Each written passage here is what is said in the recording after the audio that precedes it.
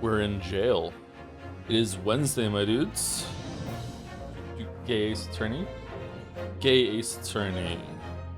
Alright, I have an insensitive question. Sorry if this is an insensitive question. Can people who are, maybe it's not possible to be 100% ace, but 100%, let's say you can be. If someone who is 100% asexual, do they have a sexual orientation? The reason I say it that way is I'm sure that asexuality is a spectrum, and some people are not 100% fully asexual. But asexual is not a lack of sexual urges or sexual desire. It's a lack of sexual attraction, right? So if you're not capable of being attracted to someone else, does that mean you don't have a sexual orientation? It's a sliding scale, isn't it? Yeah, that's why I started the question with, like, you know, someone who is like 100%. Maybe they can't be 100%. It's not insensitive at all. I'm ace, but I say I'm a lesbian because I'm still romantically attracted to women. Libido is still a thing. Oh, yeah, romantic attraction. Okay. What if someone was asexual and aromantic? I kind of want to just drill down on like what is that? What would that? Is it possible that someone couldn't have a sexual orientation? I guess so. Yeah. I had a similar question during the Neon White streams that I didn't want to get into, but the more as time's passed, I think it's actually not that bad of a question. I understand that when someone is trans, you can also be non-binary and you don't identify as either. What about someone who wouldn't mind being either? Is that also non-binary? Like, if someone would be like fine with having a woman's body or a man's body, like almost like whenever, like, you know, just Genie makes it so when I snap my fingers I just switch, and I'm equally happy as both. Gender fluid? It's not about gender though, or is gender still a catch-all term for that? I don't like that sex and gender have become the same thing for some conversations. That makes me uncomfortable and confused. But I'm not the center of the universe, so that's okay. Back with more Ace Attorney. Might take a gameplay break tomorrow for Mina or something. But then back to Ace Attorney. Labels are mostly help us understand each other, but they never 100% accurate. Oh yeah, for sure, yeah. At a certain point, questions become and how people exist can become so specific that it's just like we don't know what to call that. That's just Frank. He's doing his own thing. It's like, okay, cool. Have you been sleeper well, Joe? By the way, I'm beating the shit out of English as King of Wales. King Crusader Kings 3 is a great LARPing game. Oh, is it? I did not sleep well, but I was in bed for quite a while, so I got a good quantity of sleep, but not a good quality of sleep. Time for my daily check to see if Evolve Idol got an update. Nope. Okay. How's the sound? All right, my windows are set up. My link is out. Is sound good? Are we really skipping Grace 22 tomorrow for midnight? Say it isn't true. It might not be. But if I don't feel up to reading tomorrow for so many days in a row, then we'll be taking a gameplay break, yeah. But it might just be more Grace 22. I didn't have time to do a morning Mina stream today, and I won't have time to do one tomorrow either. One of the kids has an appointment tomorrow morning, so that's not happening. A quick question from the Naja comments. When are you and moderators and chat going to stop being so toxic toward Nintendo Directs? Who's more fragile, but not that fragile? Who's more fragile, the Nintendo fan or the FromSoft fan? I don't know. I think maybe the Nintendo fan. The comments were insane. I didn't read them. Should I go read them? Are they funny? On average, someone is saying that FromSoft fans are more elitist than fragile. I feel like elitism and fragile are kind of the same thing. I see the distinction you're saying though, and you're right, yeah. What's your spicy sauce recipe? I don't have a spicy sauce recipe, sorry. I don't typically make a lot of sauces. The closest I come to making homemade sauces is that whenever I make a protein, I will dump the carbs into whatever dripped off the protein. So if I make something in a pan or in the air fryer, I will put the rice or the potato or whatever, like, in whatever is left in those containers afterwards, and then cook the carb in that. So it gets up all the flavor, and usually the carb ends up tasting better than the protein. Like if I ever make like chicken in the air fryer and I put some fries in there afterwards, usually the fries taste better than the chicken. If I make some steak and I put the rice in the pan afterwards with some broccoli, usually the rice and the broccoli end up tasting better than the steak. Which is crazy. Saw an insane Twitter reaction where ZFG, one of the biggest Ocarina of Time speedrunners, said something like, well, no gameplay at all, but happy about there being a remake. And someone said, like, your type only exists to spread hate, and he responded with, do you know who I am, Lamayo? So I saw a Reddit interaction that was similar where someone said, I wish they could have shown some gameplay, and someone said, I can't imagine being this miserable of a person. I was like, what the fuck? Why are we fucking starting in third gear? Like, what? Like, I don't get it. Why are Nintendo fans like this? Just be happy and go play the latest Mario game. Oh, wait, there hasn't been one in 9 years. Oh, okay. Bump, bump, bump. Bump, bump, bump. How would you rank the Final Fantasy games you've played? Okay, what are the Final Fantasy games played? I've played Mystic Quest. I've played 4, I've played 5, I've played 6, I've played 7, I've played 8, I've played 9, I've played 10, I've played 11, I've played 12, I've played 13, I've played 14, and I've played 16. So, and I have not finished 5, not finished 11, not finished 12, not finished 13. Not finished 14. Okay. All right. So there's our list. 6 number 1, probably 6, 8, 7, 4, 9. Oh god. The MMOs don't count. Fuck the MMOs. Then 16. And then 12, 5, and then 10. Final Fantasy 10 fucking sucked. Final Fantasy 10 is the worst one of these I finished. I hate Final Fantasy 10. Such a boring ass game. And it's also where Final Fantasy series changed into something else and they shouldn't be numbered anymore, IMO, because they don't have an overworld. Well, but if I put Mystic Quest in there, I should have had the other kind of spin-offs too, right? I played Final Fantasy Tactics Advance. I played Bravely Default. Is that the only spin-off I've played? I didn't play X2, I didn't play X3. Sure thing, Grandpa, not take your pills. Wow. Does Kingdom Hearts count? It should, yeah. The Memoirs of the Clouded Kokoro. Oh, we really are doing a trial. Wow. 22nd of February, 9:23 a.m. The Old Bailey, defendant's antechamber. Is this a short trial? Because I feel like we didn't... Like, there's not much of a case here. Also, we're doing maybe poison, maybe not. The Old Bailey, this place always makes me feel strange. Did I load the wrong save? Persona fans were crazy about Persona 4 revival criticism. Someone said it didn't look good and people jumped on him saying he was miserable and didn't have any whimsy or whatever. Yeah, okay, so is this the new meta? For a while it was stop yapping and now it's that you're a miserable person if you don't like what's being slopped up to you? Okay. Last gen's games tomorrow is the Naja title? I think some people didn't understand why I found it so funny. Like, the Nintendo Direct is like their E3, and like most of their announcements were like that game that you could have played years ago. It's on Switch 2 now, and I'm like, okay, good. You should announce that stuff, but maybe not here. Like, come on. Like, oh, also Dragon's Dogma 2. I didn't realize that was DLC. I thought that was just the whole ass game was just being announced. I didn't realize that actually was new content. So my bad. Fortune's Weave being nominated for Game of the Year would be the funniest possible timeline. I am manifesting it, says Great 1036. We need more depressed old men in gaming.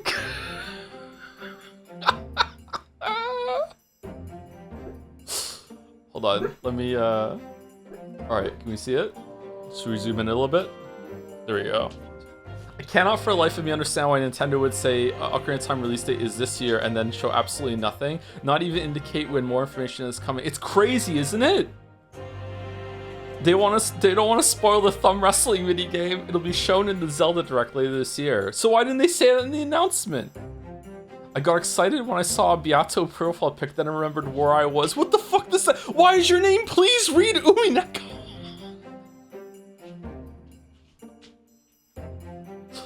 It's insane how they showed like a full minute of Kingdom Hearts 4 gameplay. Did they though? And didn't even give us a year it comes out. And then shows us other trailers with no gameplay and it's coming next month or something.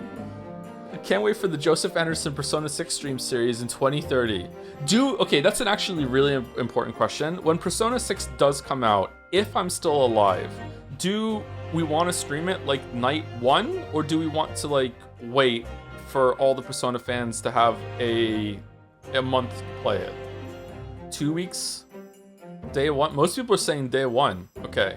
Is this a bunch of Persona fans that just don't want to play the game? Fucking love Persona. Can't wait to watch someone else play it. Also, we cannot stand by Rhythm Heaven slander. We need to start the campaign for Jenseiya stat. This is the person that did the same thing about Fortune's Weave being nominated. Gray has plans. Joe would lose 5 lives over trying to do Monkey Watch in Fever. It's a doomed venture. The fuck does that mean?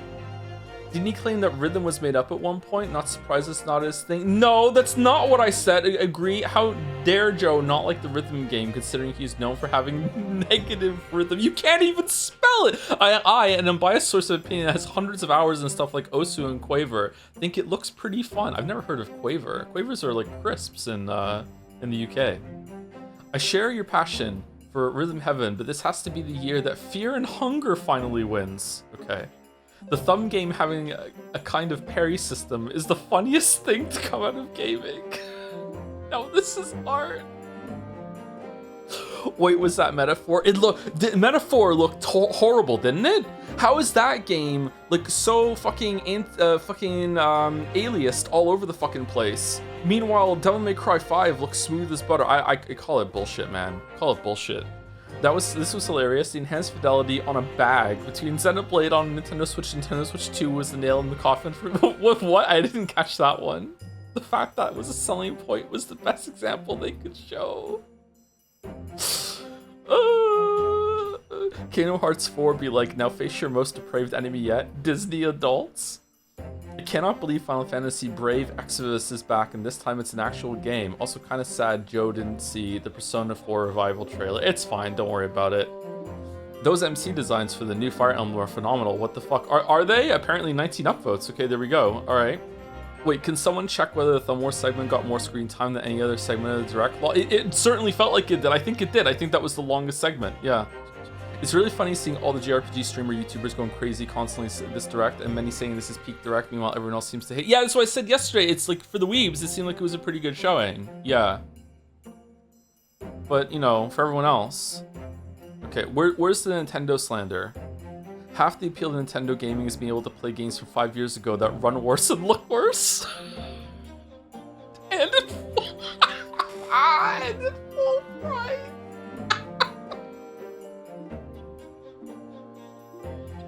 What an amazing uncovering of the reply there. Holy shit. I'm so happy about the remake of Touhou 6. Too bad it was only on the Japanese Direct. Oh, was it really? Okay. Damn. I was infinitely more excited about the Touhou 6 remake, Big Walk release date, and Deltarune than anything else Nintendo showed. It's crazy how much time they spent showcasing ports of years-old games, while an entirely brand new Altier game was a 5-second blip. There was a brand new Altier game? What's that? This was a good Direct if you only use Nintendo consoles. Tons and tons of ports of phenomenal games and some neat non-exclusive reveals, but it's difficult to justify purchasing games on Switch, which are now also on PC, when I won't have cross-saves and there's no guarantee that I can continue playing the Nintendo game on later hardware like I do with PC games. For exclusive, there's Rhythm Heaven, Orbitals, Pocopia Update Expansion, Fire Emblem, Lunatime DK stuff, and Xenoblade 2 Season 2 Expedition, whatever the fuck, Xenoblade Genesis, and Splatoon Raiders. Also teasers for Dustbloods and Ocarina of Time remake. The fact that we got almost no information on either is strange. The only thing which really interests me out of that is Orbitals. Was this written by AI? And this is a bunch of old games that go on sale often. DMC 5 has been on sale for like $5. Has it really? And even newish stuff like Metaphor is 30 on sales. Wait a minute, this isn't Uma Musami for Switch reveal. Amazing title. They love the title. Chatters are saying they love the title. Okay, here we go. Joe really does have the most miserable chat. Wow. All right, here we go. 29 replies. All right, let's go. Let's rub our hands together. We're eating good. They all fucking suck, to be honest. Not a single like. Wow. He wasn't negative with the state of play in Summer Game Fest. This direct was just bad. It's not that bad. What are you on about? Joe himself is nowhere near as bad, but yeah, it's because of him and his content. The whole irony-pilled, holier-than-thou video essay fan types who think that playing a few visual novels makes them the arbiters of quality. They scoff at JRPGs, obviously. 1995 Dragon. Is this a joke? So accurate, lol. Truth nuke. Unironically, I hate Joe's chat. Is this FR? Nintendo isn't helping, lol. How? I thought it was funny. Most of the announcements and supports could have been made like the rapid fire section close to the end. The amount of Nintendo corporate BS, the narration trying to sell Lies of P like a vacuum cleaner, an announcement for just achievements of DK games, the amount of nothing for Dust Bloods and the Ocarina of Time remake. It's funny how bad the direct was. The thumb moved! There was some cool stuff, but it really felt like they had to stretch just to justify a showcase. Are you okay? They seem pretty positive when the game isn't shit. Joe's chat being positive on a game might be worse. Okay, what the fuck do you mean? Through their shenanigans, they can cause the Joe.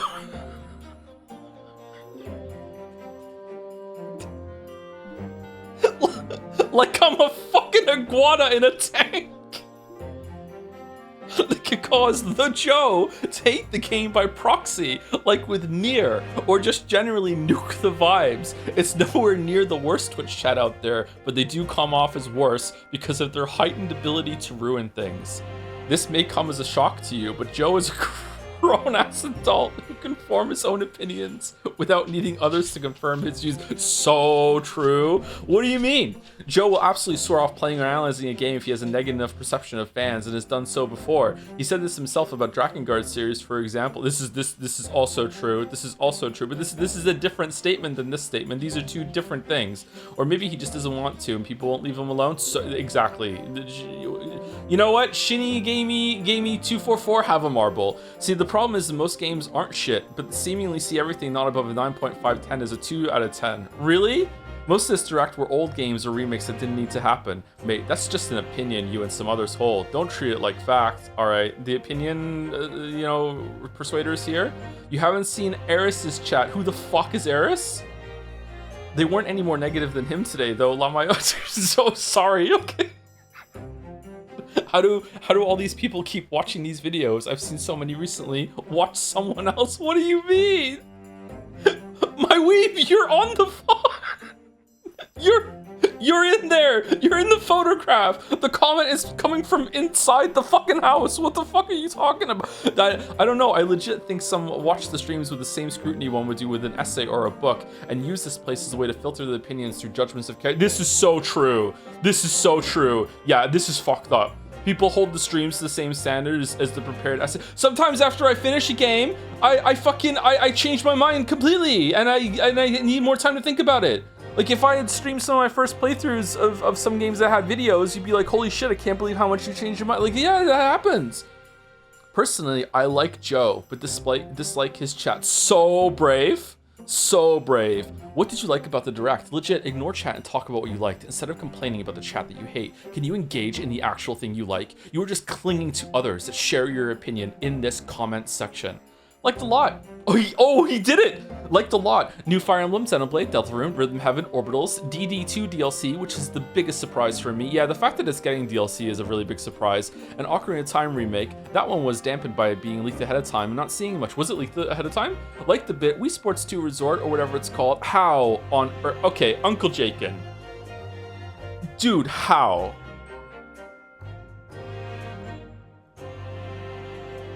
Final Fantasy HD 2D, Piku Niku 2, Pokopia Updates DLC, meh or bad, most else, definitely disappointed not seeing more Dustblood, so I have no clue if the fall of that lies in on From or Nintendo. Would call it a 3 out of 5 direct at all. It's gotta be Nintendo, right? It is honestly, no joke, to drop all of the fun that we're having right now reading this, it is incredibly troubling that they didn't show anything of Dustbloods.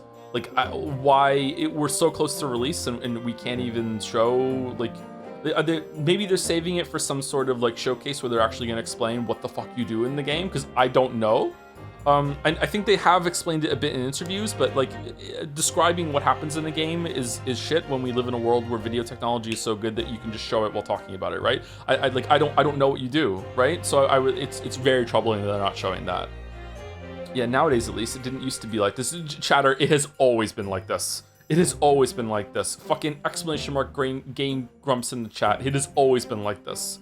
Man, another remake, I'm so upset. Chat, can I get a timestamp to a singular moment in this video in which both Joe and the chat seem to be happy or excited and not just irony doom posting?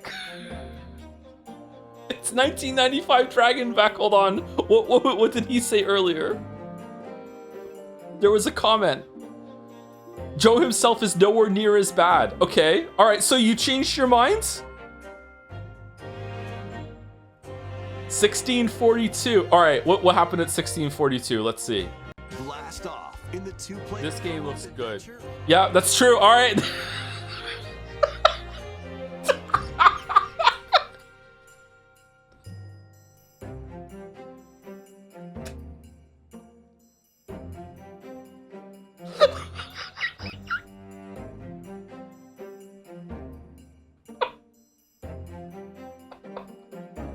Oh, hold on. 49, 59. Maybe, but he sounds sarcastic. Okay, what happened here?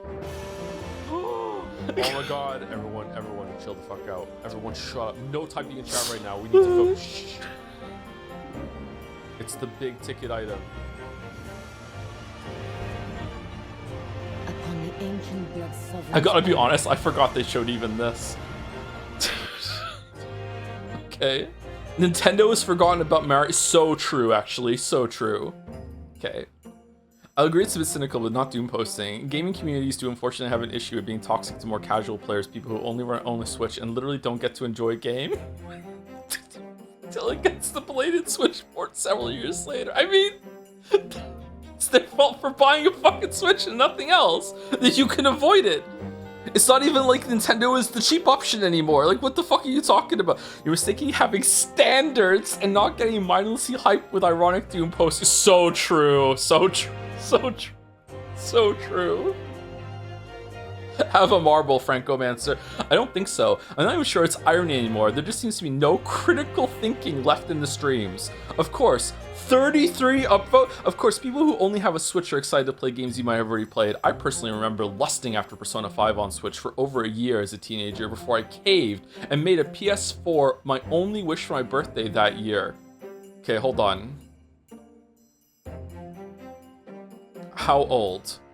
Of course, that the Xenoblade 2 Switch editions are sold separately. One might not own all three games. No, fuck, dude. Okay, you're accusing us of having no critical thinking when you don't understand what we meant. Chatter, we're not talking about, oh, you have to buy 3 games at once and that's the only way, and they all cost like 1 game times 3. No, it's a bundle of all 3 that only costs the cost of 1 game, and you're getting all 3 in one, like a fucking Xenoblade All-Star situation. What the fuck are you talking about? We're not like, oh, no one was in the chat being like, oh, I sure hope that all 3 Xenoblade games are bundled together and the only way that you can buy all 3 of them is for $150 fucking dollars. Like, no, of course not. It's like, it's just so all obvious. It's obvious. Is it? But people are just trying to be annoyed and outraged. Yeah, okay.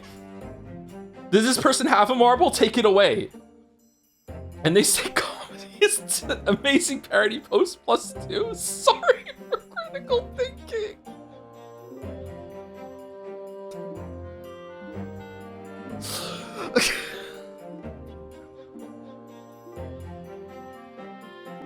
Twitch chat is not critical thing, it's afraid to tell you. I think you should not picture yourself as one either, because you chose to be pissed about people not liking the direct instead of talking about what you liked. Is this the same person up there who was saying, why don't you talk about what you... Same vibes as just take a break? Oh, man. Sholme replies, Nintendo fans with new accounts to hate on stream are not hyped enough after mid-event LMAO. I think we're done, actually. I think we're done. Are we done? Are there any more?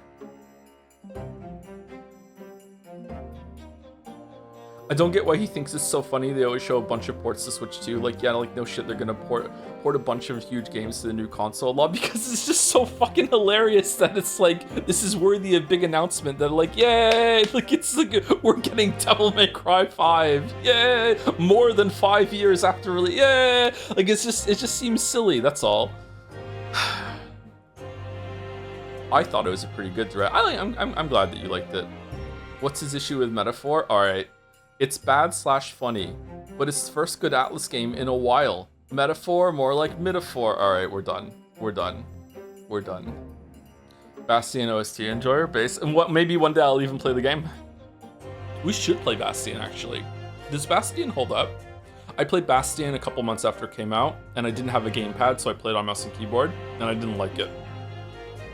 I didn't like it only for that reason. I didn't like it, that was the main reason why, because I didn't have a gamepad for it. But I also didn't like, in my mind, maybe it's not like that, but in my mind, you have to like walk the perimeter of every level for it to appear in front of you. If you haven't played Bastion, you're in the sky, and the level kind of just like appears as you get close to the edges of all of the platforms that you're on.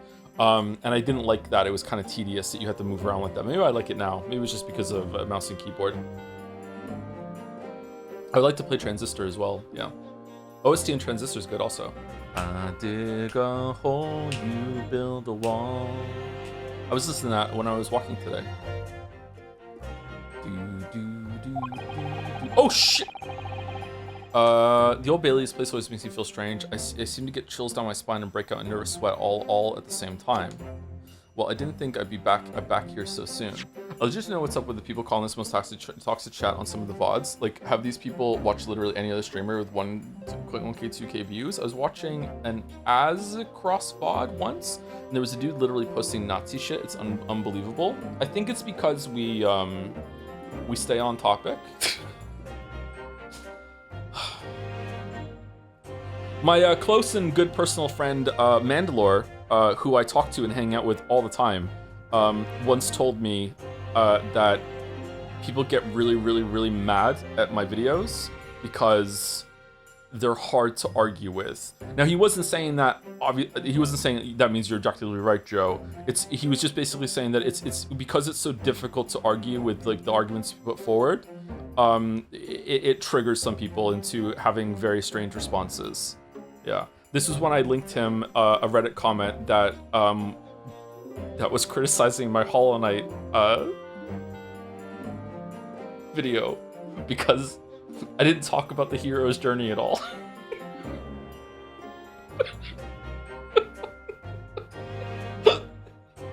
It's like, what the fuck?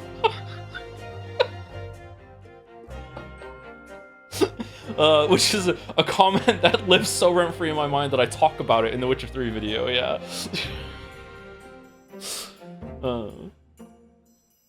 Did Mandalore also say MVP? He did say that, yes, he said, yeah, and in that I'm very handsome and that I'm so big and strong. Yeah.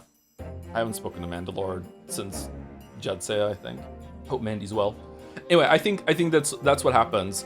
People have told me, I don't watch a lot of streamers, but people have told me that I'm not unique, but well, people have told me I'm unique for other reasons. But people have told me that I'm uncommon on Twitch in that I actually actively discuss what's going on pretty much the whole time, right? And a lot of streamers don't do that. And if they do, they're usually not negative either. They're usually like yeah, like here we go. And like I'm not like that, so I think that like settles the vibe, and then chat will also maybe respond to that energy, and it comes across as like people thinking like why isn't everyone happy and excited here, right? Like usually when it comes to public performances, everyone's like, all right, let's have a cool chill time, and like yeah, here we go. It's like we're not like that. Sometimes we're like that, but usually when we're like that, it's usually when we're making fun of something because it's bad. Like we celebrate the cliffs here, so I don't know. Which is fascinating because a lot of the knowledge comments act like you aren't paying attention to the games. That what happens there is because, okay, so we're gonna talk about a trigger topic, and I'm very sorry. So everyone, just get ready. Silent Hill 2. All right. So Silent Hill 2 is what happens is that people will look at my reactions to that game and they'll say he didn't like it. Because even though I did, Because he didn't like it, he didn't understand it. Because Silent Hill 2 is so good that the only reason that you wouldn't like it is if you didn't understand it. So therefore, you must not understand it because you don't like it. So it's that sort of thing. It's that circular kind of logic. So if I'm ever like playing a beloved video game and I'm not really having a good time, they'll say, okay, he's not paying attention. Because if he was paying attention, he would like it. So if he's not liking it, he must not be paying attention. And it's just that kind of mode. Now, that said, there have probably been times that I wasn't paying full attention to a game. Like, it happens, I'm human. I've streamed a lot of fucking hours at this point. Sometimes I'm invested in talking to chat. Sometimes I'm checked out, you know, that sort of thing. But usually once I'm checked out, I will just outright say, hey, I'm checked out. Like, I'm not paying attention to this anymore. Like, this has completely lost me. Or it never got me to begin with. Like, I was completely checked out very early on in Pragmata Story, right? I was like, I'm gone, right? Like, maybe there was some things I criticized in Pragmata Story on a passing, glancing blow sort of thing that they didn't deserve because I wasn't paying attention to some plot point they said earlier. But like the fuck, I'm out. I'm good, right? Like, yeah. I don't know. That's why I think it comes from. Silent Hill fans play the games exactly. You're gonna be eating soap? Don't eat soap. No. I think people forget you can be critical of games to like it. Yeah. Although it's been pretty good with Mina, the Hollower, because I've been pretty critical about Mina, the Hollower, and I've said like repeatedly throughout it that I'm still really enjoying the game. And so far, I don't think there's been any real big pushback about that. I think it's been fine. Or when I say pushback, I mean there hasn't been any big like wow, he just fucking hates this game. But I haven't read the Mina comments, so maybe they're there. Oh, from the Nina titles, the Nadja titles, I assume you didn't like it. What the fuck, Nadja? I mean, bro, you play Mina at 2 a.m. Oh, is that the secret? I need to play the controversial games at night. I'm surprised that the Mina VODs have gotten so many views. I thought that they wouldn't reach the same level as the other VODs, but I guess people just want to watch all the streams, which is nice. Thank you for watching all the streams, VOD watchers. It's so hot here today, by the way. I have the AC running and I don't even feel it. When we be getting more Mina, by the way? Love those streams. It might be tomorrow in the main slot if I'm tired of reading today. But we're 40 minutes into the stream and we haven't started yet. so I don't know. If it's not tomorrow, then it's probably going to be on Friday morning. I got up at 4 in the morning today. I would stream it tomorrow morning, but one of the kids has an appointment, so I can't stream it tomorrow morning. Tomorrow's Thursday, right? Yeah, it's Wednesday, my dudes. It's Wednesday right now, so maybe Friday morning. We'll see. I would also really like to do Pathologic 2 on Saturday and Sunday this week. So maybe we can even finish it if we do longer streams on Saturday and Sunday, and then Pathologic 2 is donezo. It'd be nice to get Pathologic 2 done. I think the best part about finishing Pathologic 2 is that you don't need to play Pathologic 2 anymore. I think you topped Lettuce for the 80 months, 39 minutes ago when we started. Here's to another 10 years of no Mario. Yeah, I would like another 3D Mario. Well, how did they not have one like in the chamber ready to fire for the Mario 2 movie? Like, I understand not having it for the first Mario movie because they weren't sure it was gonna do so well, but the second one is obviously gonna do really, really well. So why can't we have a 3D Mario? Why not Super Mario Galaxy 3 just ready to go? I don't get it. It's a fucking Mario game. It's not like Grand Theft Auto. They're not that hard to make comparatively. Obviously, all games are very hard to make, but like, come on, it's not like Elder Scrolls 7. Fuck. Anyway, thank you Ash323D for the 18 months with Happy Pride. Happy Pride, that's true. Happy Pride kind of day. Happy Pride kind of month. Thank you Deselli for the 74 months with 69 streak. Joms, 69 watch streak, because you're 74 months with resub. 12 months and 74 and 69. Okay, 69, nice. Sorry for the indulgent reading of the YouTube comments, by the way. It seemed to be funny, but yeah. Thank you, Errol, for the 111-bit specific. This YouTube comment read section, combined with today's trial and the greatest attorney, is going to be a legendary stream. I'm feeling it in my bones. Is it a good trial? Okay, interesting. Kinda hype? Little bit hype. As a treat? Mario Maker is too good. I want a 3D Mario Maker. It's gonna be too hard to do, but now I have a mouse on the Switch 2 Joy-Con. I haven't tried it, but apparently it works fairly well. Thank you, Fail Judy, for the 49 months with the Joe, Nintendo hater for real. Yeah, I do kind of hate Nintendo, yes. But I feel like I'm allowed to hate Nintendo because they stole money from me. So, like, by copyright claiming the Breath of the Wild video and just never giving me that money back. Yeah, so I feel like that's a good reason to hate them instead of, they made a Mario game that was just a little disappointing. Thank you, Larson Defer, for the 7 months with good day. On a happy note for this month, Lady Gaga blessed me with a new tablet for drawing. Lady Gaga? Expecting fan art soon, or perhaps not, been busy with work. Also, have you considered doing a Jackbox stream with friends, community members only stream? Could be peak. I don't really know what Jackbox is. Sorry, it's like some party game sort of like that. I haven't considered it. No, but if anyone would put a good argument for, we could try it. Maybe. I'm not sure. I'm jealous. Lady Gaga. I love Lady Gaga. And last few on my list are Fo Ryan. I feel like I haven't said your name out in a while, Fo Ryan. Hope you've been well. Thank you for the 43 months. Thank you, Asmodine DE for the 2 months. Similaris for the 3 months, and Ruggins for the new sub 2. Welcome, Ruggins. Thank you very much. For Ryan had the message with, "Hey Joe, I'm currently playing through 007 First Light and having a blast. Excited to see you play it someday." We're playing it after this. After the Great Ace Attorney 2, we're playing 007 First Light. It will be a good return to peak Joe dark comedy gameplay. He also looks like Henry, so we're gonna have a lot of fun with that. And Similaris had the message with, "Hi, thank you for all the good streams. Just finished the semester, so I'm excited to get comfy and listen along. Hope you have fun with the Great Ace Attorney 2 as much as I did." So far it's been a pretty good time, yeah, but we're barely into it, so. But the Great Ace Attorney 1 was really good. Probably the best of I don't know, maybe the last Phoenix Wright was better than Great Ace Attorney 1, I'm not sure. But I think overall, Great Ace Attorney 1 was better. I think it had better writing and better characters. I might sneeze. Let me mute the microphone for a second and see if I can sneeze. Nope, it went away. Okay, great. Man, if Ocarina of Time Remake is a proper full reimagining like Resident Evil 2, Resident Evil 4, we're gonna have to fit a whole ass playthrough of Ocarina of Time in this year. Along with Grand Theft Auto. And should we play Grand Theft Auto before Grand Theft Auto? How are we constantly short for time? It's just video games. It's not like we spend 40 minutes reading YouTube comments or something like that. Ryunoski says, "Well, I didn't think I'd be back here so soon." That's my line. Good morning. Good morning, Mr. Natsumi.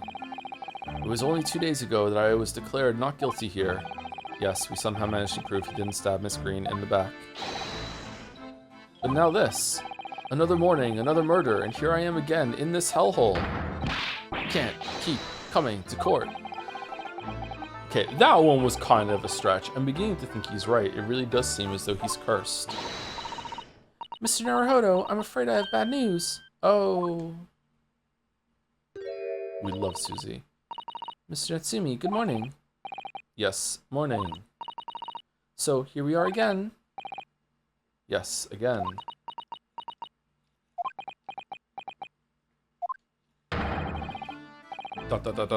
Judicial Assistant Miss Mikitoba Esquires, what's the bad news? Oh dear, you heard, did you? If you come in shouting at the top of your voice, people can't help hearing what you say. It's true, I can hear you in here. Oh, I'm sorry. You've done nothing wrong, Mr. Zato. Now, what is it? Well, it seems that the prosecution in today's trial will be led by Lord Barak von Zeeks. Really? He came for this one? Van Zeeks? Garg. Oh no, oh no, no.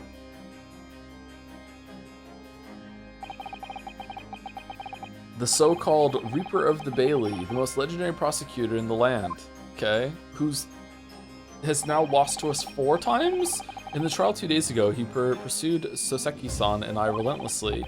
Of course, by the skin of our teeth. We managed to pull through, but still. He wants to fuck us so bad, he looks stupid. But perhaps Mr. Natsumi's acquittal in the last trial wasn't the end of the matter after all. Yes, I know what you're thinking. The legend of the Reaper that says, nothing can save a person in the dock when Lord Van Zeeks is the prosecutor. Oh no. That even if that person is found not guilty, the accused will meet a mysterious end one way or another. And we've experienced it firsthand. Man, we successfully defended him at the most terrifying end after his acquittal, right here in the Old Bailey. The Old Bailey. Do I have to put up with those ice-cold eyes boring into my soul again? Okay, this isn't landing because we know he's fine because of the opening. Cursed by evil spirits and now by the Reaper. Petrifying, perils, potentially. Well, if it's potentially, at least you appear to have hope, Mr. Natsumi. Locum student, Mr. Naruhodo Esquire. Ah, yes? I'm innocent. You have to believe me. You more than anyone now. Why don't you tell us what happened then? Don't worry. I'll be your steadfast ally every step of the way in this battle, I promise. And this promises to be a hard battle, I fear. Well. The trial is scheduled to begin shortly. We should move into the courtroom. What are you on trial for? Attempted murder? Poisoning? Let's go. Oh yes, I forgot to say. I'm afraid he won't be able to make it. Mr. Sholmes, I mean. That's probably for the best. Oh. If he were here, I might be tempted to rely on his help. And that could be seen as a weakness. If Lord Van Zieks were to notice, he'd prey on it mercilessly. I think Lord Van Zieks would, like, really get turned on if you and Holmes did your dance of deduction in the middle of the courtroom with all the fucking snaps into a thumb wrestling thing. You know, I think he would really enjoy that. Apparently, Lord Van Zieks being gay and thirsting after Renoski is just straight up canon in my head now. Thanks so much, chat. At least that's my gut feeling. Mr. Naruhodo. You're right. Yes, you're so right. Oh, well said, Locum student, Mr. Naruhodo Esquire. Well said. I swear on this sword at my side and on the spirit of Kazuma that it harbors. I'll show him what a Japanese lawyer can do. I'll set you free. With honor. Oh, yes. Okay. Kind of weird from Susie there. 22nd of February, 9:40 a.m. The old Bailey courtroom. Oh, no! No! Her Majesty the Queen, I hereby declare this court to be in session. I now call upon the counsels for the prosecution and the defense to declare their willingness to proceed. The prosecution is ready. The defense is ready, my lord. Readiness for the trial, my learned Nipponese friend, is not what the defense needs. What you need is readiness for your inevitable defeat. You promise? It's not just my imagination, it's really there. Lord Van Zieks has such an animosity towards us Japanese for some reason. Huh. It was some time ago now that he first became known as the Reaper of the Bailey, I believe. These past few years, he hasn't appeared in court at all. Yet now, he's back in the courtroom, though for some reason, only when I'm defending. Yeah, what's that? Okay, this is so called upon that it has to be wrapped up in the big overarching story that's going on. So, does it have anything to do with Sholmes? I feel like we found out something about this last game and I've forgotten it. Was he friends with someone from Japan? Did he work with someone from Japan? I feel like that was said. This Reaper, with his curious disdain for us Japanese, is a prosecutor shrouded in mystery. Still, this isn't the time to be pondering that. I have to concentrate on Soseki-san's trial. Furthermore, I now call upon the 6 ladies and gentlemen of the jury. You have been chosen at random to represent the will. 6? You have been chosen at random to represent the will and the people in this trial. Are you ready to fulfill your duty? Absolutely. I had a feeling this larrikin wasn't innocent before. Her again? I must say, I feel especially ruthless on days when my hat refuses to sit right. Oh, well, I rather like how you're wearing your hat. I think the ruthless look is very fetching, actually. New juror just dropped? Okay. I need to be somewhere at 10 o'clock. I have a very important meeting. Let's make this quick. That's in 20 minutes. That's not happening. Okay. Oh, there really are 6. It was 5 usually, isn't it? No, it is 6 because you have to match them against each other. And you get 4. Yeah, it's usually 6, isn't it? I thought it was 5 for some reason. He said he's specifically facing off against Ryu to try and understand through his eyes a Japanese person who was dear to him once and betrayed him in the worst way, allegedly. That's what it is. Okay, thank you. I couldn't agree more. I need to take home five bob tonight, or the missus will go through the roof. Oh, may the Lord show us all the light here and lead his flock to the righteous verdict. You're a priest now? You were a doctor before. The British jury system is so very different to our own, isn't it? It's quite extraordinary to think that the power of judgment is in the hands of 6 members of the public. How do we still have the Nanjo emote? And that the judge can only pass sentence when all jurors are in agreement about the defendant's guilt. 6 citizens of London, chosen at random, sure, or at least that's the idea. The prosecution would draw attention to the fact that the accused was on trial here but 2 days ago. It's kind of fucked up. Accordingly, where possible, the same jurors have been asked to return for duty today. Wait, what? Why? Very well, let us commence the trial. Lord Van Zeeks, your opening statement, please. Ladies and gentlemen of the jury, it is not the intent of the prosecution to cast doubt over your past decision. However, the innocent verdict afforded to this eccentric Nipponese before has had dire consequences. Did the accused repent for his wrongdoing in that affair? Far from it. What did he do? Instead, he used his freedom to perpetrate a most blood-curdling crime. Namely, that of the attempted murder of his neighboring lodger, an innocent Englishman. Alright, attempted murder. To explain the circumstances of the crime, the prosecution calls its first witnesses to the stand. Witnesses. Oh, Cape's coming off early tonight, huh? Okay. The detective responsible for investigating the scene and the accused himself. Can he do that? Is that allowed? Witnesses, your names and occupations, please. Yes, sir. Tobias Gregson, never nude, Detective Inspector at Scotland Yard's Homicide Division. Ah, Soseki Natsumi from the Empire of Japan. My government ordered me to come here as a student to study your language and culture, and I fucking hate them for it. Mr. Natsumi? Yes, my lord, sir. I'm quite sure I'm not mistaken. That you swore an oath, never to set foot in my courtroom again. I remember as if it were yesterday, because it was. The day before, in fact, my lord, but close enough. Believe me, this is the last place I want to be. Inspector, let's hear from you first. Explain the case for the court. Right you are, sir?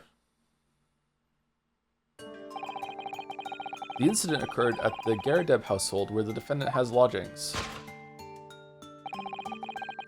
In the ground floor room of the victim, Mr. William Shamspeare. The defendant has already admitted to visiting the victim on the night in question. Mr. Shamspeare collapsed in his room as a result of poisoning by strychnine? Strychnine. Why do I know that word? Danganronpa? Strychnine or strychnine. People can't agree on it. I think strychnine is better. He was found the following morning when the landlord, suspecting something was wrong, broke down the door.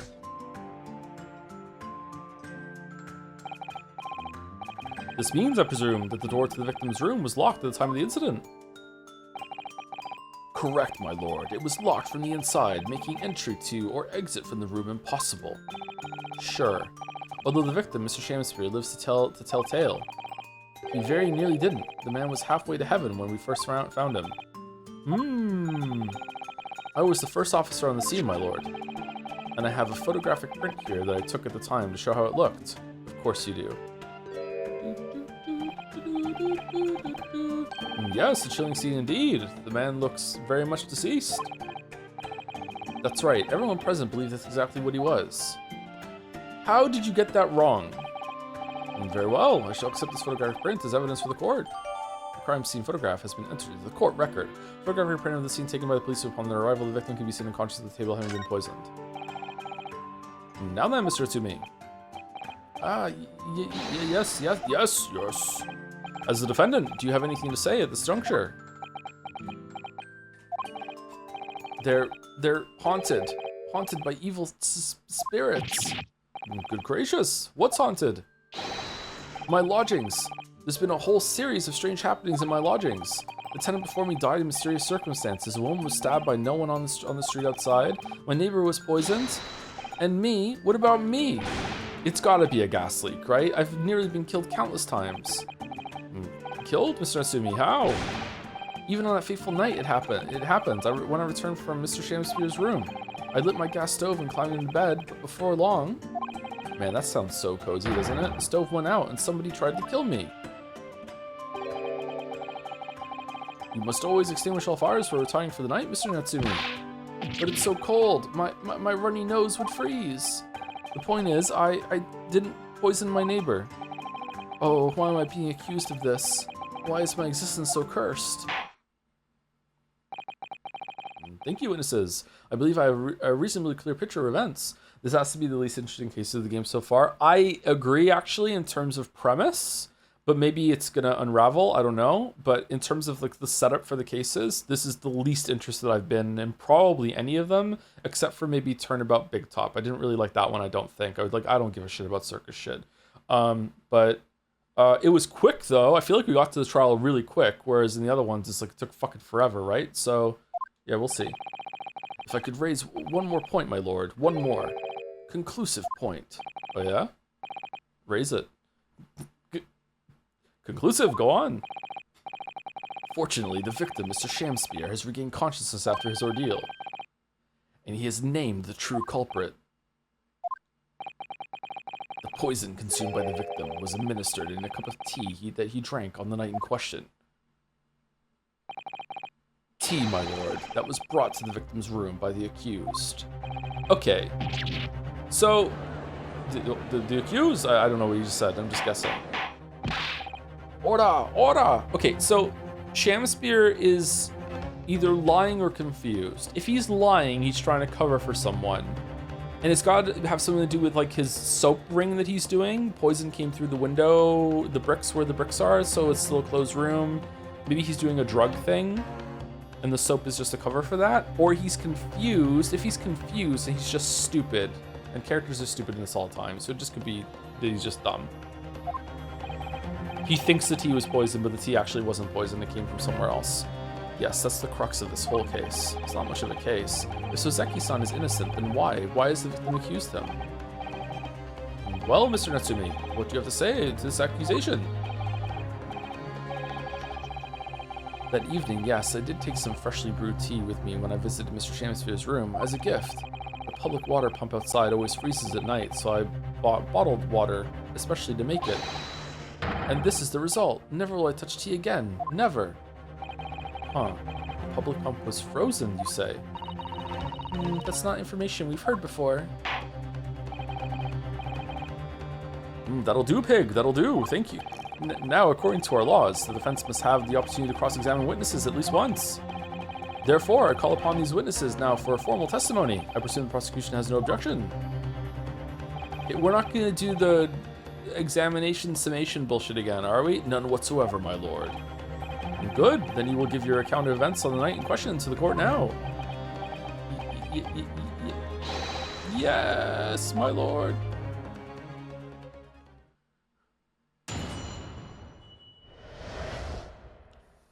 The catastrophic night. It was around 9 o'clock that evening when I visited my neighbor and I took some tea with me as a gift. We had a heated literary debate over a nice hot drink, after which I went back to my room at around 11. Oh, maybe he's just accusing you because he was owned in your debate. That happens. Arg. My tea was completely harmless. He couldn't have locked the door behind me otherwise, could he? Strict 9 takes some time to have an effect on the body. People don't keel over immediately after taking it. The victim would have been perfectly able to lock the door after his guests left. The argument still stands. Or even get themselves under a, that's a spoiler, never mind. Yes, I see. It all seems relatively straightforward. Excuse me, but that testimony does raise one rather crucial point, I think. Mr. Natsumi claims his tea to have been harmless, presumably though. The teacups have been examined for traces of the poison, haven't they? Why didn't I think of that? Well, as it happens, no. We haven't been able to. Did I hear you correctly, Inspector? Scotland Yard has failed to examine the suspect's substance? How could you have overlooked something so important? Isn't that the first thing you should have done? My learned Nipponese friend is falsely incensed. It's so hot. The inspector said Scotland Yard was unable to examine the tea, not that it was overlooked. Why were you unable to? Unable? What? Yeah, why? It's simple enough. There was none left. Not a drop. There's no trace in the cup or anything like that. Someone must have been very thirsty indeed. With current scientific techniques, it's not possible to test for poison under such circumstances. Maybe in 100 years we can do better, but not right now. We only need a drop. That one drop does actually have to exist, funnily enough. What? Did he lick the cup? What the fuck are you talking about? There would be just a tiny little bit like, The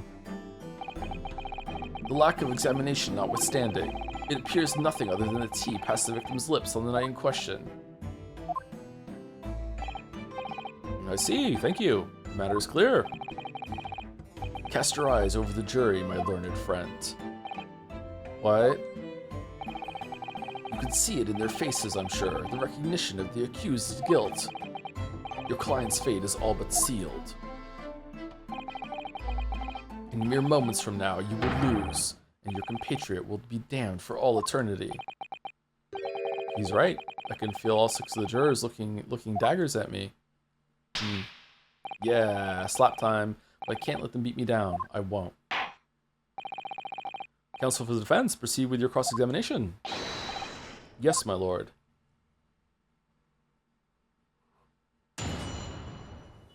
It was around 9 o'clock that evening when I visited my neighbor and took some tea with me as a gift. Hold it! Were you and your neighbor good friends then? Arg, no, we weren't friends. Not at all. Not at all. Never. Ever. Simple no would have sufficed. Then, why did you decide to pay him a visit? Mr. Shamspeare fancies himself as having great literary knowledge. As a fellow scholar of English literature, we find much to talk about together. Sounds like a friend to me. Come now, no Nipponese could understand the finer points of English literature. Whoa! And on the night in question, that was the topic of conversation as well, I presume. It was the day of my last trial when I was acquitted. I just arrived back at my lodgings. When I ran into Mr. Shamspeare outside on the street, that was around 6 o'clock. We exchanged 1 or 2 pleasantries, but it soon turned into a heated discussion. He was on his way out at the time, though. So I promised to visit his room that evening at 9 to continue our debate, but did I have ill intentions? No, not one, not two, not any. Not at all. Never, ever. Why is it so hot? A simple no would have sufficed, I feel. Then tell the court what did happen when you visited the victim's room.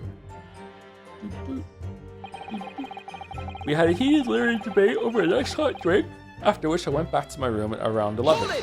So did you bring a pot of tea and pour it out, or did you make the tea in 2 different cups, brought them up? Because if it was a pot of tea, wouldn't you have been poisoned too if that's the case, or would there be tea left in the pot, or a literary debate about Shakespeare's works, I think you said, didn't you? And his name was Shamspeare? Interesting. Shakespeare. Very worthy topic of conversation, I must say. Oh yes, my lord. Romeo and Juliet, who was stronger? It was a profoundly pleasurable parley. All right, let's talk about this for an hour now. Romeo and Juliet. Who was stronger? I know I'm going to regret asking this, but how did the debate go? Well, we both agreed that we would reach a conclusion more quickly with a reenactment. So we battled it out. In a Greco-Roman style, naturally. Greso? What? Mr. Shamspeare had all sorts of costumes in his room for just such a contest. Okay, so it's a poisoning and it's Romeo and Juliet. Was there poison in the costume because it was a really realistic reenactment of the play? Like, what the fuck? So when you say a reenactment, you mean you were actually in costume? He is Romeo and I is Juliet, and after a vigorous wild tussle... Whoa! Okay. Damn. I, as Juliet, came out on top. Happy Pride, everyone. A victory I'll cherish forever. I'm sure you will. I dare not imagine the terrible scene of carnage. The fact remains that it was you who prepared the tea and took it to the victim, correct? Also, my Nippity's friend, I have an idea for what we can do later tonight in the courtroom. I boiled the water in my room and made a pot to take with me. Ah, there was a pot! I heard that he was too poor to have tea himself, you see.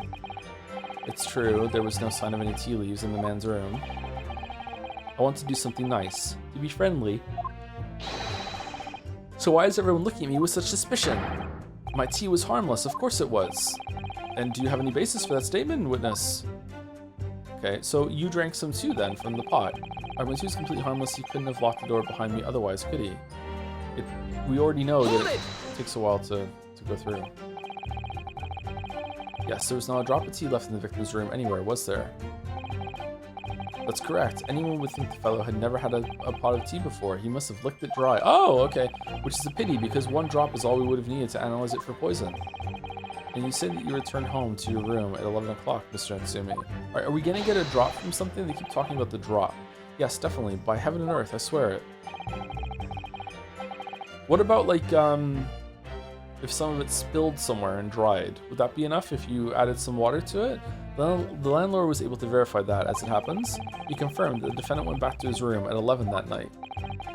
And how was the landlord able to attest to this? He, said it was the lamps, I believe. The lamps, Inspector? When tenants return to the rooms and start using gas, the lamps in other parts of the house flicker. Yes, Mr. Garrideb seems to pay a lot of attention to the comings and goings of his tenants. There's only one key to Mr. Shamspeare's room, I know that for certain. So he must have locked the door himself from inside his room. The victim has confirmed that to be the case, yes. So I'm right. My tea was harmless, completely harmless. If you take poison, you die. Everyone knows that. It's not that simple, I'm afraid. Or shrimple. What do you mean? Strychnine takes some time to have an effect on the body. People don't keel over immediately after taking it.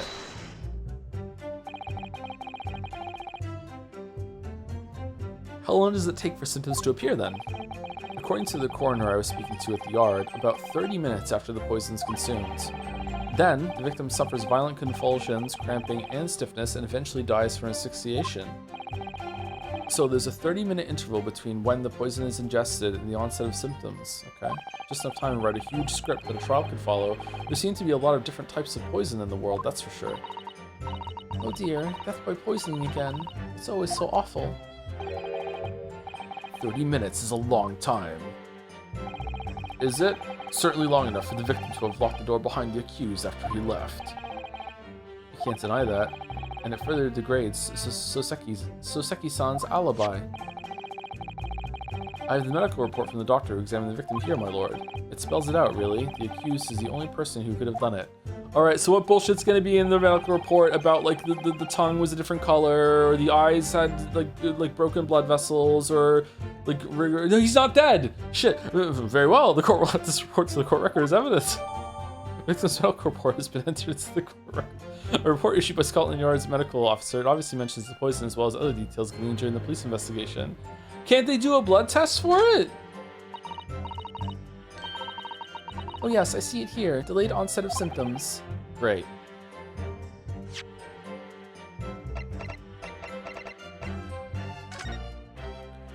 Cause of coma.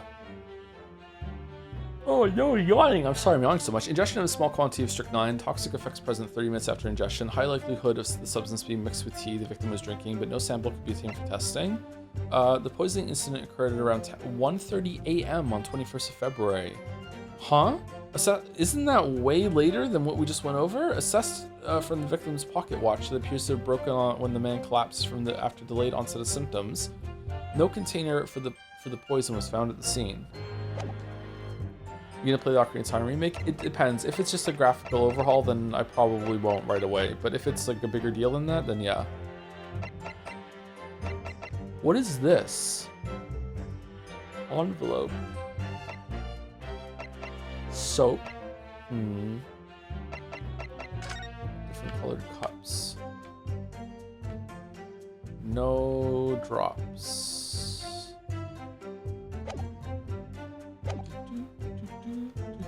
Great. The victim would have been perfectly able to lock the door after his guests left. The argument still stands. Hold it! The argument still stands, you say. This is what Mr. Natsumi has been saying, isn't it? A pair of them drank tea together that night, so if there was poison in it, the victim wouldn't have been able to lock the door after the accused left later on. Exactly. Ah, me and my tea are innocent. Sweet and innocent, I tell you. I'm afraid, sir, that doesn't follow. You see, strychnine is a slow-acting poison. In other words, sumari, it takes time for symptoms to appear. So you could have left the room up to 30 minutes after the victim drank the tea. And as long as you did that, Mr. Shamspeare could have locked the door after you'd gone. But no! We drank the tea straight away. The battle over whether Romeo or Juliet was stronger, that came after the tea. Do you have any evidence to support that statement? The photographic prints of us in costume, here we go. In my great homeland, the Empire of Japan, we have a saying. If something stinks, it must be the butt. Drink tea while it's hot. Sure, a proverb will satisfy the prosecution. Good point. Van Zieks, what are you going to do? I'm afraid there's no conclusive proof to support the defendant's assertion. On the contrary, there are sufficient grounds to infer his guilt in this matter. No. That's the extent of their testimony, isn't it? If I could voice a personal opinion, Mr. Naruhodo. Of course, go ahead. Mr. Natsumi is arguing for his innocence so adamantly and so persistently, yet Inspector Gregson just brushes what he says aside. It's really quite infuriating. I agree. They probably also hate the Nintendo Direct, right? So we need to find an inconsistency in what the inspector is saying, I think. What miserable people. I'm afraid so. As things stand, the jurors are sure to find Mr. Natsumi guilty. As I see it, what we need to focus on is the poison and the tea. Let's listen carefully to this testimony again. Yes.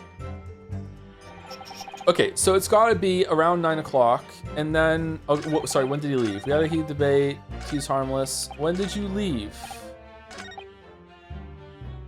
Around 11. Alright, so we're presenting this, that the poison, he collapsed like an hour and a half later, or 2 hours later, something like that. Objection! Mr. Natsumi, you say it was 11 p.m. when you left to return to your room, correct? Yes. And Inspector Gregson, can we rely on the information in the medical report unconditionally? Of course we can. There's no problem with that report, Sunshine. You're fucked. Actually, I think there's a very big problem. Because there's a chronological inconsistency between it and the defendant's testimony. Chrono what? What are you on about? According to this report, the victim must have consumed the poison at around 1:30 in the morning. And yet, the defendant, Mr. Natsumi, left the victim's room at 11.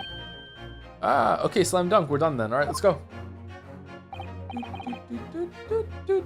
Yes, that's right. There's more than 2 hours of missing time there.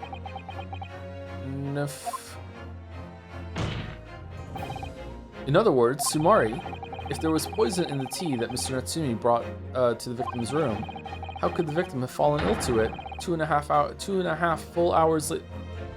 2.5 full hours? Really? Really? Okay, after the defendant left. Alright. Wah! The defense's argument is entirely reasonable. How do you respond, Lord Van Zieks?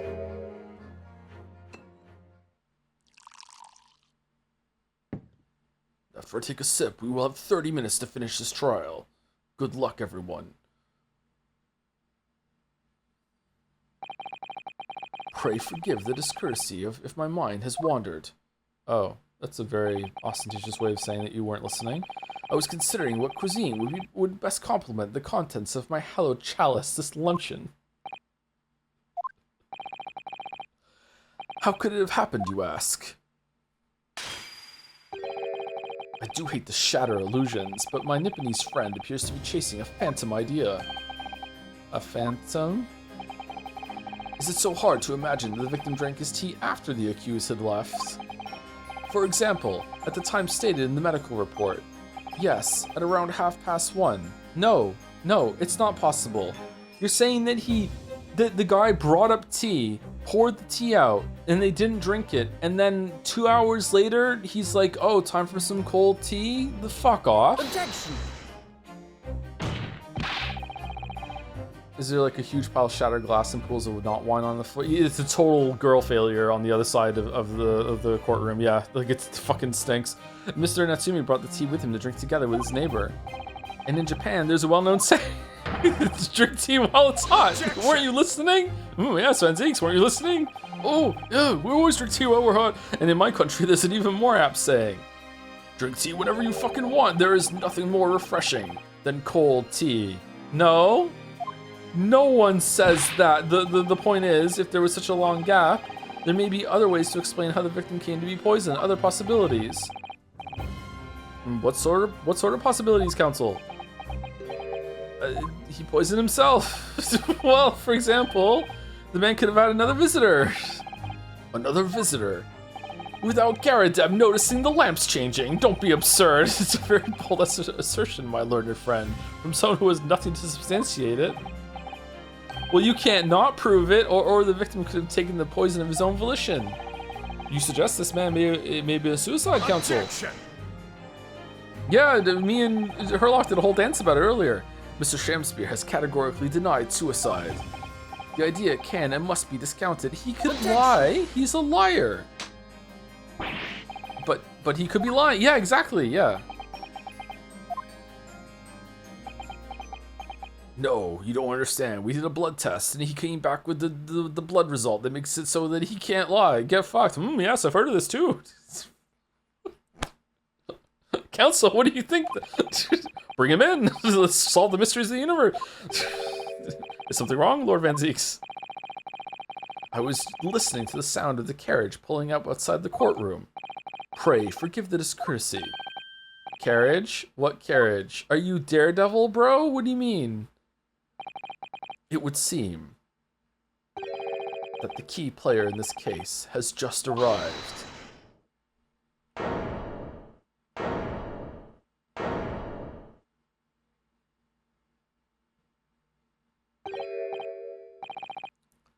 Out, out, brief candle.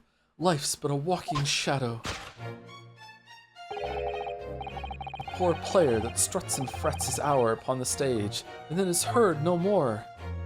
Okay, is this just all some elaborate advertisement for a show you're putting on? It is a tale told by an idiot, full of sound and fury, signifying nothing.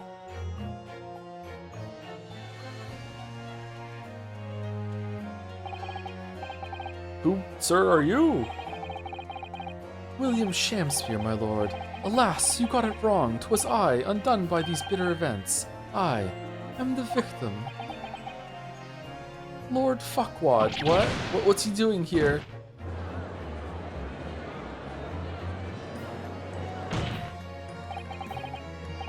The prosecution seeks to call this gentleman to the stand. With his testimony, my learned friend's futile resistance will be utterly crushed. You're calling him as a witness? Surely this can't be allowed. Because he can now just further lie and be like, oh yeah, like I guess I didn't drink the tea. I did wait until it was cold and I drank it later. Very well, counsel. I grant your request with interest. I'm curious to discover what the court shall hear from the victim himself. The jury's been real quiet. Happy am I, Shamspeare, to regale thee with my tale of woe, my lord. But I still have my own tale to tell, my own tale of worse woe. I can regale the court with the tale of my perfect innocence, in perfect English. That will do, Mr. Natsumi. Let the court now hear from the victim.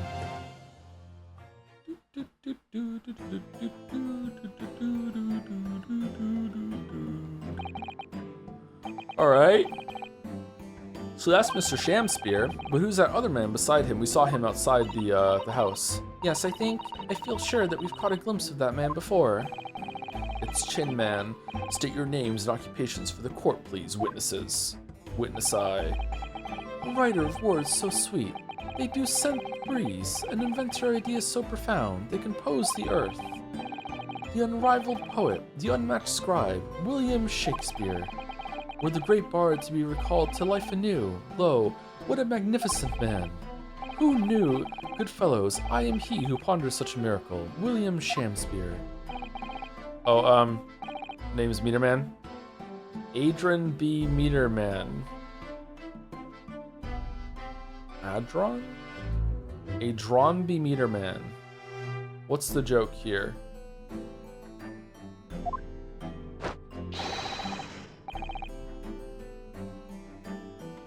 I work for the Altamont Gas Company, East End Branch Office.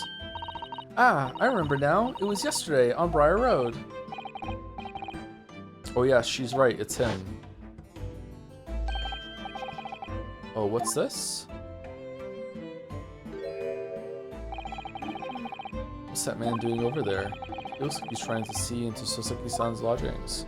Aren't you a writer? Yeah, but what does that got to do with me understanding the joke in his name? I just don't see the joke in his name. Is something wrong, Mr. Naruhodo? Excuse me. Do we have a word? Because I'm a writer, I must understand every pun? That's true, actually.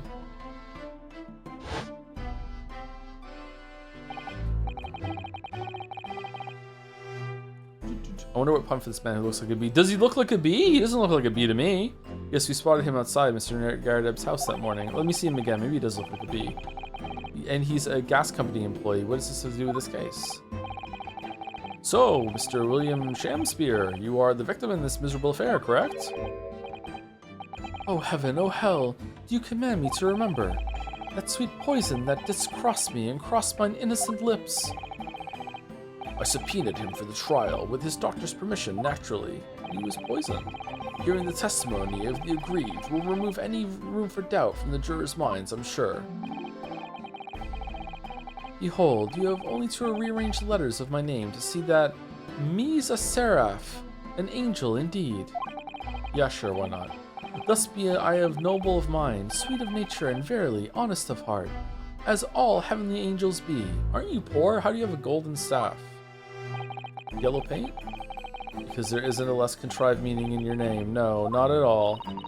The jurors seem to be very moved by this man, I'm afraid. They love him. They're actually making this seraph anagram idea, taking the seraph anagram idea seriously. Thank you, witnesses, for your illuminating introductions. But my lord, what's the man next to Mr. Shamspeare doing here? The gas man, I mean.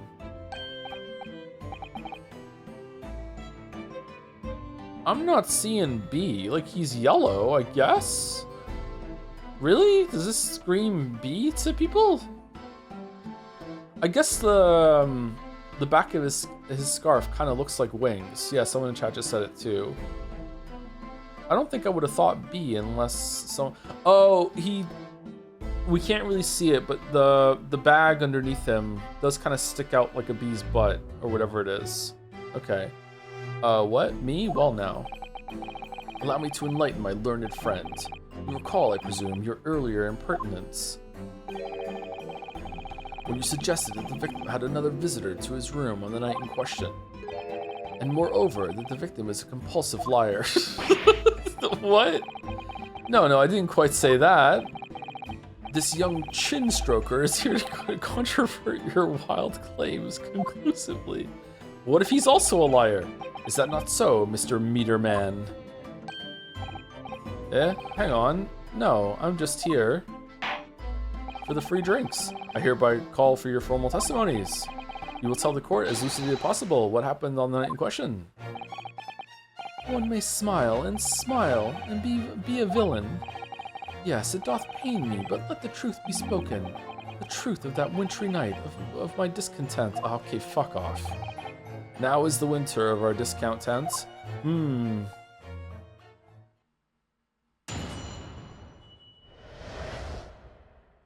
wintry night of my discontent. The snow lay about. My neighbor did cometh in the evening, bearing a gift of tea. Okay, is this the introduction to some recipe that we're gonna follow? But marry, bitter was his drink. But when he left, I did fall prostrate on my table. It was the tea alone did pass my lips that late hour, naught else. I was outside this bloke's window in the freezing cold all night, keeping an eye on his room. No one else visited his room, but that's short. Okay, Erica, why? And the little fucking what? That short little round back to Eastern fella. Wait, what did you say? You were keeping an eye on Mr. Shamspeare's room all night? That's right. course, the bloke's window is all but blocked up, isn't it? But there's a little gap in the bricks where you can see into the room. So I spent the night trying to keep my teeth from chattering as I peered in through that. What, the question is, sir, why? Yeah, I agree. Why? Well now, that's because he's on my list. What a piece of work is a man. Wherefore wilt thou not stare in wonderment? What are you talking about? This buzzing busybody hath not part in this play. I pray thee, pay him no heed. Make no more ado about his tedious words. Okay, definitely a B then. Okay, yeah. Alright. I hadn't seen that yet, chat. What the fuck? What you say about me? What you say about B? Calm yourself. This court is concerned with what happened on the night in question. Nothing more. Indeed, that is so. And as the testimony we have just heard clearly reveals, there was no one other than the accused present at the time who could have carried out this crime. Okay, but we're judging that off the guy just saying, I was standing outside this window all night. No, I won't tell you why. Dude, just trust me. What?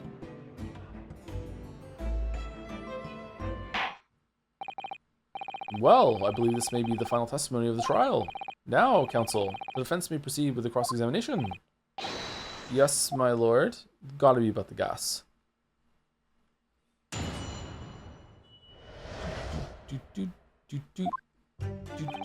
I mean, so Seki is just saying, dude, just trust me, I didn't poison him. And the whole trial is drilling down on the Y and interrogating him. Why aren't we interrogating the B about why he was standing outside the fucking window? Why are we just letting it go? It's no lay about my neighbor did cometh in the evening bearing a gift of tea. Hold it!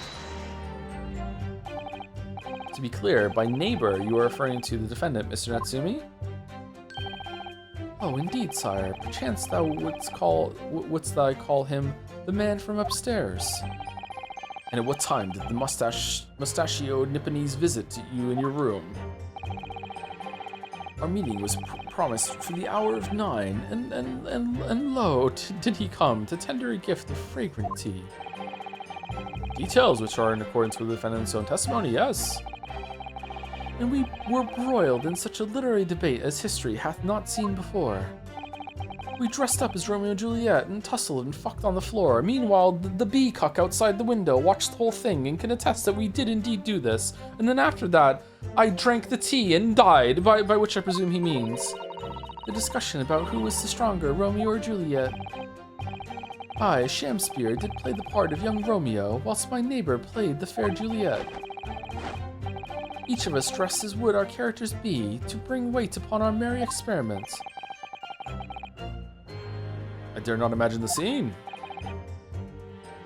Why is it lagging? Frailty, thy name is woman. Canst thou imagine how dismayed I was? Yes, I had heard of the eastern art of jujitsu, but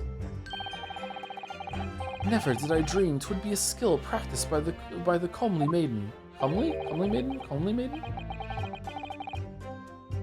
It's not homely? Comely? Juliet beat Romeo up? That is not helping our case. I believe the court has heard enough about your earth-shattering literary debate. Perhaps you could reiterate your statement about the tea that the accused brought to your room. My liege, I am thy servant. Gladly I would do thy bidding. Maybe this is all a setup so Natsumi can go down for something so Van Zieks can get a win. But Mary, is it like an ex-boyfriend sort of thing that was situation? Oh, things are heating up. But Mary, bitter was his drink, and when he left, it did fall prostrate on my table. Hold it! Hello, Joe. Did you sleep well? No. Let me stop you there. Miss Natsumi left your room at 11 o'clock, but it wasn't until after 2 that the poison made you collapse.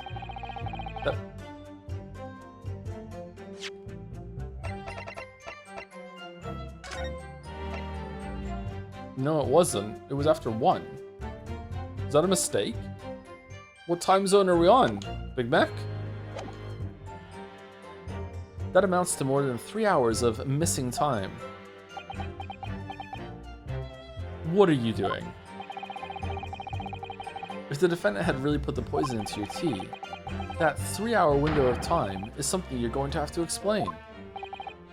Gladly. 'Tis an easy task. I just didn't drink the tea until later. I just didn't feel like it, Lamayo. Get fucked. What? I did drink the tea, not while my guest did its tarry, but after he took leave of me. Faith, 'twas stone cold, but at 1 hour post midnight, verily were my lips parched. Objection! That doesn't sound normal. Can you see me? You think I'm normal? Get fucked! Nay, 'tis quite ordinary, sire, after all. Thou wouldst recall our fiery debate. Amidst such argument, there'd be no time for fiery tea. Well, Natsumi drank his. Romeo and Juliet again, and who is stronger? Did Gumfuck not tell you, Mr. Shamspeare? In summary, allow me to confirm. Did you not come here with the intention of naming your attacker? But of course, my liege. 'Twas the stooped lover of words that attempt to shuffle me off this mortal coil. We all know what that means. 'Twas the tea alone did pass my lips that late hour, naught else. Hold it! You sure? So, you didn't have any kind of evening meal, dinner, supper? Ha! Fie on luxury, fie on gluttony, fee, fo, fum, fee. On gluttony, to eat thrice daily is but a waste of time. So true! Just twice. Sorry? I would that my belly were full, no more oft than the sun doth rise. Well, most heroic eating habits, I must say. Night and day do I fill my hours with learned study of the great bard and playwright. Hence it is that there doth not in my chamber be then the costumes of mine art. Okay, you have a lot of animations, which means you're gonna be behind the testimony for a lot of this, I guess. So it was probably you that poisoned yourself or something like that. So you're gonna go down for this. That would appear to be the case, as even a rodent was found starved to death in your room. Was there? Now I think of it, it's not just food that was conspicuously missing from that room, is it? I don't recall seeing a single play or script anywhere. Oh, for I have devoured them all. You've eaten them? Every word be within my skull. Didst thou imagine otherwise? Okay, so I think maybe you probably poisoned yourself by eating paper? Right, that wasn't misleading at all. Now, could you turn around, do you think? Which brings us to the conclusion. The only way the poison could have passed the victim's lips is in the tea. Why was there soap on your table? Why aren't we asking the more important questions? I was outside this bloke's window in the freezing cold all night, keeping an eye on his room for no fucking reason. But the windows of that house have all been filled in. A historical artifact of the now defunct window tax. That just keeps coming up, huh? Yeah, you're right. All bricked up horribly. But as it happens, there's a little part of the brickwork at the bottom corner that's been opened up. I was looking in through that gap. You didn't notice that some of them were loose? Yes, there were a few bricks loose, weren't there? And for some strange reason, a couple of bars of soap lined up on the ledge outside as well. Oh, that's my soap. You know, the wall smelled really bad, so I just put some soap so I had some good smelling to do while I was peering in. Don't like going around poking my chin in other people's business, especially on the freezing cold nights. Why isn't there soap on your chin? But them's my orders, so that's what I'll keep doing as long as there's breath in my body. Whose orders? What's with all the theatricals today? Out of interest, Mr. Meat Man, after the accused had left and returned to his own lodgings, did you see the victim leave the room at all? No, he never left. He was in that room the whole time as far as I'm concerned. And we can therefore discount the possibility of suicide. How can you be sure of that? What if he knew there was poison in the tea? The police carried out a thorough investigation of the scene and found no receptacle for the poison. And since we know the victim didn't leave his room, and hence didn't dispose of the poison's container himself, it's clear this was no attempted suicide. Only the culprit could have removed the receptacle. I'm starting to think that he did eat the soap in order to put fake bubbles around his mouth to show that he was poisoned. I think he did. I'm still on soap eating. He ate the soap. Yes, lucidly explained, Counsel. Thank you. It really was. You can't argue with the logic. No one else visited his room, but that short little round-backed Eastern fella. Hold it! You say a short little round-backed Eastern fella, so you can't be sure it was the defendant then. Ah, Ryu, shut the fuck up. How many other short little round-backed Nipponese with a mustache do you think there are in London? Exactly, come on. Well, of course. It's only a narrow gap and it was quite dark, so I didn't notice the mustache. Oh, never mind, slam dunk. But you showed up at around 9, so I'm pretty sure of myself. And when the person you saw arrived, did he and Mr. Shamspeare drink tea together? Nah, sorry, I couldn't say. Why not? Because I couldn't see into the room all that well, could I? What I did see was the silhouette of that little round-backed fella wearing a pretty dress. Then the pair of them started some kind of wrestling match. I tell you, I didn't know what to make of it. I suppose. Fucking how Natsumi decided to spend this night after getting off of the murder. It's time to go home and dress up as Juliet and have a wrestling match with the guy I hate upstairs. That was the Romeo and Juliet championship battle getting underway. Mr. Meterman, allow me to confirm one final time. Apart from the accused, can you state with certainty that no one else visited the victim on the night in question? How the fuck is this going to result in a book that Herlock is like, no, Iris, this can't go out? What? No question, no doubt. Gasman's honor. Hold it.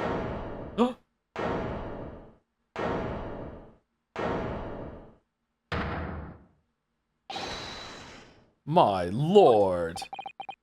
Goodness me. Yes, Mr. Foreman. I've kept my mouth shut and listened up till now, but this has gone on long enough. Are you all with me? Yes. Yes. Are we to understand that you ladies and gentlemen of the jury are in agreement with one another? That you've reached an unanimous decision?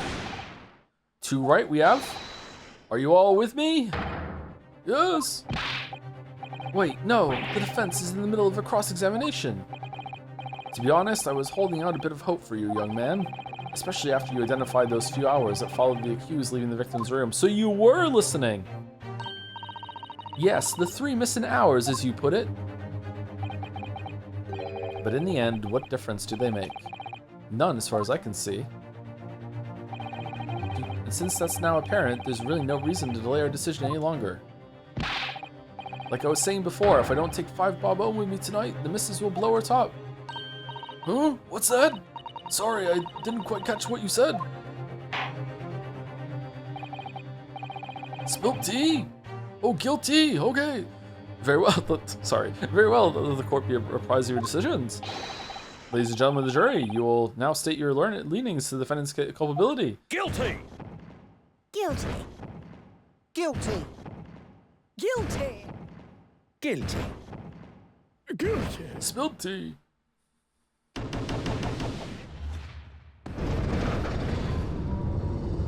Examination. Excavation. Examination. Excavation. All of you? Well, it would appear that the jury is indeed unanimous.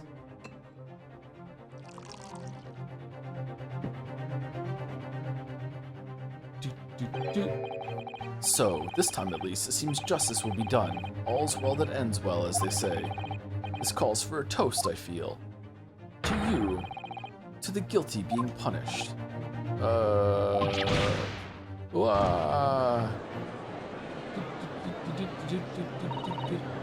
Get up, Mr. Naruhodo, please. The trial isn't over yet. What do you mean, Miss Suzato?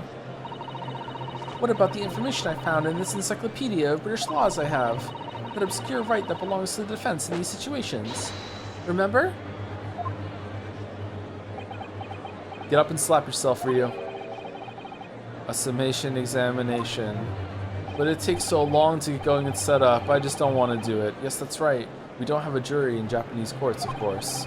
But here in a British court of law, if we can reverse the decisions of the majority of the jurors, we can force the trial to continue. This trial can't end now.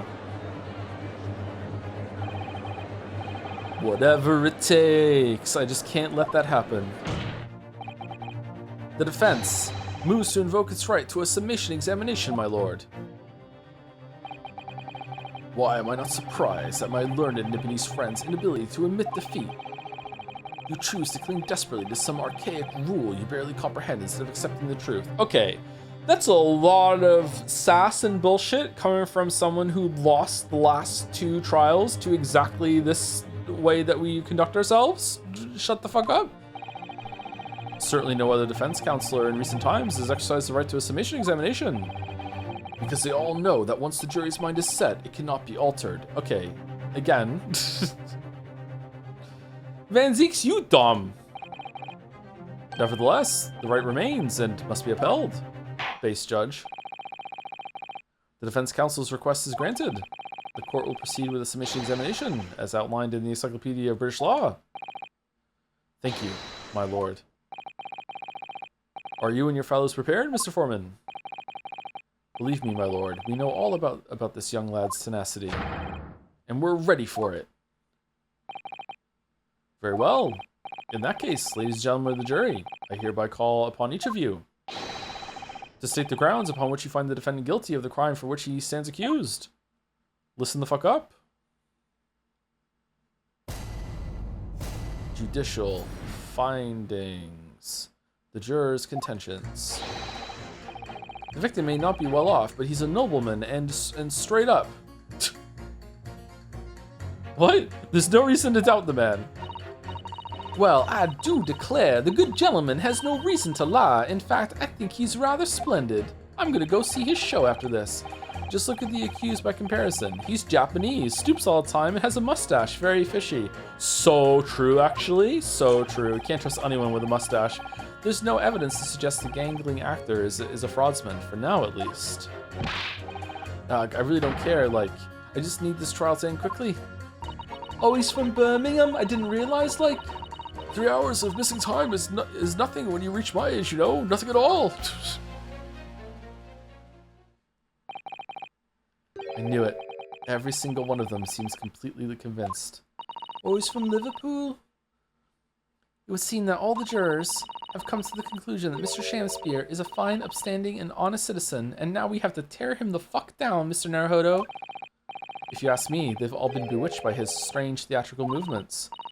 And sadly, nothing Mr. Natsumi has said appears to have registered at all. Well, here goes. Let's not forget. I've pleaded with the jury on Soseki-san's behalf before, and it worked, so you never know. Before we begin, it might be an idea for me to remind you exactly how a summation exam works, Mr. Naruhodo. Nah, that's fine. I played the first game. Oh. Well, you're still very new to British law, after all. That's true, I suppose, and Soseki-san's fate is entirely in my hands now, too. There's always a chance I might have forgotten some crucial detail. Perhaps I should hear Suzato-san out.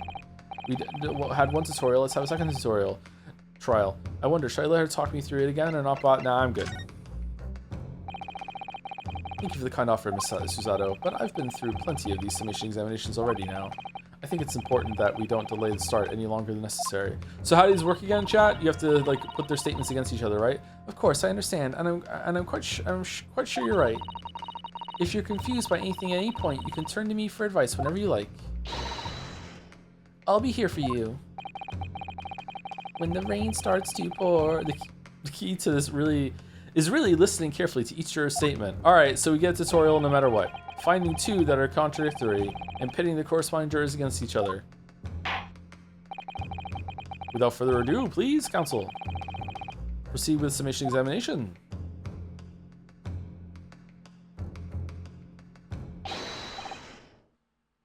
Yes, my lord.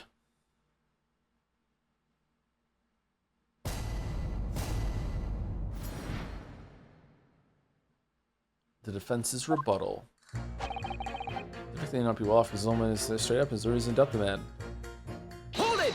I contend to you that he is not straight up. He's curved down. Oh, wow. Okay, I take it back. Well, there are plenty of people in London who seem noble but poor. Couldn't some of them also be liars? I've no doubt about it. Like that shaky client of yours, for example. Absolutely not. Mr. Natsumi is no liar. Look, the point is, the only thing that passed the victim's lips that night was that Japanese man's tea. When you take the gas man's testimony into account as well, the truth couldn't be any clearer. The gas man that was just hanging outside the window just because, and we're not saying the reason because it needs to be a reveal later that's gonna push the trial forward to the next stage? Fuck yeah, well, that's alarmingly logical. But let me be frank here. Oh, you're frank? I'm a gentleman with a gentleman's values. If it turns out that the old Shakespearean chum is a rotten liar after all, I'd gladly change my decision about the defendant. And I'm sure my fellow gentlemen on the jury would do the same. Isn't that right? Well, yeah, whatever. Though I don't see it happening. What? Huh? What's that? Elderly gent on the end here, you know? You'll have to speak up. I'm wearing a towel. Look, I really don't care about all this nonsense. I just need this trial to be over. How many gentlemen do we actually have on the jury then? Alright, sir, I may hold you to that. Don't forget what you said. Humph.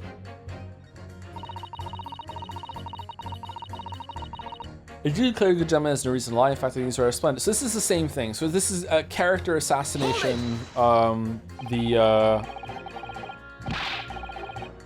movie. Okay. Are you saying you believe the man to be trustworthy because he's rather splendid? No, that's not what I said. The point is, the man is the victim here. What reason would he have to lie? And yes, he is rather splendid. So you say, yet again. Meanwhile, the man who stands accused behaves so suspiciously. It's exhausting to look at him. I'm afraid he's not splendid at all. Splendid logic there, madam. Thank you so much. Just look at the accused by comparison. He's Japanese, stoops all the time, has a mustache, very fit. Hold it! It's so blunt. No, not one of those things is a reason to find the man guilty. But he is fishy. There's no point dancing around the fact. He's Japanese, he has a mustache, and he stoops. You see, you arrive at the conclusion just 3 steps. 3 steps, like a waltz, in fact. You know, the more I think about it, the more this trial seems like a dance. You seem to be several steps ahead of yourself, though, and you're on the wrong foot. No, there's nothing but circumstantial evidence here. There's no actual proof of the defendant's guilt. Okay, which one of you works for the gas company? Or does the one to the right own the gas company and we're gonna like blow the lid off this whole entire fucking thing of why the gas man is there? But the victim's version of events is backed up by what the big chin man next to him says, isn't it? When the gas man testifies. 1, he saw the Japanese man there. 2, he saw no one else. And 3, he saw the Japanese man there. Oh. It's another 3 steps. Oh, all this really does seem more and more like a waltz, doesn't it? Right, and the prosecution will waltz its way to victory if I let you speak much more. There's no evidence to suggest the gangling actor is a fraudsman, for now at least. She seems rather wealthy, and she's also the only new one. A fraudsman, what do you mean by that, madam?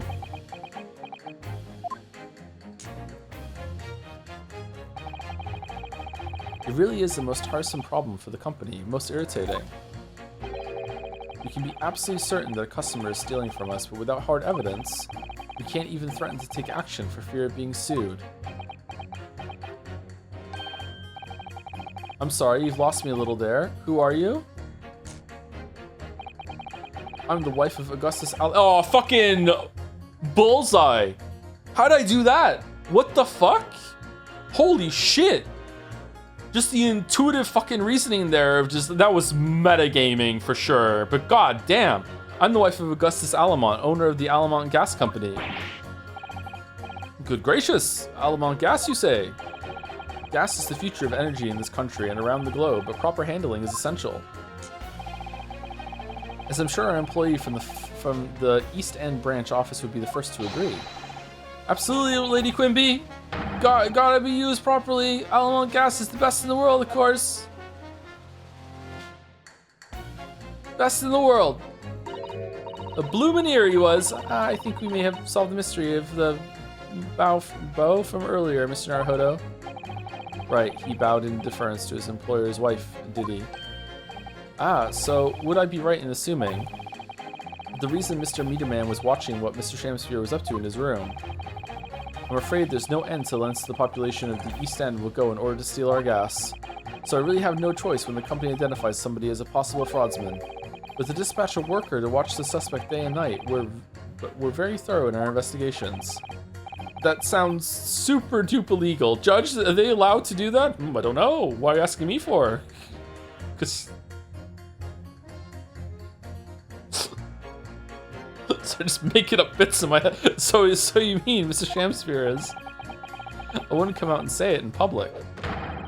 But you can finish that sentence with a grubby little gas thief.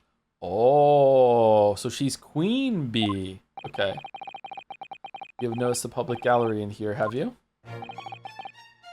The eye of man hath not heard.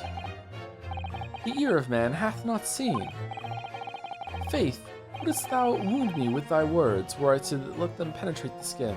Do you know that you don't have to let the gas company inspector in? It's like the TV license. The TV license in Britain is kind of fucked up.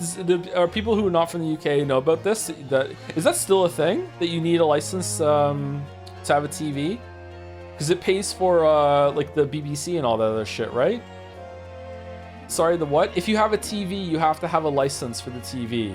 And I think it's, even if you claim that you don't watch any of the channels, you only use it for like cable or something like that, they'll be like, nah, fuck you, or something like that. They're like, nah, you still have to have it. Also, radio tax? Is there a radio tax too? What if you only have a TV for gaming? Honestly, at least it funds public media. Yeah, it funds BBC, British Broadcasting Channel. Does it broadcast ITV? How many channels are they up to now? Channel 5? I think it was up to 5 when I was there. Corporation, they can't prove anything. Apparently they go to great lengths to figure out people who are dodging it. Faith, wouldst thou wound me with thy words, were I to let them penetrate the skin? But seraphs hear not insults, only choirs of angels in song. We may not have evidence yet, but my workers won't stop buzzing around you until they find it. And when they do, you'll find yourself blasted back to your angelic heights in an Allamont gas explosion. If you have access to the internet, you can access the BBC iPlayer, so you have to pay your license, but you can just not let the license inspector in and they can't prove you got to your computer. This is really fucked up, that the BBC is like, the British government is apparently making content that they distribute for free, but if you partake of the freely distributed content, do you have to pay a tax for it or some shit? This has to go. They need to drop that fucking bullshit. That's really fucking stupid. So Mr. Shamspeare has been stealing gas. I wonder, juror number 4, if you wouldn't mind adding that information to your statement. My pleasure. Was it the bit about ripping that thief apart you enjoyed? I did, actually. A little before that part about abject violence, if it's not too much trouble. Yes, of course. This could be it. This could shift the balance. The victim puts on a fine performance, but in reality, he's a common thief of my company's gas. Okay, can I press this statement? Get something new now? I can't remember. Let's see. That's a bold claim. How can you be so sure? It's really very simple. Noble lady of gas, I pray thee, hold thy tongue. I beg your pardon? Hath that rank-odored air that doth our darkness illuminate any place in this assembly? Nay. 'Tis of sole import here that someone would extinguish the light of my own life.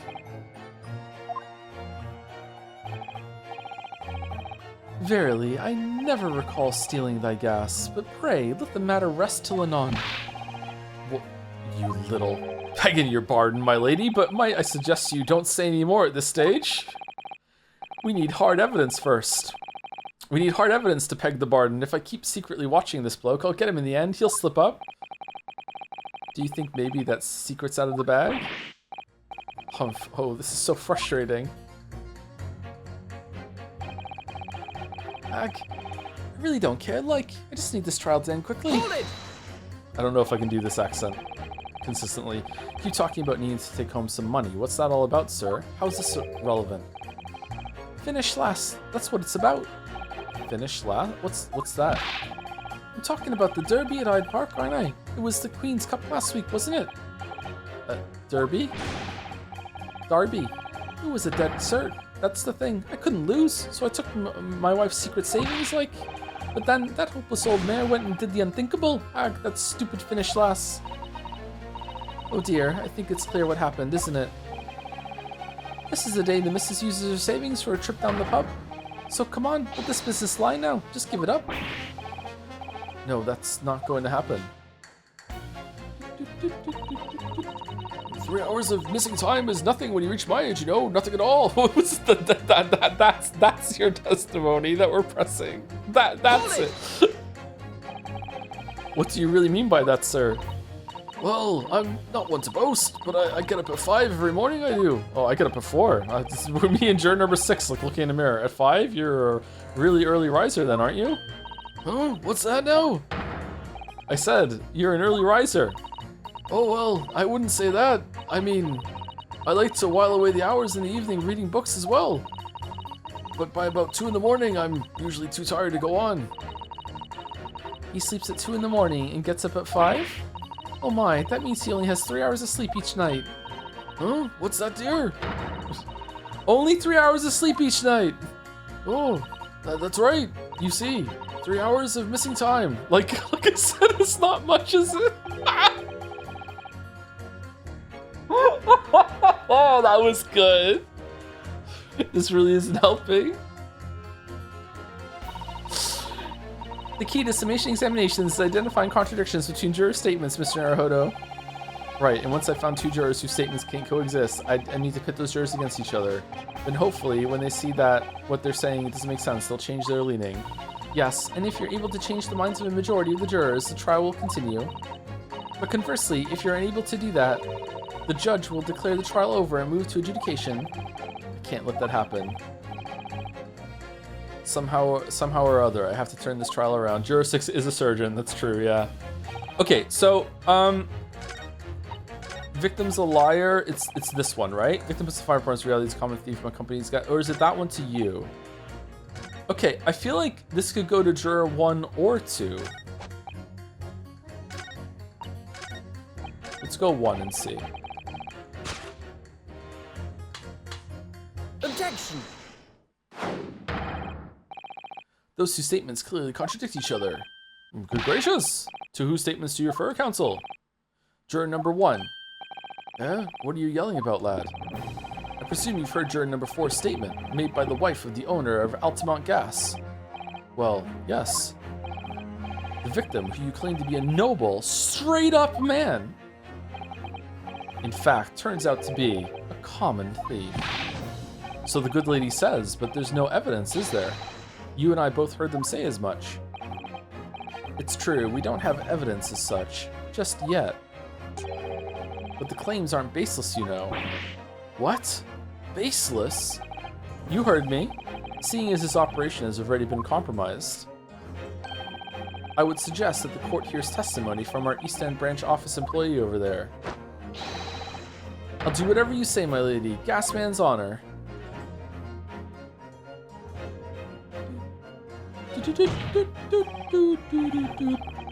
Juror number 1, you say you're a man of your word.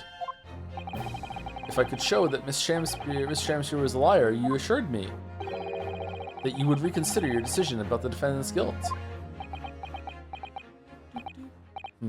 Yes, I did say that. And as a man of honor, I'll hold to it. As I'm sure the other gentlemen of the jury will. Me? Oh, well, yes. Now that you found out the man's a liar, perhaps we ought to consider the matter further. Well, if I'm perfectly honest, I haven't heard half of what you've all been saying.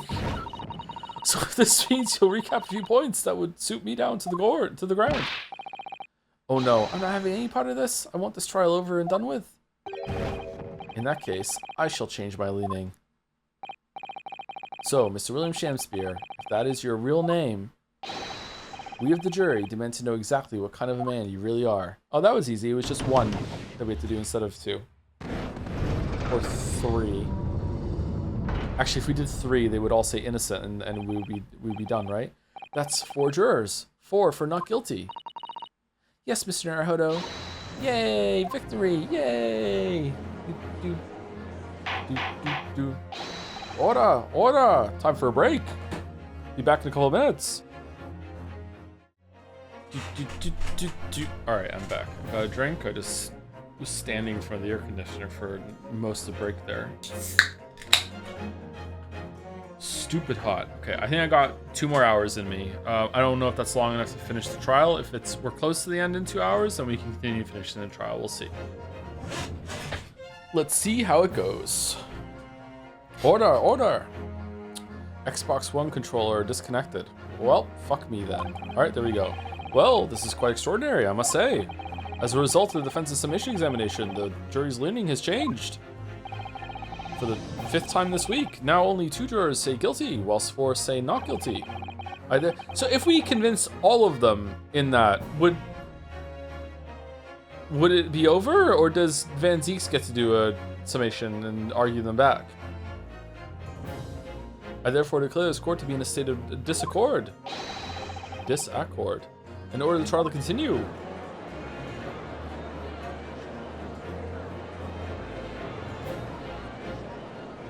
Bum bum bum bum bum bum bum bum bum bum.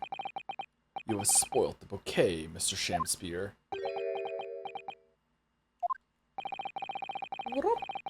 The ladies and gentlemen of the jury now find they are unable to trust you, the victim. Oh dear. But you gods will give us some faults to make us men. So God mend me, I do swear. This gas man speaketh that which concerns him most, naught but gas, naught but thin air. Okay, why did you bring him then? Hoisted by your own petard, huh? Aye, it burneth bright a while, but it hath no substance, and it doth reek foul. Bzz. Oi, what did you say? Well, I take it, Mr. Shamspeare, that you deny the allegations of gas thievery. Most heartily, my lord, hast thou forgot? I am as a seraph, an angel, noble of mind, sweet of nature, and verily, honest of heart. Don't pull your wings like that, bud. What are you doing? Alright, you flowery-mouthed, pompous beanpole. Just because I haven't got the evidence yet. Mr. Shamspeare, if, in fact, you are not noble of mind, sweet of nature, or honest of heart, if you are a liar, then your testimony should have no sway in this courtroom. Oh. Here's my considered opinion. That at the present time, no other possible culprit of this crime has been identified. All testimony heard by the court thus far heavily implicates the defendant. In short, sumari, it would not be unreasonable at this stage for me to rule on the case. Oh no. However, in light of the fact that the jury has expressed concern about the fidelity of this witness, I believe it would be inappropriate for this court not to pursue the point further. Objection! Strings are so good, huh? I assure you, my lord, that it would be a waste of the court's time. The gas in this case are unrelated. Juror number 4. Yes. Didn't you say before that although you had no hard evidence to prove this man has been stealing gas, you have strong grounds for suspecting him? That's right, we do. Don't we? Worker.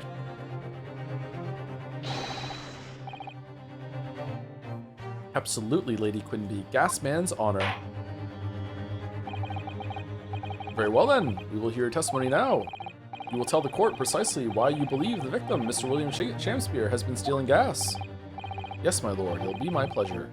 On the Alamount gas name, if I may, my lord. Go ahead, madam. This worker's testimony may have a significant bearing on the good name of my husband's company. Therefore, I should like to take the stand alongside him in a supervisory role, if you wouldn't mind. Wahoo!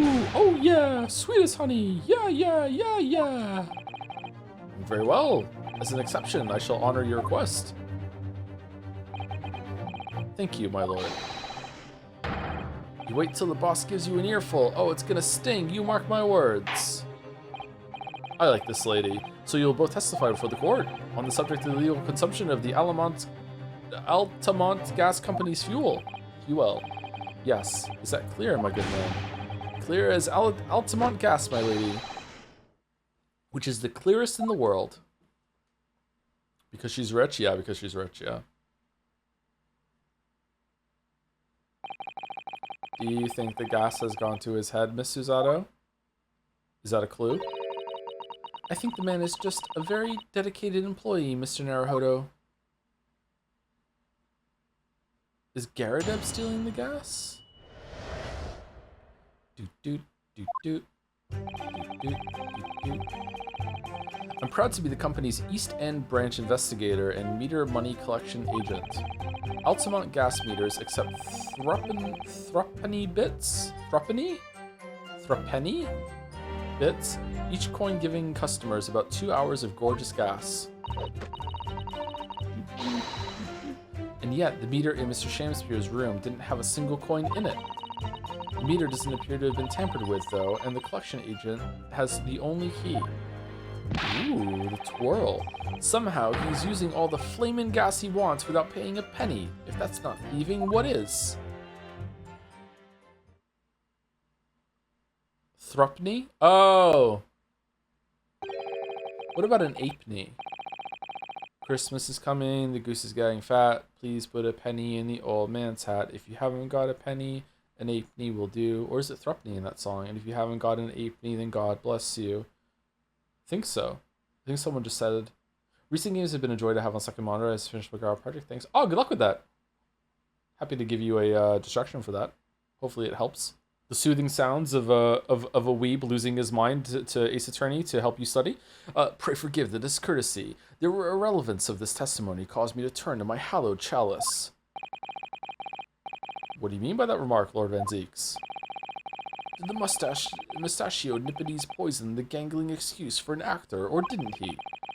That is all that should concern this court. And yet, now we must listen to this. Abhorrence. He's got a point, actually. Clearly, what separates the vast British Empire and your eastern island nation is more than geographical distance. Whoa! Whoa! Oh, even I heard that. But this turned out to be a crucial testimony. The cross-examination must go ahead. Do what you will. Lord Van Zeeks appears to be in a violent mood, as usual. Yes, he does. An attempted poisoning, and an incidence of gas theft with no supporting evidence. It's true that they would appear completely unrelated at first glance, but I wonder, the truth tends to be buried in the most unusual places, and the first step in uncovering it will be to establish just who and what this man really is.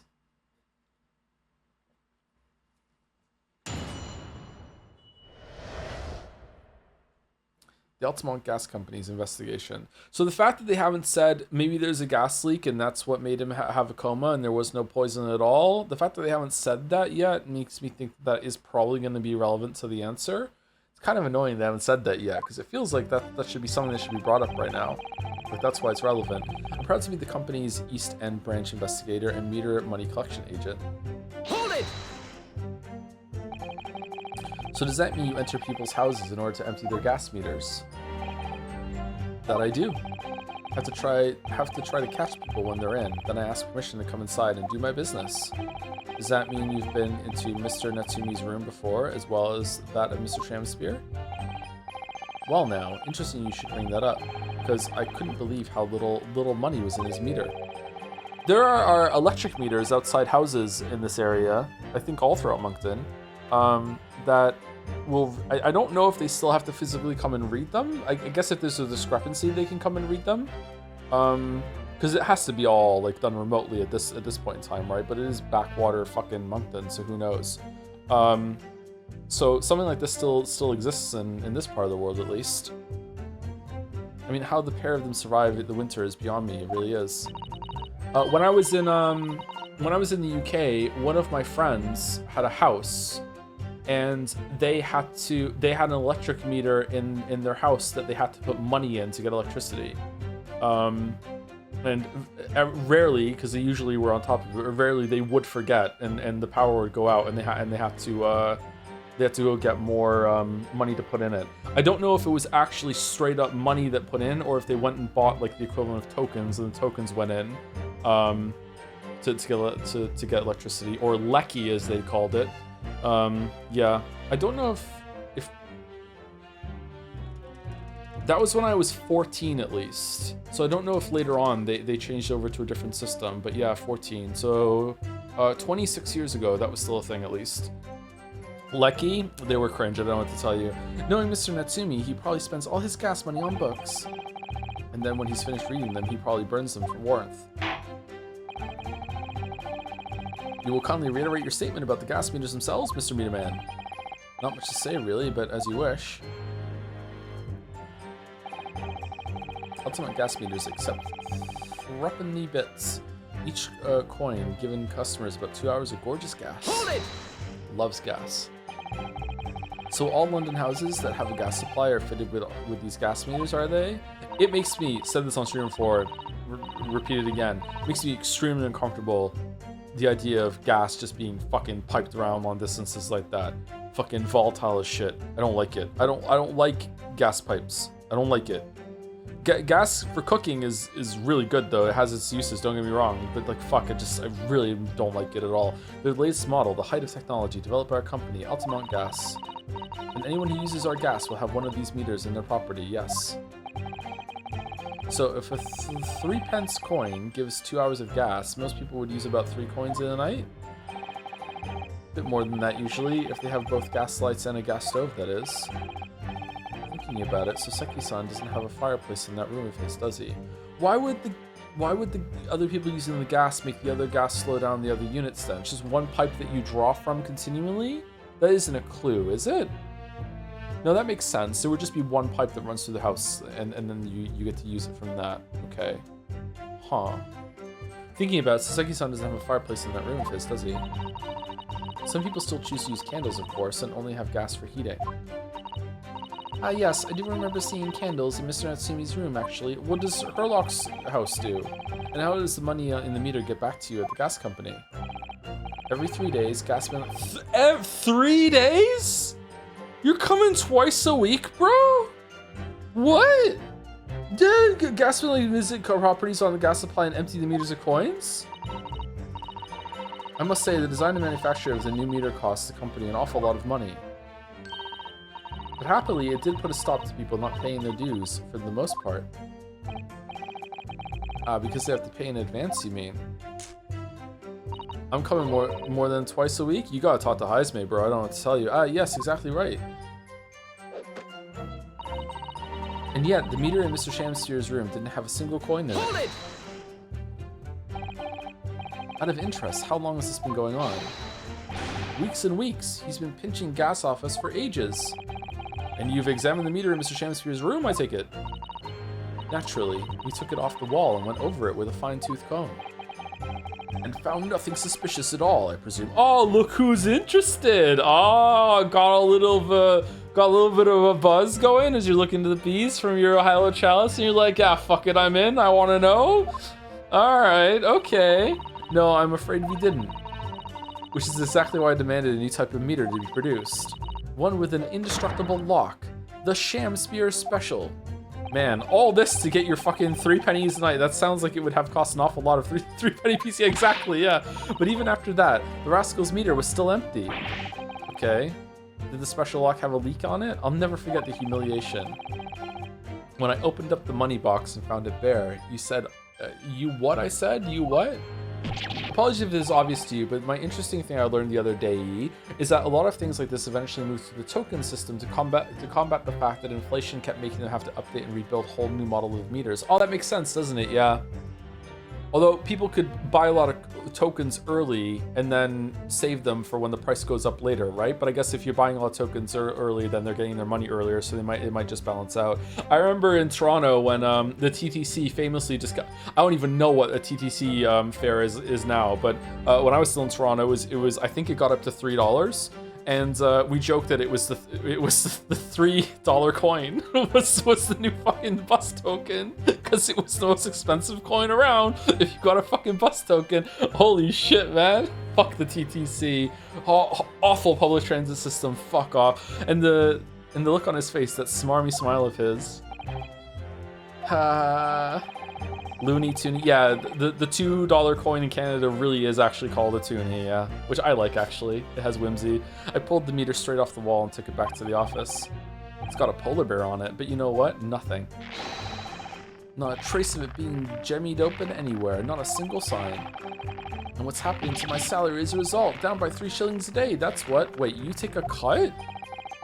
A life-threatening situation in a number of ways. Salary cutting noises. Incidentally, what became of that meter? Nothing became of it. I've still got it. Oh. What's the Beatles song about the meter maid? Right here. Oh god, it's evidence. No wonder they call you Meter Man.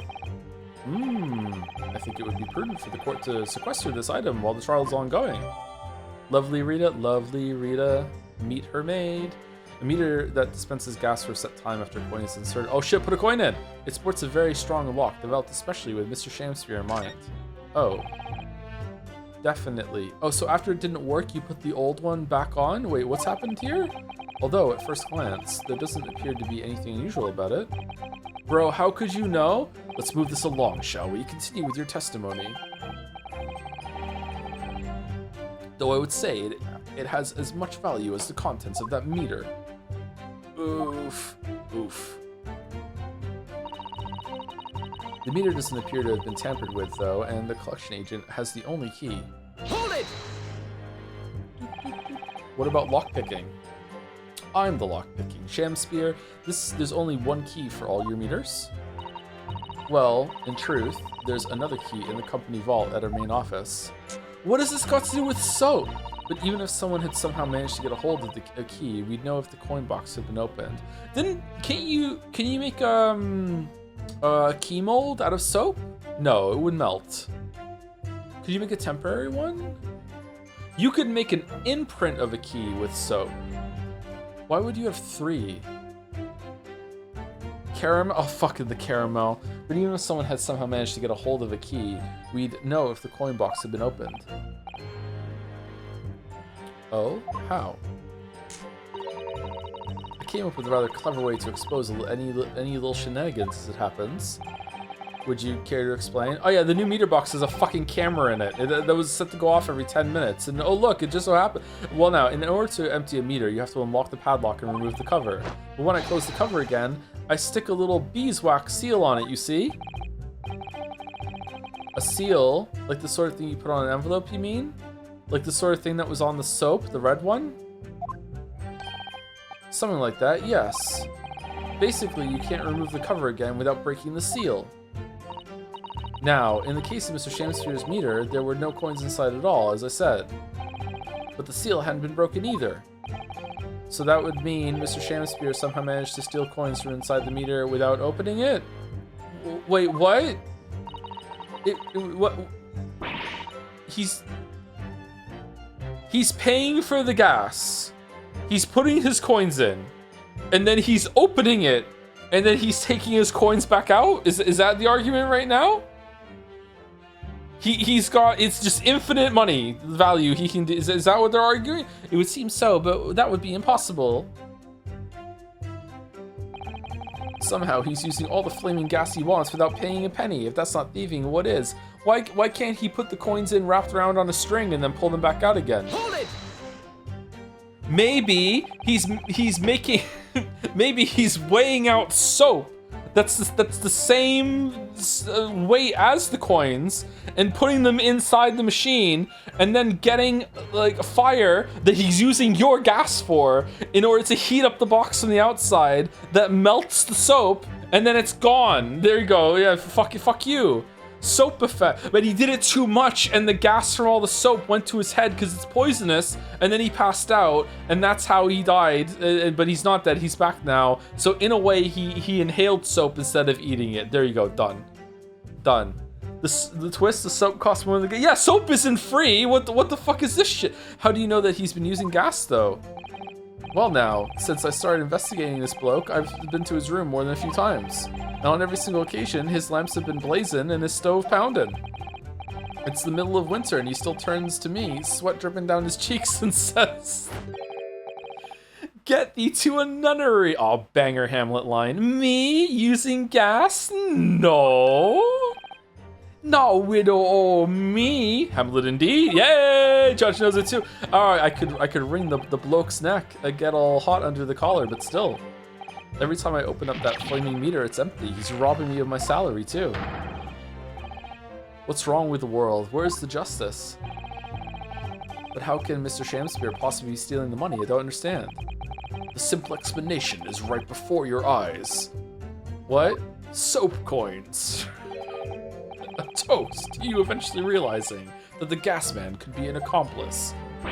No, no way. He loves Queen Bee. There's no fucking... You what? Good lord. Eminently plausible indeed.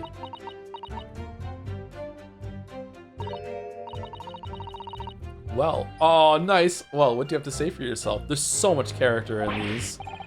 Oh, please, Lady Queen Bee is Queen Bee. Fucking hell. I'm a faithful worker. And besides, if the money us gasmen collect doesn't tally with how much gas has been used, and he's been shoved outside for the winter too, you dock our pay by the same amount? So you'd be stealing money only to have the same amount taken from your wages. Clearly that makes no sense. Perhaps it's a case of losing the battle to win the war. No, no, no, I'm not going to stir up that hornet's nest. If I went stealing from the company, I'd be finished. It would seem there is no evidence to support the claims of thievery made against the victim. Because Mr. William Shamspeare is innocent. He's a sham. Pray, forgive me that if that shatters some illusion my learned Ebony's friend was clearly under. I certainly didn't expect to uncover another crime that looks like it's been taking place in the very same room. According to the testimony, it's only the meter in Mr. Shamspeare's room that's under suspicion. It does seem as though perhaps it has nothing to do with the incident involving Mr. Natsumi. I know, it does seem that way, but the fact is we just spent like 20 minutes on it, so it's gotta be relevant. Since I've been practicing law in England, I feel like I've encountered this at least once already. Cases that are interlinked. Oh. It might seem that two cases have nothing to do with one another at first, but in fact, they're intimately connected.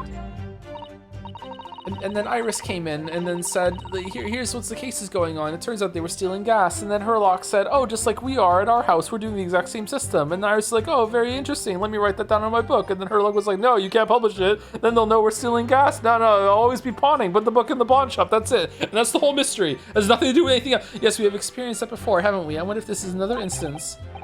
Perhaps. We can't be sure of that yet. If the Altamont Gas Company has been investigating Mr. Shamspeare so earnestly, there must be something to it. But then, how has he been managing to steal their gas? I'm proud to be the company's East End branch investigator and meter money collection agent. What to do? Hold it! Whoops, sorry, I leaned forward and I hit the fucking button again. Okay, so we have to present something to them. Let's look through. What do we have? We also, did we read everything? Summon 2 shillings tendered in the street of the pitcher of Monsieur Lecoq, a meal for Gaboria, and Canterbury Yearnings. Okay. The street map again. Fucking hell, why is this back? Torn off envelope. F. Huh.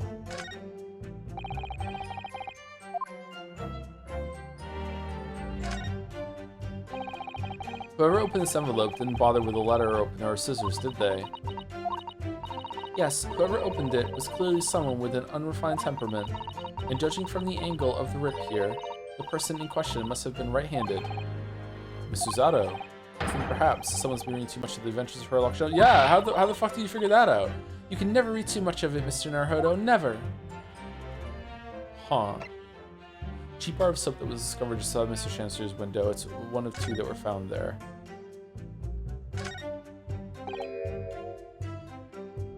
Oh god, is he actually making soap coins? No!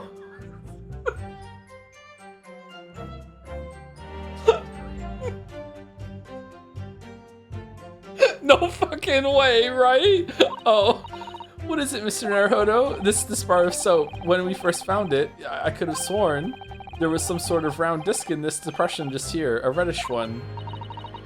Yes, you're right, I remember it too. But now, the depression is completely empty.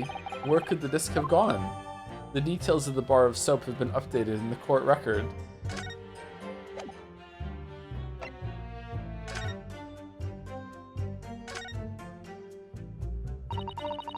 This is the teacup from which Mr. Natsumi was drinking. Yes, unlike the other one, the inside of the cup is completely clean. I suppose he must have drunk the contents before the tea had a chance to leave a mark. I always gulp it down too. Sorry, Mr. Naruhodo? Well, if you just sip it a little by little, it goes cold. Clearly, I shall have to instruct you in the proper way to take tea. There's no T-ring on the inside of Mr. Natsumi's cup. Oh, thank you for saying that, because I didn't notice. Yeah, there's a T-ring here. So the tea was in the cup for longer. Oh, shit. This must be the cup that Mr. Shamspeare was drinking from then. It's stained on the inside. Tea does that, I'm afraid. Even green tea. Oh, really? I've never noticed before. You've never noticed? Well, I never leave it in the cup long enough to leave a mark. I like to gulp it down. Does coffee stain the same way? Drink tea while it's hot. That's the Japanese way, isn't it? The Japanese way. Oh dear, so many people seem to have the wrong idea about our culture, and most of them are Japanese. I think cold tea is not good, so I think you should drink it hot. I agree.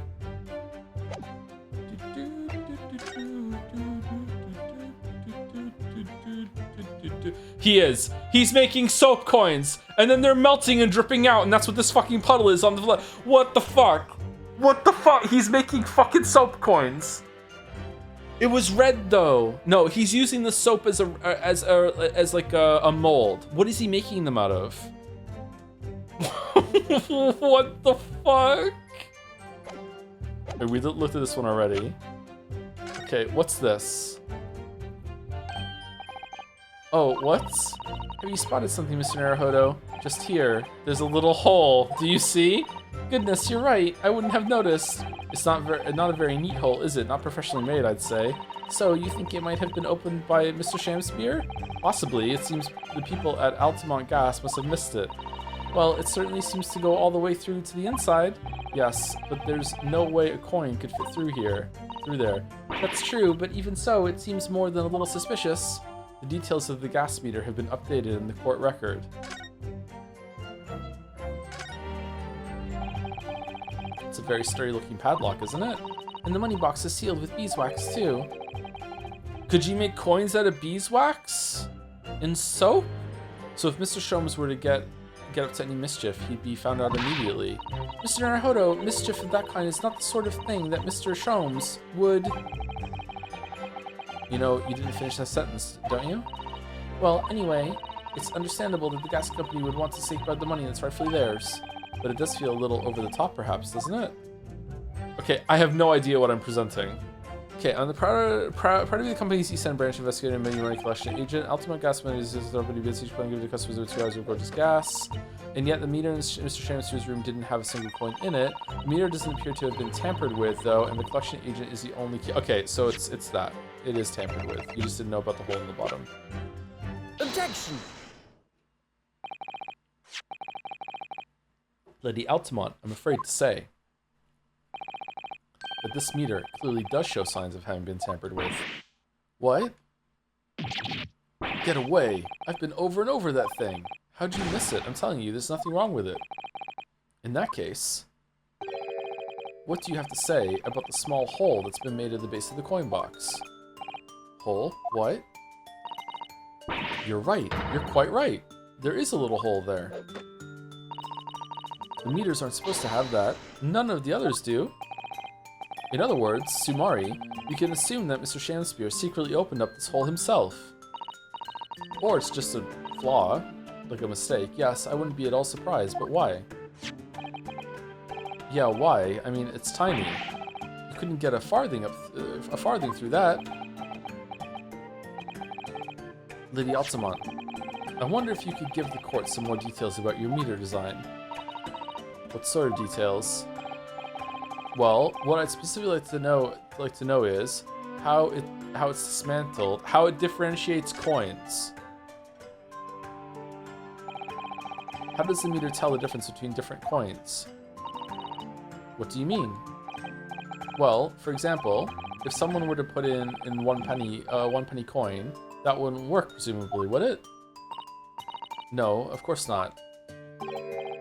So, well, how does the meter know that the coin it's been fed is a threepenny bit? If it's an invalid coin, does it just come back out again on an exit slot, or does it just go through and fuck you, you don't get it back?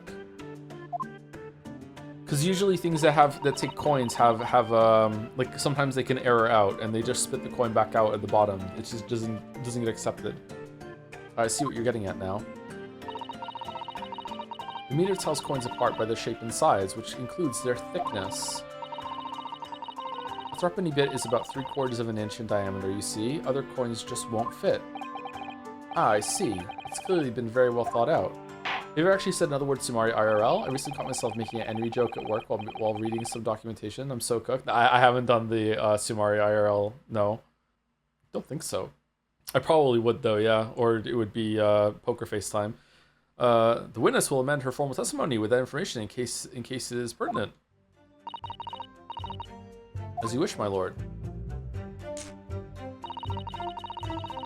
The meter is designed for coins the exact diameter and thickness of a threepenny bit. Nothing else will fit.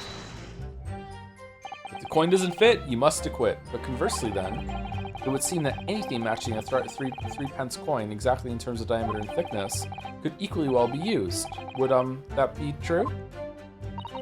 Well, yes, in a way. The weight comes into it to a certain extent as well. We thought of that though anyway. If I find any fake coins inside the box when I empty the meter, the contract says the customer has to pay 100 times the amount they diddled as a fine. Whoa, that's punishing. We live for moments like that, us gasmen do. Live for them. Ha ha ha. We've seen the gas company who's thought of everything. Oh, I'm a coin now. I'm threepenny. Nice one. Nice one. Nice. That's good. Fucking hell. Wahoo! Hurrah for gas. Hurrah for cash. Altamont all the way. That's quite enough of that. Remind me, how big are the threepenny bits? About 3/4 of an inch across. What do you think, Mr. Naruhodo? Is this 2 centimeters measurement significant? Or perhaps there's some other aspect of the meter's construction that we should be focusing on? Yes, you may be right. Perhaps I should try a different tack here. Like asking about whether the meter can be dismantled, for example. Yeah, delve deeper. How can the meter be dismantled? Dismantled? Dismantled? Yes, given that there are no signs of it having been forced, I'm wondering if perhaps, rather than being broken open, it might have been taken apart. Well, yes, that does make some sense. The padlocks are made by a first-class locksmith from the finest quality steel. And the meter box itself is made from plate steel as well, welded shut to ensure it can be opened again. How the fuck did he get a hole through that? I can assure you, it's quite impossible to dismantle it. And yet the hole, wahoo, wahoo, yeah, nothing leaks for an Altamont meter. No coins, no gas, no nothing. I see. The witness will amend her formal testimony with that information in case it is pertinent.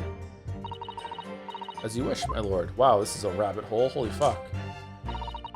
All joints on the meter are welded shut, and the lock is made from solid steel. There's no way to dismantle it. Has anyone ever tried? Oh yeah, they've tried, but they've all given up before long. After all, if they actually broke the meter, the company would be able to take legal action. Yes, that makes sense. What do you think, Mr. Naruhodo? Is this wielded steel construction significant? Or perhaps there's some other aspect of the meter's construction that we should be focusing on? Yes, you may be right. Perhaps I should try a different tack here. Like asking about how the meter differentiates coins, for example. Okay, so it's got to be about the coins, right? So we get to flip it over, and then so one of these two statements is something that we press. Is it the soap? Meter's designed for coins to use that diameter and thickness of a threepenny bit. Nothing else will fit. Okay, let's try the soap thing then. Let's try this. Objection! My lord, there are clearly grounds for being suspicious of the last statement. I'm sorry, counsel, but I fail to see why. Well, you know, I was just playing devil's advocate. Yes, you do appear to have something of the devil in you, Mr. Naruhodo. Alright, so it's not that. This is the man merely dishing out penalties. Okay, what does it want from me then? The meter is designed for coins use that diameter and thickness of a threepenny, but nothing else will fit. Huh. Thought that might work. Do you need to inspect the item again? Oh, maybe, yeah. I shouldn't be looking at chat right now, actually, fuck.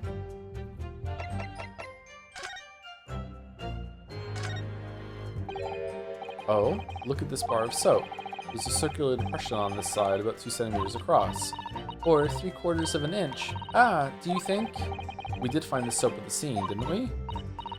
Yes, there were 2 bars on that little ledge just outside the window, so we took...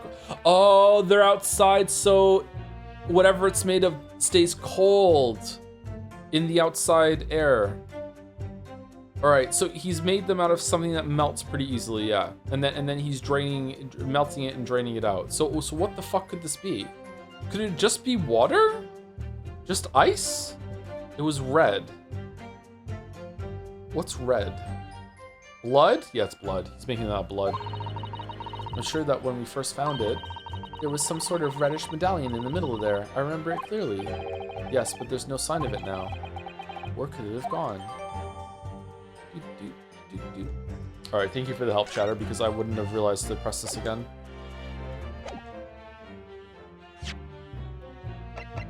Objection! Let me just confirm something here. If the diameter and thickness were to be correct, the meteor would accept any object as if it were a threepenny bit. Is that correct? Threepenny bit? Yes, that is correct. Well, by something of a coincidence, while we were investigating Mr. Shamspeare's room, we found a particular item that matches the dimensions perfectly. Why didn't he see the soap on the outside window then when he was peering through? Maybe he is on it. It is in on it. He would have seen it, right? Because it was on the outside of the window. Or was it like a soap sandwich? Was it like brick and then soap and then outside bricks? Or it's just one layer of bricks, isn't it? He would have seen the soap. Something the same size as a threepenny bit? What was it? The item in question is this. The thinker. What? Have you been inhaling gas? That's a bar of soap. It certainly looks nothing like a threepenny bit, I must say.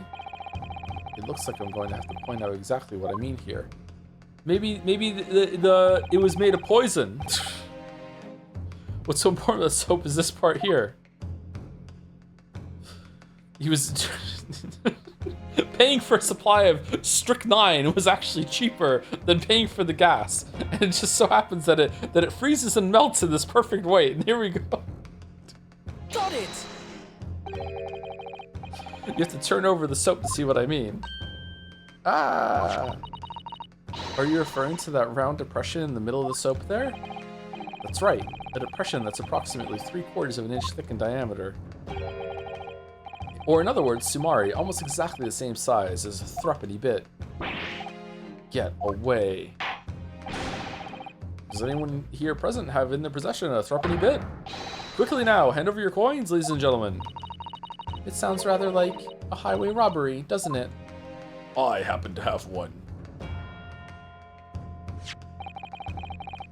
Thanks to a kind member of the public in the gallery, I have here a threepenny bit. Now, to see if it fits. My word, it couldn't be more snug. Yes, as I suspected. This, without a doubt, is a vital clue to explain how the Ultimate Gas Company is being defrauded. Oh, well done. Too bad that's not the fucking trial. Let's move on.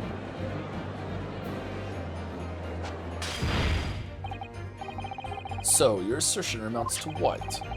That some inferior bar of soap has a tentative connection to the theft of gas. Yes. The depression in the soap was clearly made by a threepenny bit. I must concur at least that pushing a coin with some force into a poor quality bar of soap such as this is a remarkably simple way of replicating the coin's shape. Poor quality soap, and then you can use, well, some melted wax or something to pour into the mold. You can make fake coins in no time.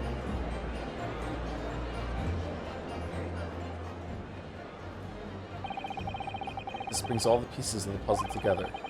It's the method Mr. Shamspeare has been using to steal the gas. That's the missing link.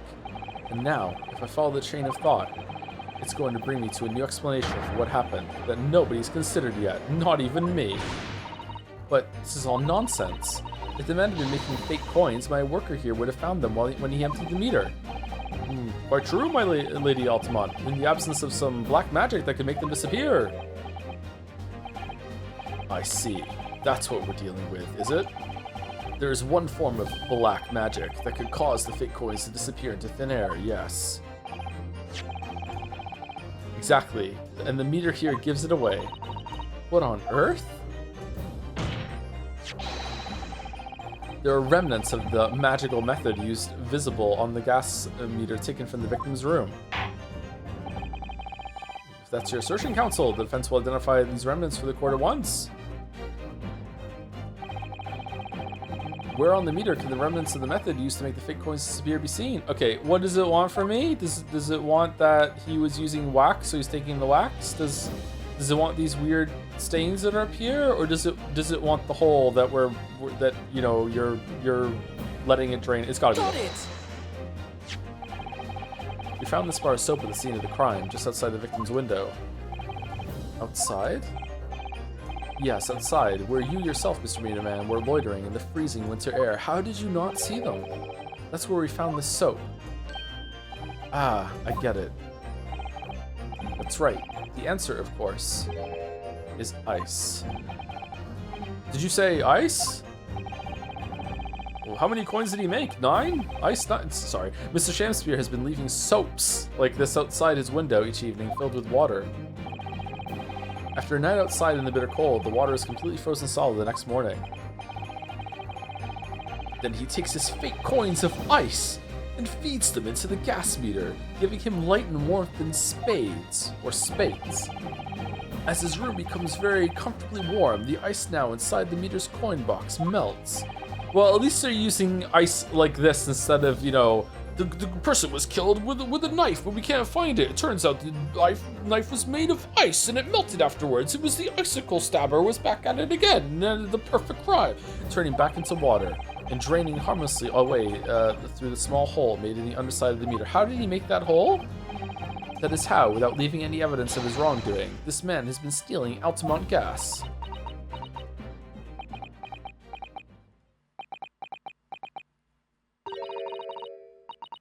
Just like that, so simply. Is he trying to make us look like idiots? He's been fooling us all with some bars of soap and some water? That's right, madam. I don't believe it. It can't be true. Do you have any idea how much money we spent to develop that new meter? And now you have the audacity to suggest that a bit of soap and some water could render it totally useless? I'm fairly sure I didn't design it. Evidence. Sorry? I want evidence. If you're going to stand there and tell me our meters are rubbish, I want to see proof. She's very good at enforcing accountability, isn't she?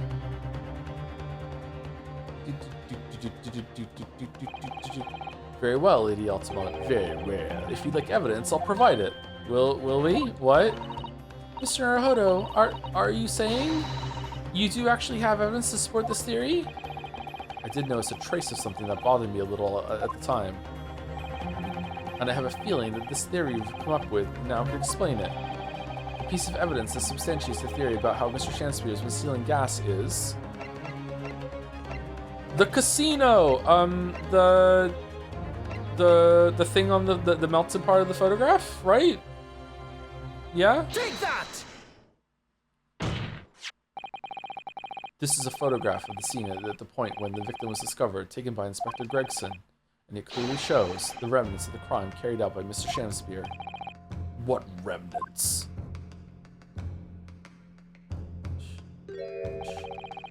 Here you can see the gas meter on the wall in Mr. Shamspeare's room. Now, look closely at the floorboards directly underneath the meter. What is that? Some kind of grubby stain? Almost certainly, it's a water stain resulting from the liquid that drained out of the hole made in the meter. How? Oh, I guess he's just living large, just putting like fucking so many of these coins in all the time and then melting? Like, come on, they wouldn't be that much water.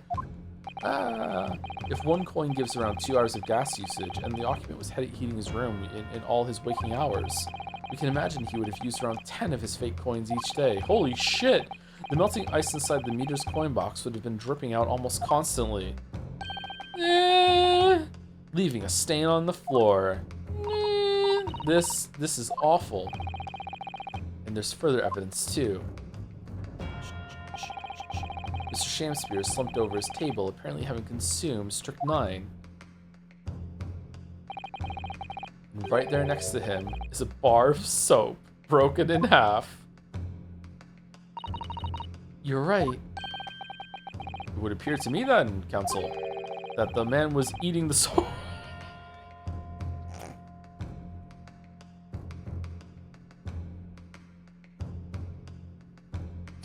The man was eating the soap, was he? Pardon me for disagreeing with your lordship, but certainly not. Certainly yes. He didn't beat around the bush there, did he? In truth, Mr. Shamspeare was found with a fork in his hand. The meal of soap is sounding increasingly likely, Mr. Van Zieks, Lord Van Zieks. Do you mean to say he was using that fork to... Yes. To extract the frozen coin from the bar of soap. What's his soap budget? But the bar broke in half. So perhaps it didn't go very well. But there was no indent on that bar, was it? Good gracious.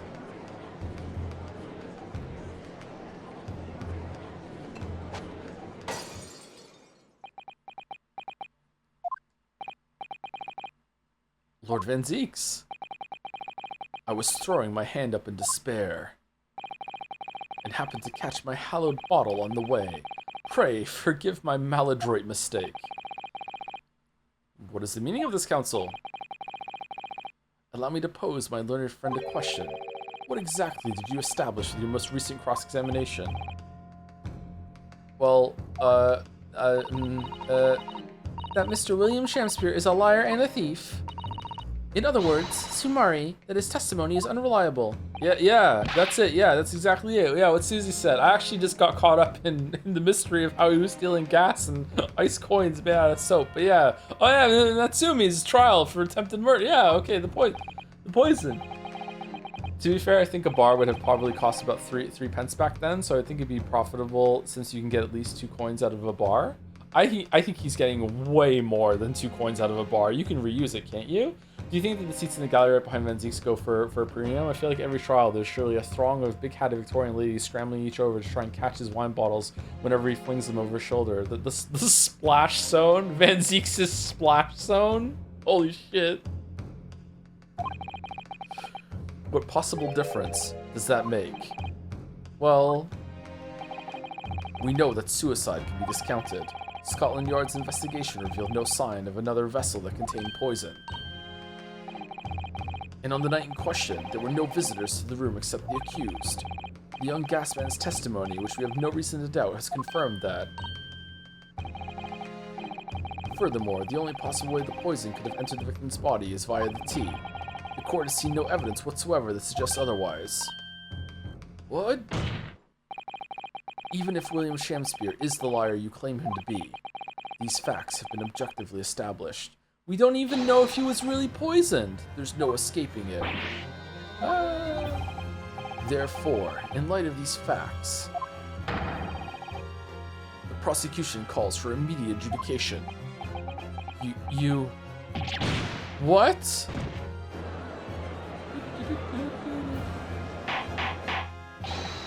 Order! Order! Well, counsel, how does the defense respond? Also, thank you to Cordy German for 28 months. So to say this year is going to be structured like a trial, right? And Joe's going to be accused of weepery? That would be fun, yeah. Not sure what we're doing this year, but that would be fun, yeah. Not guilty. Mr. Naruhodo. What was the point of that last cross-examination? Did it actually get us anywhere? I feel like we have definitely made it so his character is deeply in question. But did it make no difference at all? Like Lord Van Zieks is saying, raise an objection. No, this isn't over. The defense will not rest. What? But counsel, you've successfully explained everything. You've identified and substantiated the unscrupulous method employed by Mr. Shamspeare to consume gas. What more is there to discuss? Lord Van Zieks just highlighted 3 facts in order to make his point, but contrary to what he would have the court believe, not all of them have been objectively established at all. What are you trying to say, my Nipponese friend? At least one of those so-called facts is an assumption made due to a lack of evidence. All right, which one is it? But the situation has changed now, following the cross-examination of the latest witnesses to take the stand. Don't be absurd. What is this nonsense? Yes, when you bring everything we've learned so far together and consider as a whole, it's clear. There's a question we now need to reconsider, namely, was someone else responsible? Was there another visitor? Was the poison in the tea? Yeah, was there even poison? We've all been led to believe that the strychnine poison that affected Mr. Shamspeare was in the tea brought to him by Mr. Natsumi, but that's conjecture at best. Objection! The victim has testified that nothing else passed his lips that night. There is no other possibility. And since there was no trace of the tea left at the scene, it couldn't be tested for traces of the poison. Objection! As I said, the situation has changed. Because in fact, some of Natsumi's tea was left at the scene. And a particular piece of evidence proves it. Objection! A ludicrous claim. Scotland Yard detectives investigated the scene exhaustively. What evidence are you suggesting they missed? The defense has made a bold claim indeed. Very well, counsel. Present your proof. What evidence from the scene of the crime can tell us about the nature of the defendant's tea?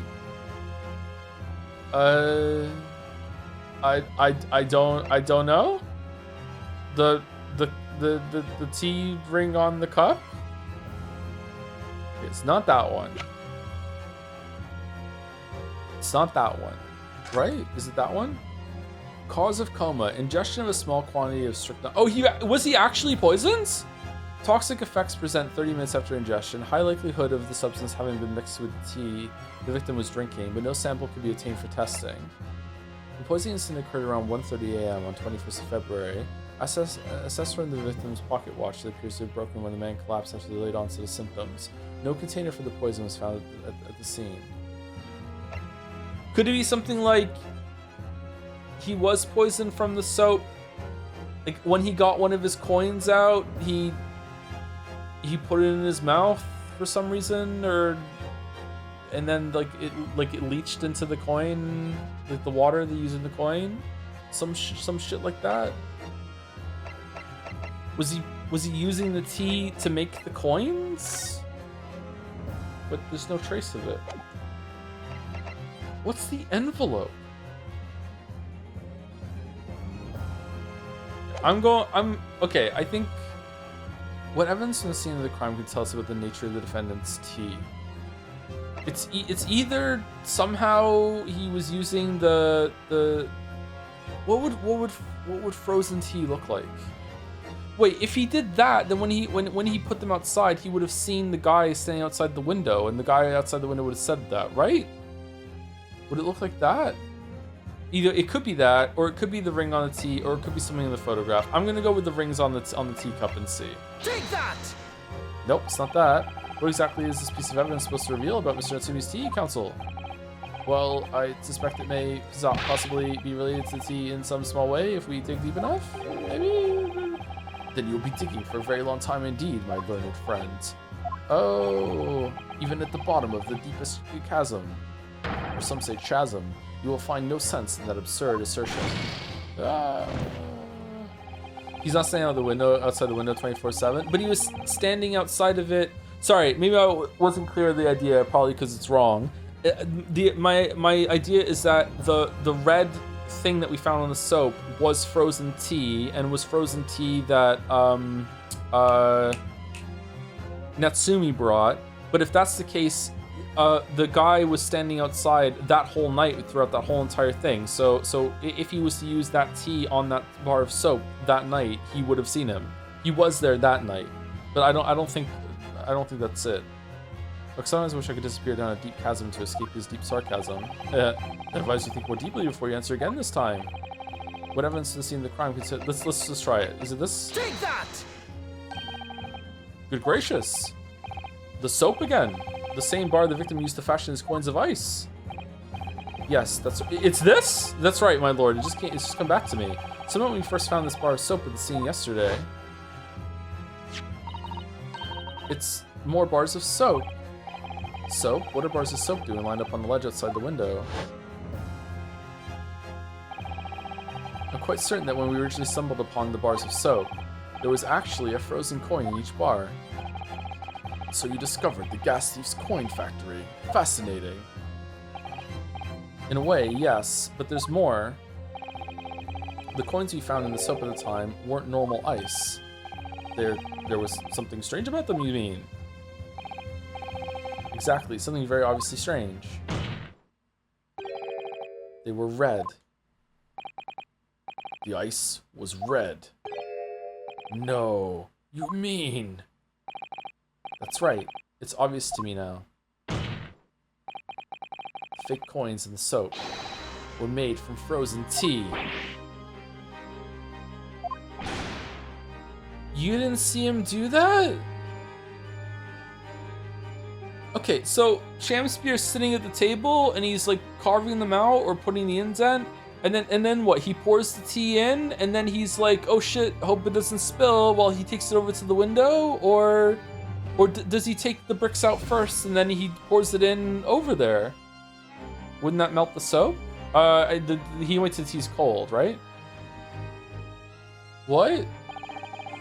I would remind the court of a statement made by Mr. Natsumi earlier in this trial. That evening, yes, I did take some freshly brewed tea with me when I visited Mr. Shamspeare's room as a gift. The public water pump outside always freezes at night, so I bought bottled water, especially to make it. And this is the result. Never will I touch tea again. Never. Yes, I believe there had been a snowfall that day. It was particularly cold. Sadly, on such occasions, the poorly constructed water mains on the east end are prone to freezing. So on the night in question, Mr. Shamspeare, having no running water to use, was forced to use the tea brought by Mr. Natsumi in order to make his fake coins. My word! There were 2 bars of soap on the window ledge when my judicial assistant and I investigated the scene. That's right, and we only borrowed one of them. Which means that even as we speak and squeak, some of the defendant's tea is still present at the scene of the crime, frozen solid in a bar of soap outside Mr. Shamspeare's window. Extraordinary! Earlier today, Inspector Gregson informed the court that if even one drop of the tea remained, Scotland Yard would be able to analyze it for poison. God, I hope it's poisoned. As such, we are now in a position to prove or disprove what has until now been mere conjecture. By finding out for sure whether or not Mr. Natsumi's tea actually contains strychnine at all. Ah, you smug Nipponese! My lord, we cannot do the defendant the injustice of passing judgment now. The police should be dispatched to recover the remaining bar of soap from the scene at once. No poison in the soap! Have to vote no. And the defense requests a thorough analysis of the frozen tea embedded in it. I smell a recess! To determine whether or not it contains any poison.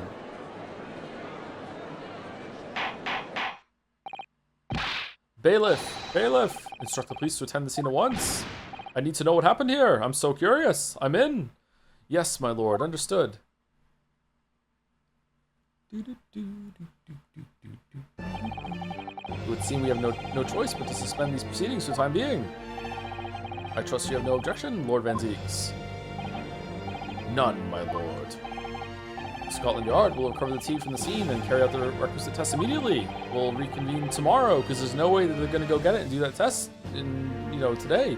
The trial will resume at the same hour tomorrow. Oh, it really is tomorrow! Oh shit, the prosecution and defense may conduct further investigations as appropriate in the interim. No! No! No, no, no, no, no, no, no, no, no, yes, no, no, no, no, no.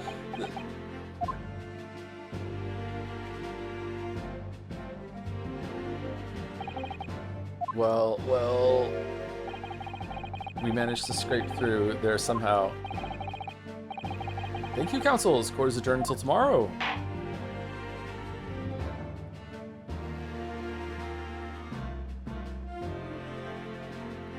To be continued.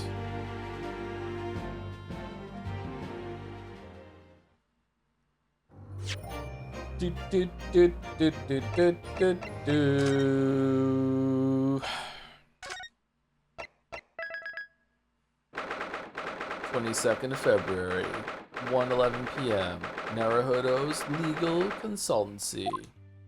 Where'd the desk go? Phew, we made it back in one piece. Just had they not moved everything in yet? To be perfectly honest, I thought we were finished there for a while. Oh, I know. What a lot of close shaves. There are so many carriages on the streets of London. You were very nearly flattened several times. Oh no, I didn't mean that. Yes, I know. It was a marvelous defense, Naruhodo-san. It really was. I was in awe of you. It makes me want to be a lawyer myself one day. Oh, thank you. And now that your fervent exploits have won us some more precious investigation time, let's see if we can't find some new clues for court tomorrow. No, I don't want you do it. Yes, let's do that.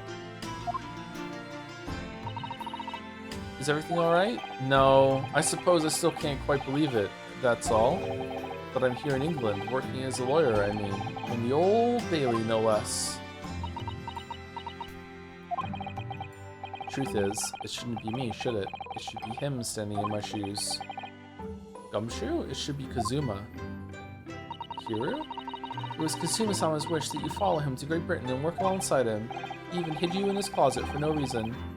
Yes, I mean, I never had the chance to ask him exactly why, but he clearly had a plan.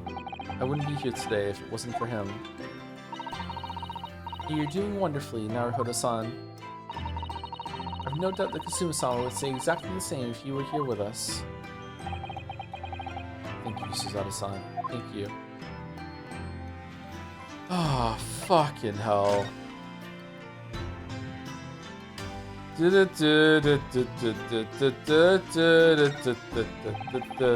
Perhaps we should put this spade away somewhere. That's not a spade, Naruhodo-san. It's a shovel. No, shovels are for digging. That's for scooping up loose material. It's a spade.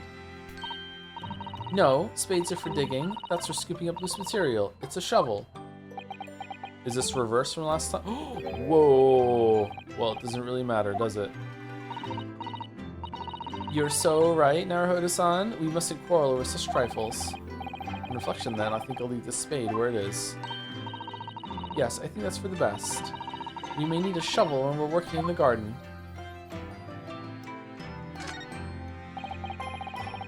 Wait, there's another room behind that door.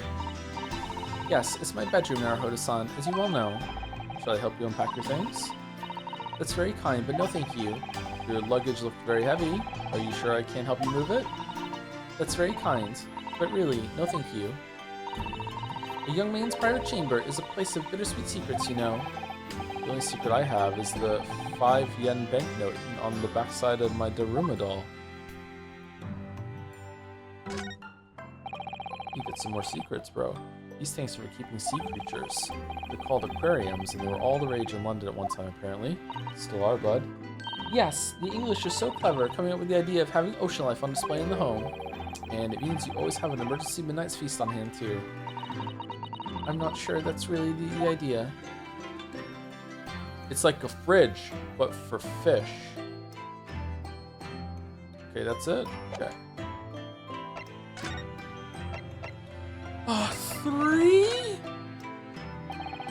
It was quite a shock earlier today, wasn't it? When the victim himself turned up in court and took the stand. I know. Not only that, but then finding out that he is actually a bare-faced gas thief as well. Yes, that was certainly a surprise to us all. For a while, it seemed as though everyone had quite forgotten about Soseki-san poisoning the tea. Carefully rephrasing, Suzato-san. He didn't poison anything. That's our client you're talking about. I won't have this language in this house. And there's more to this Mr. Shamspeare than we yet know, I'm sure of it. Mr. Shamspeare certainly wasn't the noble, upstanding man everyone thought he was at first. What's become of him, actually? I was told that he'd be returning to the hospital ward where he was receiving treatment. Oh, which one is that? Let me see. Ah yes, he's at St. Bartholomew's, or Bart's as Londoners call it. Is he roomies with Crawling Ollie? What does Crawling Ollie have to do with this? We know that place, don't we? Yes, we visited Miss Green there yesterday. It's the same hospital to which she was taken. Ah yes, after Soseki-san stabbed her in the back. Do be careful of your phrasing, Naruhodo-san. He didn't stab anyone. Perhaps we both owe Soseki-san an apology. St. Bartholomew's. Yes, we should probably visit the hospital later. So, we know that Soseki-san took tea to the victim on the night in question, but as he isn't the culprit, then obviously... Yes, the poison surely wasn't in his... Okay, how did he get poisoned then? The envelope? Did he... Did he eat fucking, like, a manuscript that came in the envelope and it had strychnine on it somehow? I hope it is soap, yeah. Yes, the poison surely wasn't in the tea. If that's the case, how on earth did the poison get into Mr. Shamsphere's body? I'm sure we'll find a clue at the scene. Will we? There must be something in Mr. Shamsphere's room that will help solve the mystery. Well, naturally, Scotland Yard detectives have been over the place already, but it couldn't hurt for us to have another look around, I think. Definitely! And I'm desperate to know the outcome of the investigation into the tea left in the bar of soap. Look at this cute frown. Aww. Well, if we run into Inspector Gregson, we could ask him about that. God, I hope we don't. Kazuma Asogi, the best friend I ever had, and a lawyer with such promise. He really saved my bacon in that horrible incident just before we left Japan. I think it's really fucked up how they killed Kazuma off on the cruise on the way there in the way that they did with the fucking like comedy fucking swaying boat. Didn't mean to kill him, but I did. Fucking thing with the escaping ballerina with the fucking dog or whatever, the cat. Fucking hell, man. They took down a goat like that. I can still picture him now, looking so fierce and determined in court. And then after the trial, that crazy idea he came up with. As a stowaway? Yes, you can fit inside my trunk if you curl up small enough, I'm sure. No one will know. Kazuma, won't you tell me why? Tell me why! Why go through these lengths so I can accompany you to Great Britain? Well, it's been on my mind ever since we got through that trial. That you really ought to go into law, be a defense lawyer. And my boyfriend, you've got a natural talent for it. Believe me, I guarantee it. I never even thought about becoming a lawyer. Well, I can't force you, obviously. You'll have to decide for yourself. But anyway, London is the cultural capital of the world. The city at the forefront of everything. It can't hurt for you to see it with your own eyes. No, that's true. I suppose, though, if you were to become a lawyer, then one day... One day what? Oh, no. Never mind. Kazuma, what the fuck are you talking about? Naruhodo-san. Oh, sorry, I was just thinking about Kazuma. He was kind of fully clothed for that, though. Yes, he's forever in my thoughts, too.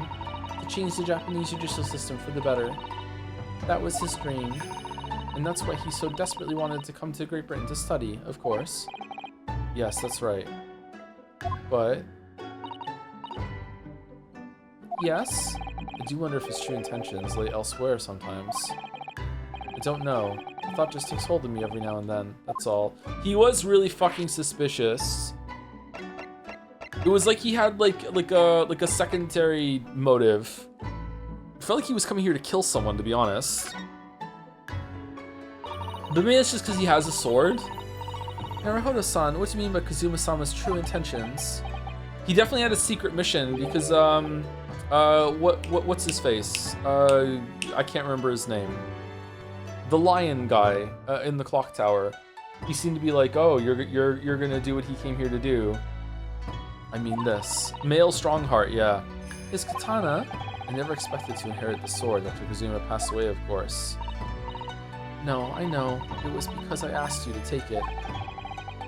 When I have it at my side in court, I feel as though it gives me courage. Yes. Actually, the night before he died, he told me a little about the sword, and also said, right before he died, I think I might die. Karuma? Karuma? That's right, it's a prized sword that's been passed down through generations of the Asogi clan.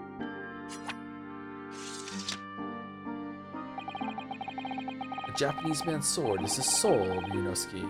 I can't be parted from my katana. Kuruma guides me. I truly believe that. He's so cool. So its name compels its wielder to slice evil in two? Not that you would need much compelling. On that subject,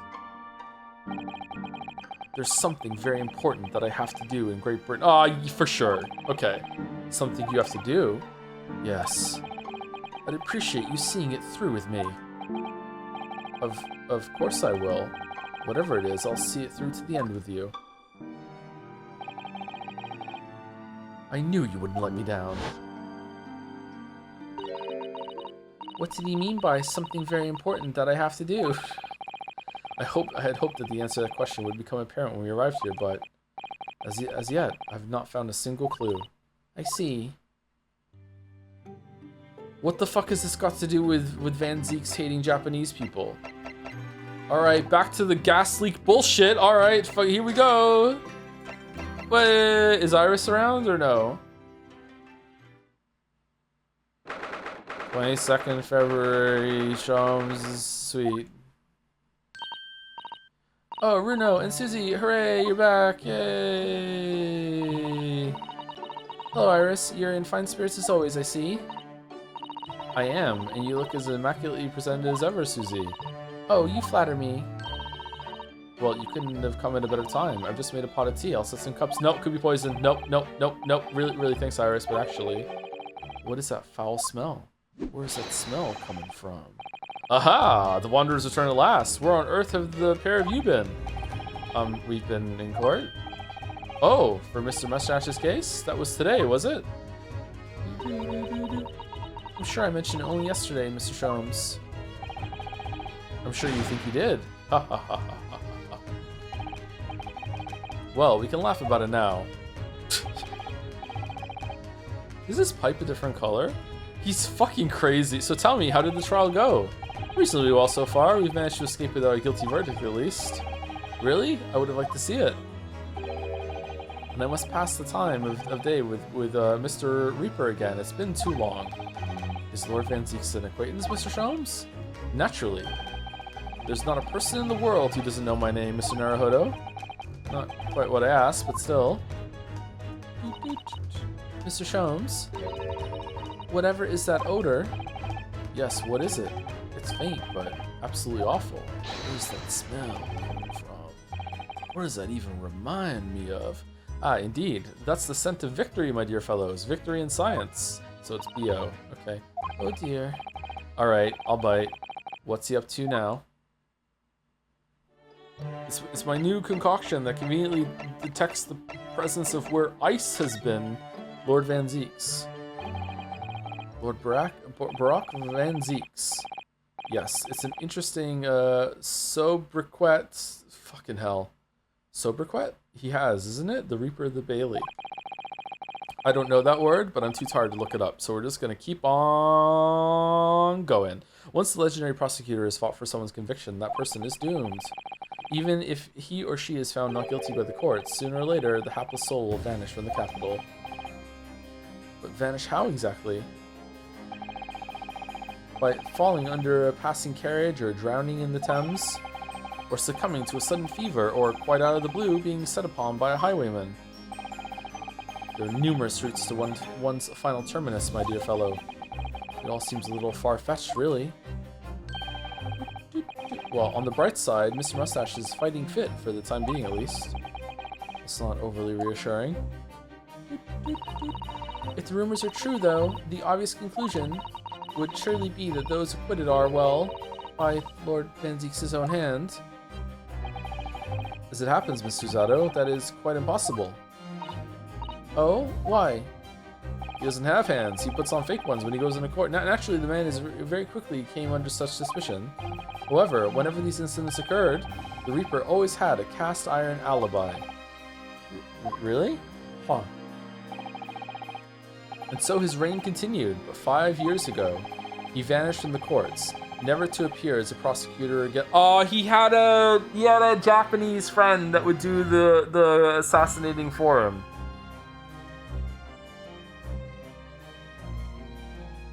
And then they had a falling out. And then he lost his person that would do the killing. Okay. That is until you arrived in the country, Mr. Naruhodo. Yes, so I've heard. Was it Mikatoba? Was it Susie's dad? No way. Was he here? How long was he here for? Did he do lawyering? I can't remember all the things that he said now. Shit. 5 years ago. No, he was back. It was when he was really young that he did that. It was when he was in his 20s that he was here, right? Before Susie was even born? Didn't he say that? I can't remember what he said now. Shit, I don't think that matches up. Okay, no, that would be a funny twist though. In fact, it was the very day I arrived when I was thrust in that trial at the Old Bailey. That bitter fight to the death coincided with the Reaper's resurrection, and really did end bitterly indeed. And here you are, facing Mr. Reaper again. Poor Runo, I don't know if you're just incredibly unlucky, or incredibly unlikable. I think it goes deeper than just me. I sense a general loathing of all Japanese people. Japanese people! With Mr. Natsumi, who I'm currently defending, being Japanese as well as Miss Susato and myself, I felt even more keenly in court today. For some reason, Lord Van Zeek seems to have an inherent disdain of the Japanese. Indeed.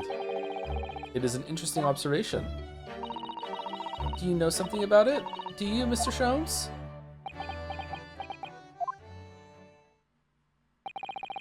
It was about 10 years ago that Barak von Zeeks chose to enter the legal profession. However, before that time, the young man's closest companion hailed from the Empire of Japan. No! What the? Tell us more, Mr. Sholmes. Mr. Sholmes, Mr. Sholmes, what happened?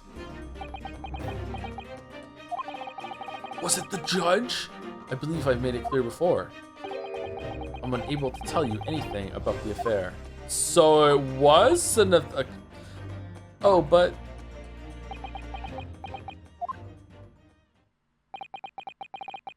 The veil will be lifted on the events of the past in due course, I have no doubt. Okay. Thank you, writer of the game, shoving their hand all the way up Sholmes' ass to fucking puppet him in this scene and this scene only to make the fucking thing have tension in the plot. All right, for now, however, it is Mr. Mustache who is most deserving your attention, I believe. Aha, get fucked! So, what is that indescribable foul smell? Ah, well, most probably this, I would say. What is that? My dear fellow, it is, of course, my latest invention. A chemical test can identify whether or not a tea is genuine at the...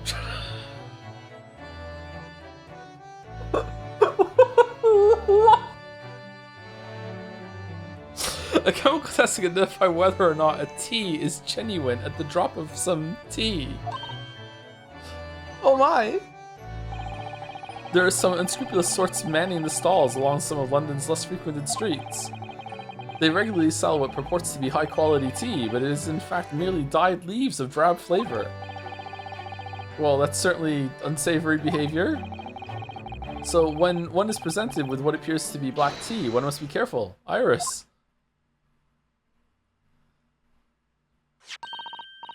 At the ready, Hurley.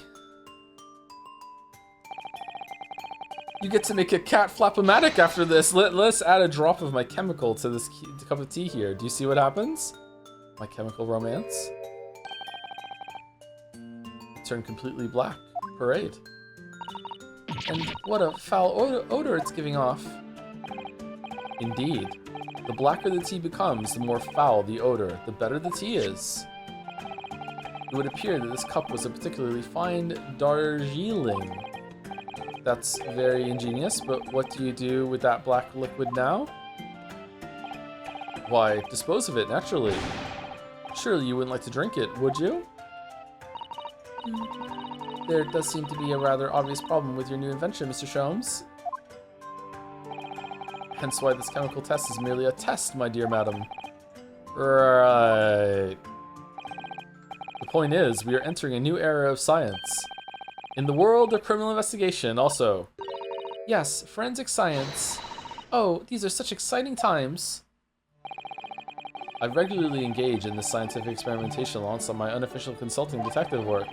The Herlock-Sholmes method will be the foundation upon which modern investigative technique is based. This little tea indicant was a happy byproduct of my ongoing forensic science research. Forensic science? I suppose I should find out more about that. Forensic science, forensic science. Mr. Maya.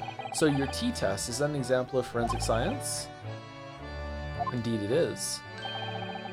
An essential tool in cases that hinge on the knowledge of whether some tea is of higher or inferior quality, and it just so happened. Thank you, Sholmes. Not a huge number of cases then. Perhaps a more practical example is required. Fingerprints? Not yet accepted in our courts as evidence, I might add. Really, we are dragging our heels there. I hadn't even heard of them until recently. Which is partly why I undertake research in this field myself, of course. Does that mean you're studying fingerprints, Mr. Sholmes? There are others in that field already, and I abhor the company of inferior minds. Isn't it true that fingerprints are not as unique as we were led to believe in the past few decades, or something like that? Or the amount of matches on a fingerprint is kind of dubious at best when it comes to like saying their air quotes a match. Like when you put a fingerprint and they have two sources of it. It's not like they line them up and it's like a perfect thing. They just look for overlapping pieces, and if there's enough of them, they're like, okay, this is a match. When really, it's like not really. Huh? Kind of fucked up, man. There are others in that field already, and I abhor the company of inferior minds. No, what I'm researching is skin prints. Skin prints. A nomenclature of my own design, as is this chemical agent that makes it possible. It instantly reveals objects touched by whichever person is under investigation. Brilliant, Mr. Sholmes. How does it work? It doesn't, as long as it doesn't turn everything completely odorous and black. I assure you, my dear fellows, you will witness my forensic talents in action very soon indeed. We had the blood one from in the last game, right? Different colors of blood.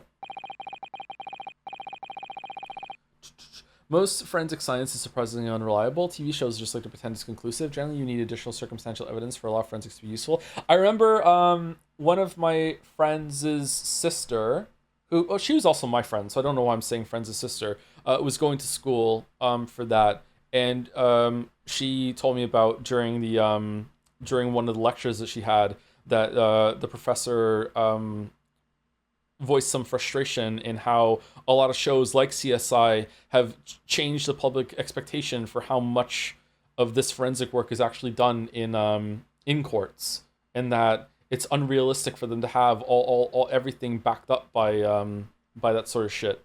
I don't know if that's still true now, or maybe it was just a professor going fucking off back then, but like, yeah, seems weird to me. It's like, yeah, we don't have an unlimited budget, so yeah, it makes sense, but sucks, man. Well, I think we should go back to the scene and see if we can uncover any new clues. Tell me it's propaganda. It's kind of propaganda, yeah. That's the spirit, Runo. See you later. Yes, until later. No, Mr. Sholmes. We were thinking you'd come with us. You were? Yes, of course. You said so just a moment ago. You said we witnessed your forensic talents in action. Yes, I do recall saying something along those lines, but you go on ahead. I should be sure to follow you later, in all likelihood. Probably. Maybe. We'll see. Well, I might. Your commitment astounds me. Oh, thank you, Mr. Sholmes. We'll eagerly await your arrival. Bye-bye, Runo. Bye, Susie. We don't need to examine. Oh my god. No, I'm not doing it. I'm sorry. If there's something really good to examine in here or any of the scenes, then let me know. I'm not doing it. 22nd of February, St. Bartholomew's Hospital Recovery Ward. What do you suppose is happening? It sounds like some sort of disturbance. Yes, I hear angry voices. Be not angry, O ample lady. Verily, thou art mistaken. Mistaken my foot, you were looking at my painting. The eye of man hath not heard, the ear of man hath not seen. 'Twas foul indeed, the poison that mustached villain gaveth me. Forgive me, lady. Do you think he poisoned you, or are you just completely lying? I wish that you died from that poison. God a mercy, ample lady, but thou seest I have vigor still. Why are you saying you wish he had died? Do you know each other? Behold, my Shamspeare dance. Or is it just the day of this is all you needed to be sick of it? This looks rather ominous, doesn't it?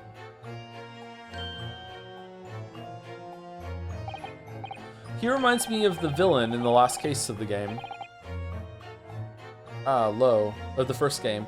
Ah, lo, 'tis the lawyer from the land whence riseth the sun. How now?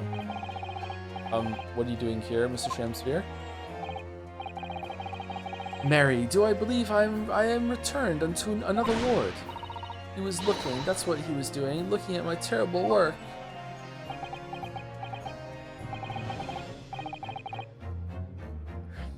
Eastern fellow, so dark ye clad. Faith, thy work in court this morning was wonderful. I do applaud thee. Oh, well, thank you. But that doesn't mean things will go so wonderfully for you tomorrow, does it? How does this one have a two-parter? Wow.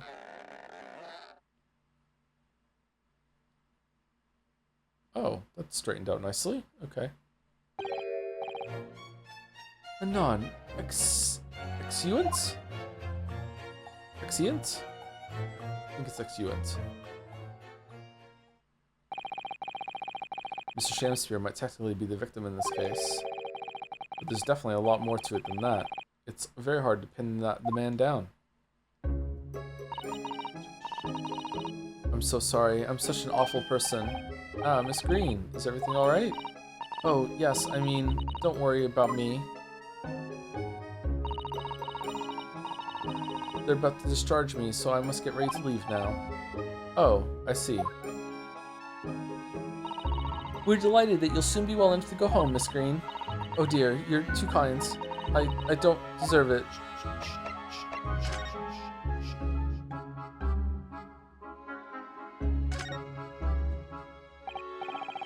So are you feeling more like yourself today, Miss Green? I am, thank you. I mean, people do recover from ordeals like this, don't they? Even people like me. Oh, give it a fucking rest. Holy shit. Well, yes, it really was an ordeal, wasn't it? As far as I was concerned, I was just walking along in the snow one evening, minding my own business, and then completely out of the blue, I was struck in the back by a knife and collapsed unconscious for days. Of course, when I finally woke up again yesterday, the whole business had been cleared up already.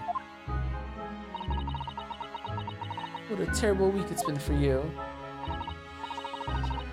Oh no, I'm sure I'm very lucky, really. I'll look back on this fondly. Really? Anyway, I must be getting my things together now, so I'm ready to be discharged. Oh yes, of course. Sorry to take up your time when you're obviously busy. So busy. Alright, is that it? Oh, okay. Well, that wasn't so bad.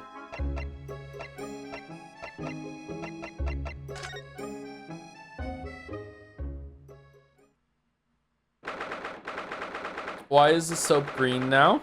22nd of February, Mr. Natsumi's lodgings, ground floor. Why soap green? Oh, hello again, Inspector Gregson. What are you doing here?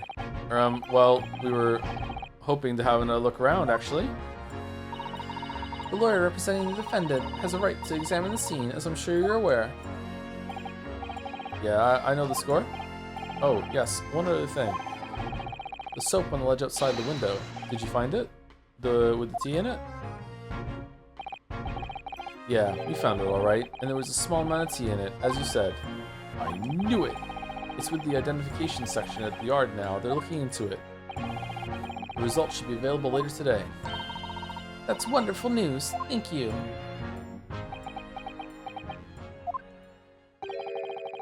Pretty impressive performance in court this morning. Sorry? Nothing. Forget it. Just make sure you don't disturb anything in here. Aw, getting some respect from the Greg? Okay. Okay, why is it green? Oh god, fucking hell. Okay, So it turns out Mr. Shamspeare wasn't eating the soap at all. Hold on, he still might be. That's right. The mystery of why he had it on the plate whilst holding a fork in his hand is solved. Yes, to prise his latest ice coin out of its mold. And in the process, he accidentally broke the bar of soap in two. It certainly was hard to imagine, let alone deduce. Why is it green? Was it green already? Oh, it was always green. I thought it was yellow. Why did I think it was yellow? Why did I think it was yellow? That's weird. Ah, the ill-fated teacups from which the two men drank on the ill-fated night. During their heated literary debate, yes. Who's stronger, Romeo or Juliet? It sounds like it was quite a discussion. Now I think of it, I'm sure that the two lovers in the play ended their lives with poison. That's fiction, Miss Susato. Let's hope it stays that way. The end of Romeo and Juliet is fucking hilarious. The sun never shines in this room, thanks to that depressing bricked-up window. Yet, with enough determination, you can always remove the bricks to set some soap outside, can't you? It sounds like a very wise life lesson, Miss Susato. Only if you plan to follow a life of crime, Miss Naruhodo, which I do.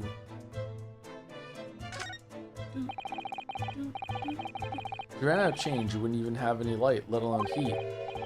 For the needy, London's winters can be very harsh. That's true, but if you think about it, even the wealthy would find themselves freezing if they ran out of small change. London's winters can be very harsh for the forgetful too then.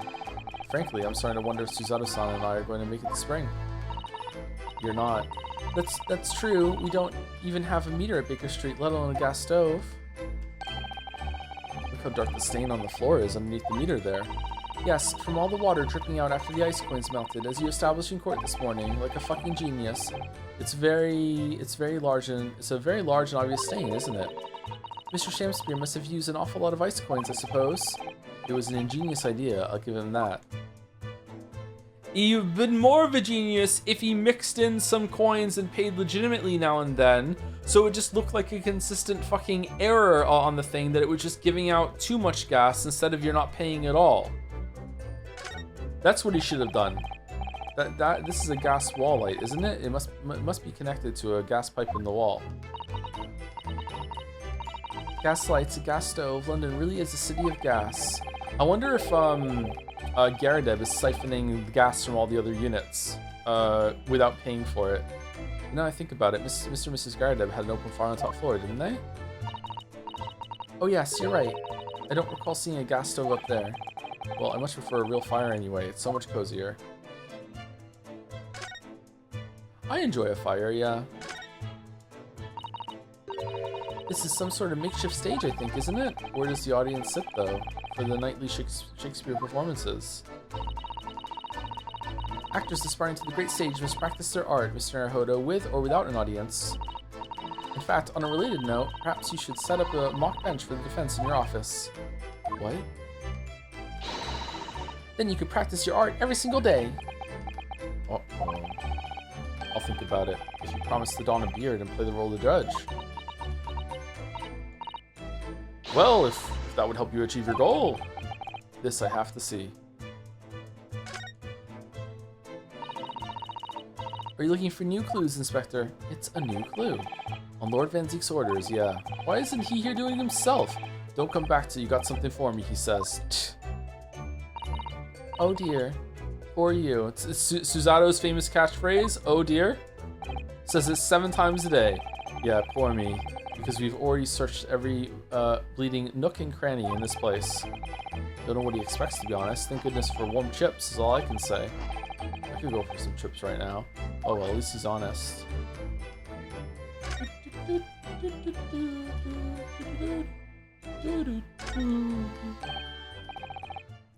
Mr. Sholmes, what are you up to over there? What a question indeed. Was it not your good self who asked me to attend the scene? Oi, what are you doing here, Sholmes? Oi, oi, oi. What are you up to over there? What are you doing here? Dear me, once a great detective, one is... Oh, dear me, once a great detective, one is always under scrutiny, it seems. There you go. Is now the time, Mr. Sholmes? Are you about to show us your forensic talents in action as you promised? We're not going to do another dance of stupidity, are we? With the greatest of pleasure, my dear madam.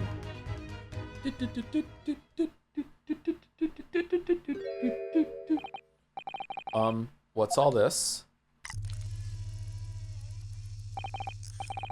All this is precisely what you requested, Mr. Naruhodo. What's the fucking battery tech that you have? Herlock Sholmes' a sensational skin print seeker gun. The what now? Moments ago, I took a sample from the teacup that was used by the victim.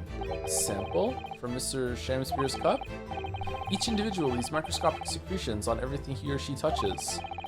Yeah, sure. A sample of the secretions is all I need to produce this, a refined indicator solution. By liberally spraying the room with this chemical, everything the victim touched is instantly revealed with the aid of these goggles. Here, try them on. Okay, well that's gonna be literally everything because it was his fucking apartment. There, now spray the chemical indicator about and all will be revealed. Spray? How do I do that exactly? A little press of A of the area you're interested in is all that's required, like this. What is that stuff? It's like fog. A suspension of the chemical indicator in a pressurized gas. It's the most efficient way to cover a large area. That was another invention I discovered incidentally whilst I was developing this idea. As you do. Go ahead, try it, my dear fellow. We may learn something interesting about the victim's movements on the night in question. Well, there's nothing to lose, I suppose. Let's explore.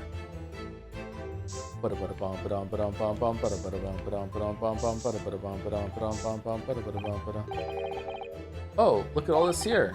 Ah, yes, interesting. A multitude of the victim's handprints. Why are there so many of them on the floor on this one spot? Oh, perhaps he had a bad fall just here. Now, this is when he was tussling with Natsumi. There's nothing obvious that would have tripped over, though, is there? I wonder. Personally, I often stumble when there's nothing obvious to trip over. I think that's something only a great detective would do, Mr. Sholmes. Well, this is quite a puzzle. Handprints all over the floor? Yes, there's no obvious explanation. Shh. Is it really not where they were tussling?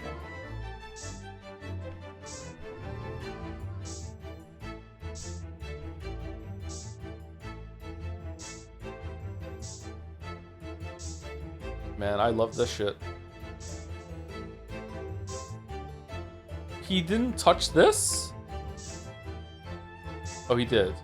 How the fuck did I miss that? Look, there's dozens of handprints here. Interesting pattern, okay.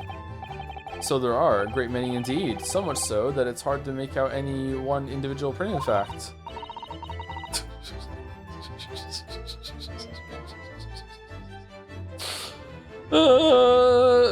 It sends a chill down my spine. Perhaps he was leaning against the wall while he admired this picture. Yeah, maybe, sure. Unlikely, I would say. It's rather a dull scene after all. And without wishing to state the obvious, state it. You wouldn't generally admire a picture from such close quarters, I feel. Yes, good point. Yeah, oh, very true, Mrs. Otto. It's a bit of a mystery then.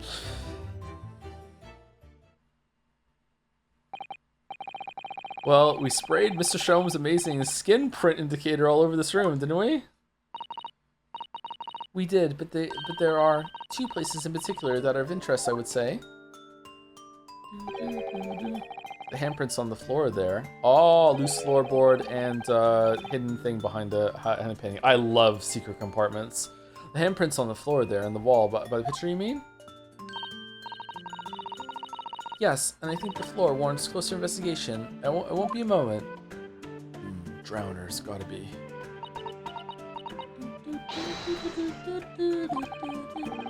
What is it, Miss Suzato?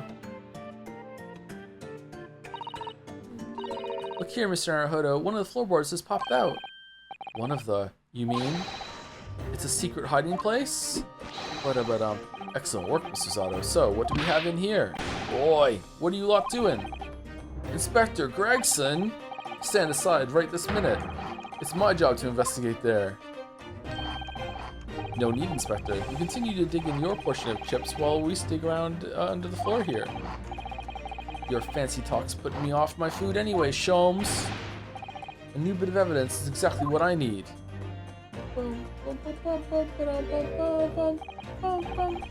Wow, a secret hiding place under the floor. What a find. What if it's trapped? It's not a hiding place you can make use of in Japan. I don't think I could fit a straw to... I don't think I could lift a straw to Tommy Matt. No, I know, but I never expected one of these wooden floorboards to move either. It's got me wondering about the wall over there too. Aren't you curious? Oh. I'll investigate at once.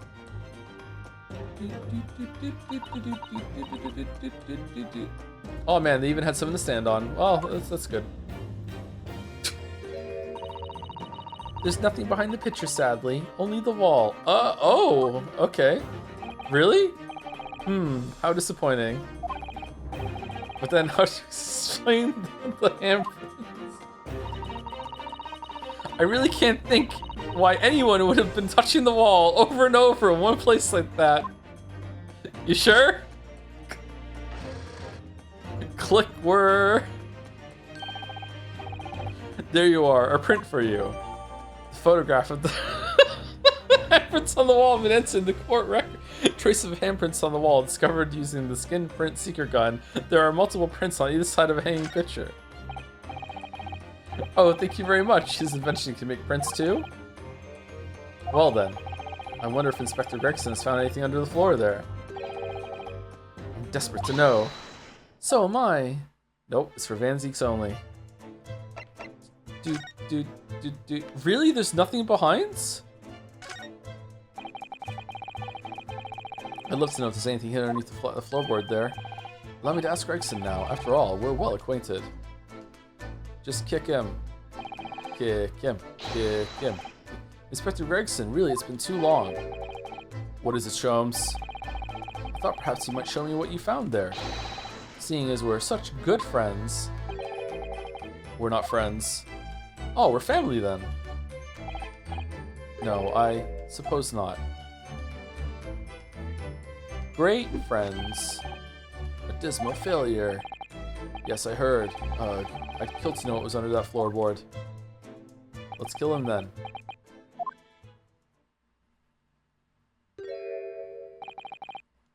Alright then. Fair is fair. What? You did discover the hiding place after all. I kinda like Gregson. I suppose I should at least fill you in. Really, Inspector? Thank you. Do it quickly, my dear fellow. If there's one thing I know about this man, it's that he blows with the wind, as fickle as the weather. Boy, stop making me out to be some kind of nut. There were 3 items under the floor there. A newspaper clipping, a photographic print, and a tin box. Now, what do you want to know? Can I see them? No. Newspaper clipping. Looks like this was cut out of the paper about 3 months ago. It's about a convict who got sick and died while he was serving time up in Manchester. How terrible. It made the headlines down here in London as well. The bloke had been sentenced to death, you see, but nature got him first. Oh my goodness, poisoned? He committed a capital offense? Who was the prosecutor? A man by the name of Selden. Nasty piece of work into burglaries and murder. They say the hoard he knocked off was worth about £1,000. A hoard? Of treasure, you mean? Jewelry and the like, but he'd hidden it somewhere, and no one knows where. Oh, treasure hunt bullshit? I love treasure hunt bullshit. And now he's dead. He's dead. Dead. The papers loved it, of course. £1,000 lost en route to hell, or some such was the headline. Does not strike you, though? Why such an article would be so carefully ensconced under the floor? Don't know, don't care. I suppose now you mention it, it does seem a bit odd. Perhaps I'll go over the paperwork we've got on Selden back at the yard and see if I can turn anything up. The capital offender article has been entered into the court record. What the fuck? A newspaper article about Selden, a criminal sentenced to receive the death penalty. However, he died of illness in prison whilst his loot remained undiscovered. How did anyone in chat think I was finishing this trial today? What the fuck? We've only got 45 minutes left and we're not even back in court yet. So this is the photograph I found. Looks reasonably recent to me. £150,000 today? That's a lot. Oh, it's... What? Is that Shamspeare or is that Lady First or who's that? Yes, who would appear to have been taken on the street in front of the house here. And the gentleman on the left is Mr. Garrideb, the landlord, of course. But who's the young man on the right? Mr. Garrideb's son, perhaps? Perhaps. You can take that print if you like. Really? Are you sure? Okay, well it can't be Garrideb behind this because he's a juror in one of the later trials. We can presume, therefore, that the yard already knows the identity of the young fellow, that is. Ah, is that true? He has paintbrushes. Oh, well it's too bad if we do. Is it, Crawling Ollie's brother? Unfortunately for you lot, leaking information isn't one of my pastimes. My dear Inspector, if I may be so bold as to point something out. No, there's no way. That's too big a coincidence. Oh, there was an artist that maybe it just looks like her, but it's not. There was an artist that stayed here. I remember Garrideb saying something like that about an artist. Painted the portrait that he has in his room, right? Okay, so that's who it is. Who the fuck is that? Pastimes are for one's leisure, but this is for work. All the more reason I'm not telling you. A dismal failure. Yes, I heard. The hidden photograph has been entered into the court record. A photographic print found in Mr. Shamspeare's room. It shows the landlord, Mr. Garrideb, together with a young man. I wonder why a photograph like this was hidden under the floor. I mean, Mr. Shamspeare himself isn't in it. Photographic prints are still rare treasures in the East End. I imagine Mr. Garrideb was rather delighted to have been immortalized. He probably made a proud present of it. Huh. Tin box. Alright, tin box, but I'm not going to show you what's inside of it. Oh, I love a tin box. I used to keep, like, hockey cards and Pogs. Remember Pogs? I used to have some Pogs in tin boxes like this. Some marbles. Now this tin box looks interesting, doesn't it? Might I suggest, Inspector, that you open it if you were to find something inside that reveals the truth behind this case. I wouldn't be in the least surprised. Yeah, funnily enough, I've already had a look. It's completely empty. I don't believe you. What? Shamspeare, give us a clue, man! You didn't even have the chance to utter a word, Mr. Naruhodo. But anyway, at least we found out what's inside the box. Yes, thin air. It's empty, rather like how I feel inside. Is there nothing more to this box then? I wonder. The box was full of poison that he opened and then inhaled, and then fell over. Meow. Cat.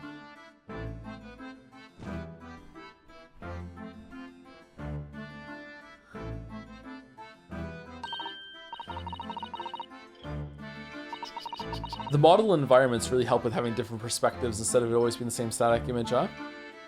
It looks really good too. I'm impressed by the visuals in this game. Oh look, it's that lovely little kitty cat. What was its name? It's Mr. Natsumi's, isn't it? I don't think we ever asked him actually. Is there a hole between your apartments that the cat crawled up or what? Why don't we call it Wagahai? You know, like Mr. Natsumi refers to himself in Japanese. Wonder how he got in here, clever cat. Oh, wonderful. Well then, Wagahai, here's something delicious I bought for you from the Cat's Meat Man.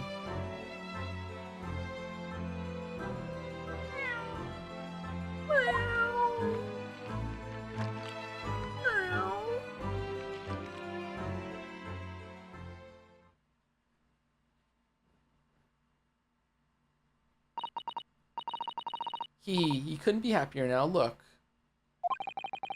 I just hope he can bring some happiness to his owner, too. Okay, how did the cat get up here?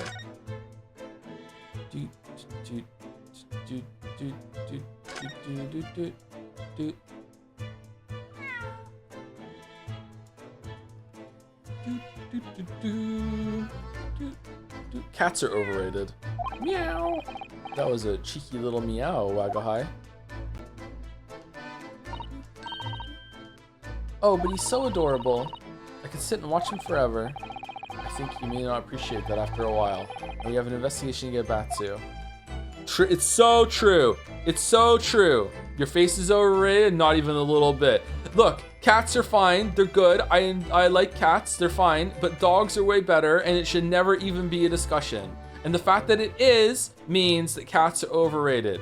Dogs are way better. Dogs should be number one on everyone's list of all time, ever.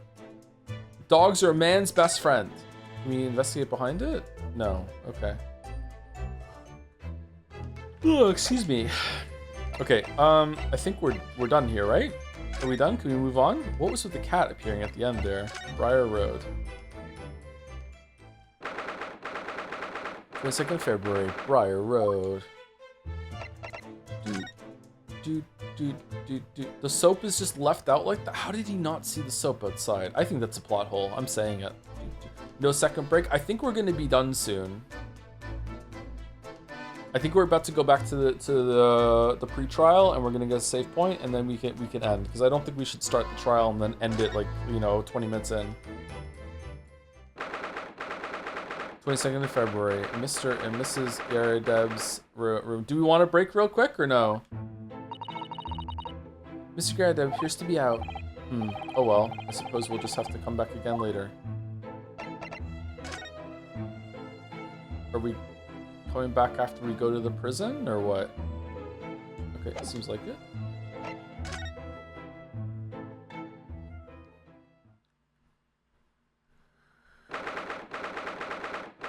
"22nd February, local prison, cell 9. Man, he's so sad. Who wins? Cats, dogs? I just don't like Joe. Man, more proof that it's just an audience of bottoms thinking that the cats are better. Holy shit. Oh, Mr. Natsumi is back. So he is. Mr. Natsumi, hello.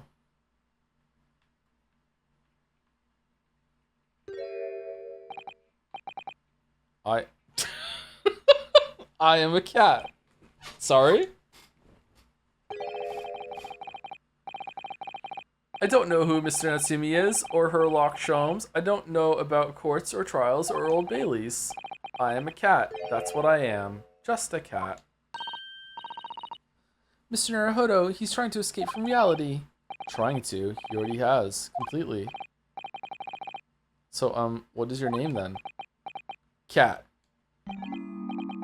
As yet, I have no name. Mr. Naruhodo, he hasn't fully thought of his new identity yet. Maybe it's not too late to bring him back to reality. Do you think you could open your eyes for us, Mr. Natsumi? Witcher eyes? Oh.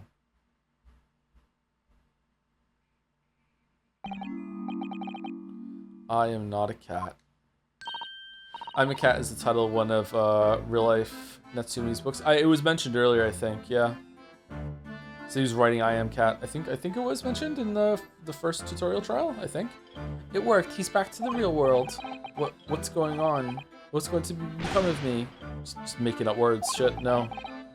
Don't answer that. It's obvious. My accursed soul is never going to escape this accursed fate. Mr. Natsumi, no! This morning's proceedings in court prove that there's hope.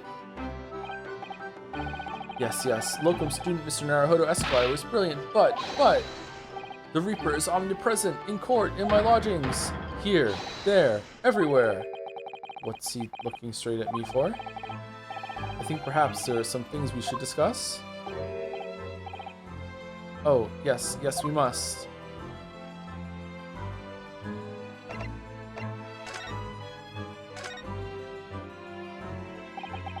This feels like the next day, not later on the same day.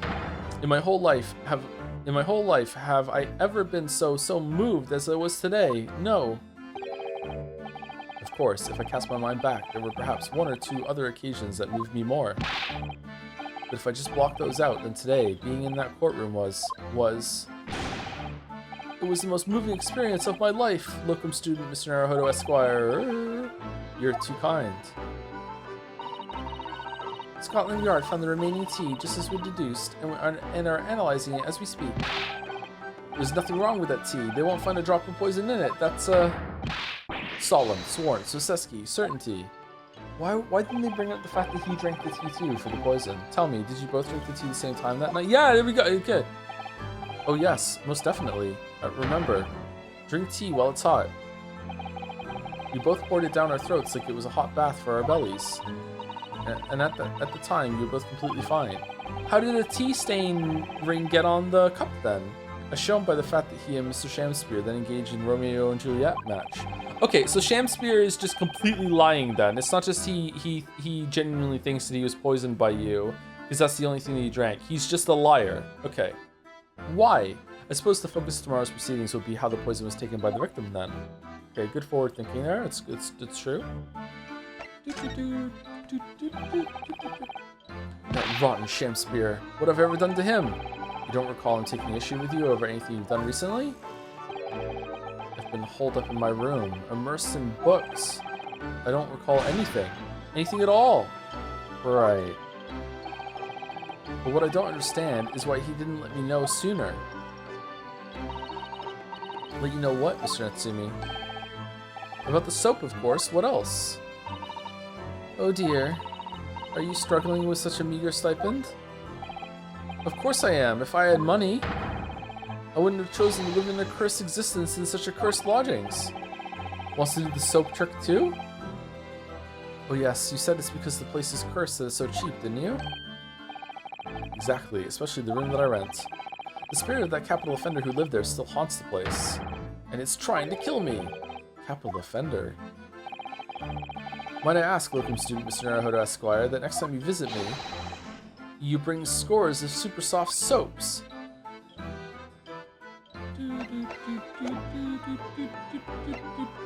That's it? Do we have to present something to you? Can we get more information like that? Hey, do you know what this photograph is? Mr. Natsumi, it's nothing much, but... Ah, it's been so long since I've been offered a present with that delightfully humble etiquette of our homeland. What? You're too kind, I accept it gladly. I'm sorry, but I wasn't trying to give it to you, actually. Oh, never mind.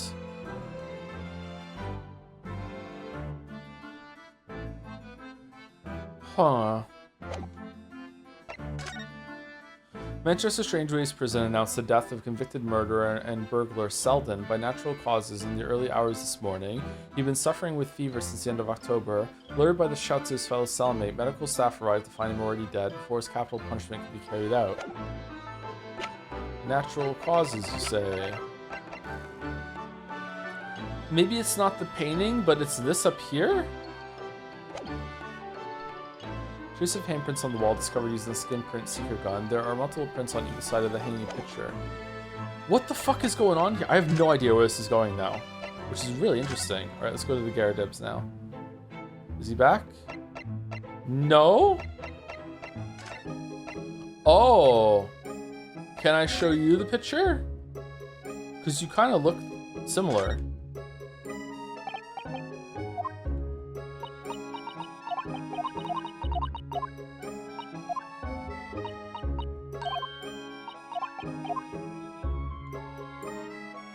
Nope. Game says no. Okay.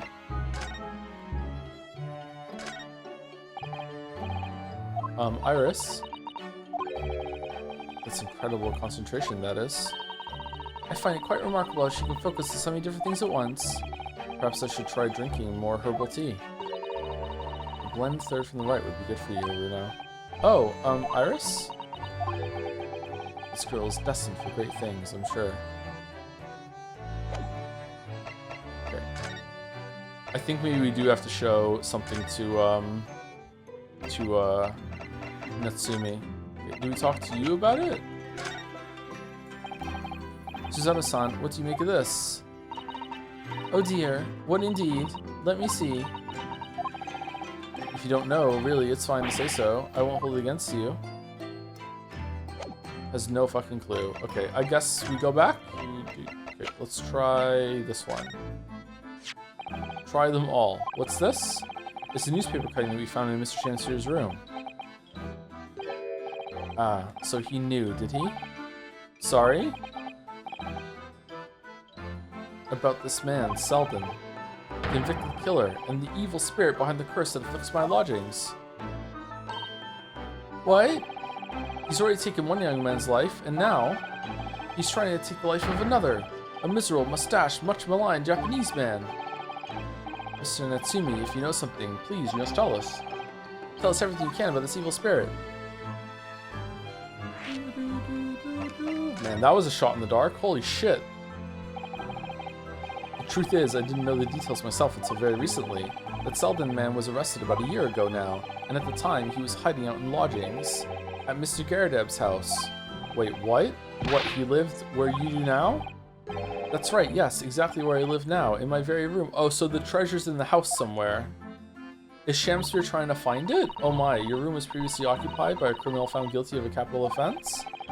But before a sentence could be carried out, he died in prison. That was 3 months ago now. Oh, is he trying to frame you for poisoning so you'll leave the apartment so he can go downstairs and search your room for the treasure, maybe? And that's when it started, the curse. I thought it really was a gas leak, fuck. What really is this curse you keep mentioning, Mr. Natsumi? It's already caused one death a few months after the criminal passed away in prison. A man died in the room. The man who rented it after Selden, in fact. The poor lodger, he was found dead in mysterious circumstances. The room was locked from the inside. Locked from the inside? Exactly the case we're dealing with now? Alright, this has gotten a lot more interesting in this intermission. So that's the convict's curse, is it? Yes, well, that was the start of it. Do you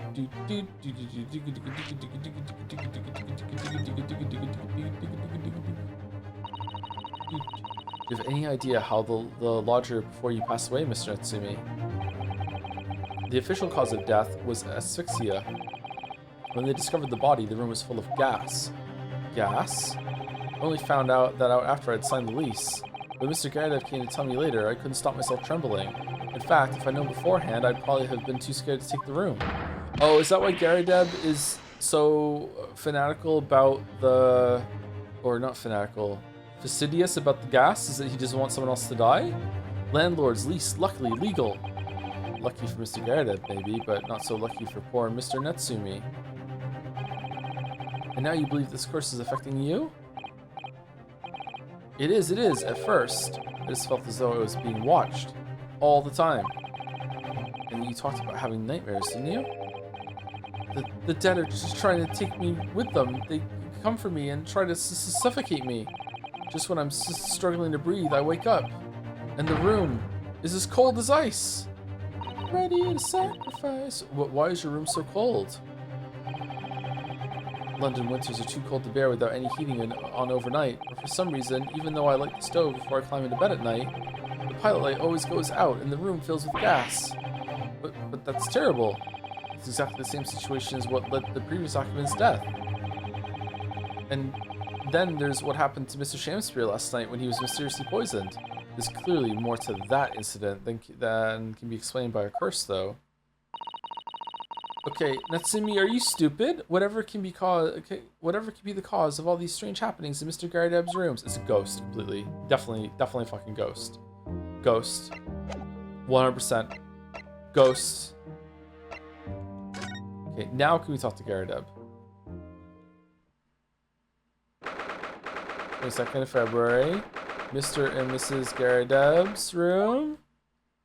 Yay! Alright, you're here now, Mr. Garrideb.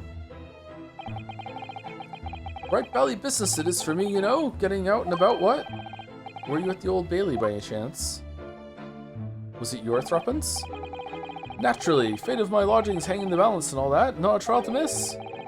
Fate of what's already been dubbed your haunted lodgings, yes.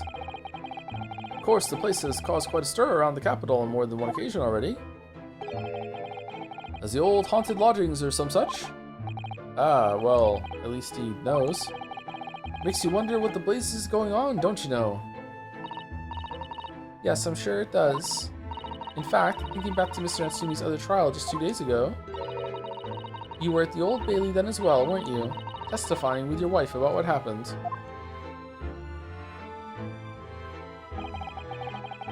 Stopped off at the prison on the way home, in fact. Beastly business. What, seeing your wife? I see. Your wife was like really bad to you, to be honest with you. So what brings you to my haunted abode today, eh? Oh, you know what? Who's in the photograph? Mr. Garrideb, could I ask you to look at this photograph? Every time I do, it makes me laugh. What? Is that your son who's with you there? No, not at all. He was a lodger here once. Duncan Ross was his name. Duncan Ross. D. Ross. Duncan Ross. Painter named Ross. A street photographer happened to be passing, so I asked him to take a shot, just for kicks, really? Was he by any chance the lodger before Mr. Natsumi? Yes, that's right. He's the one that died in the gas? The young gentleman who died in the room in the mysterious circumstances. Just what Mr. Mustache was waiting for, one might say. Yes, young Duncan lived in the room at the top of the first flight of stairs before that Japanese chap. Would you mind telling us a little more about him? I would.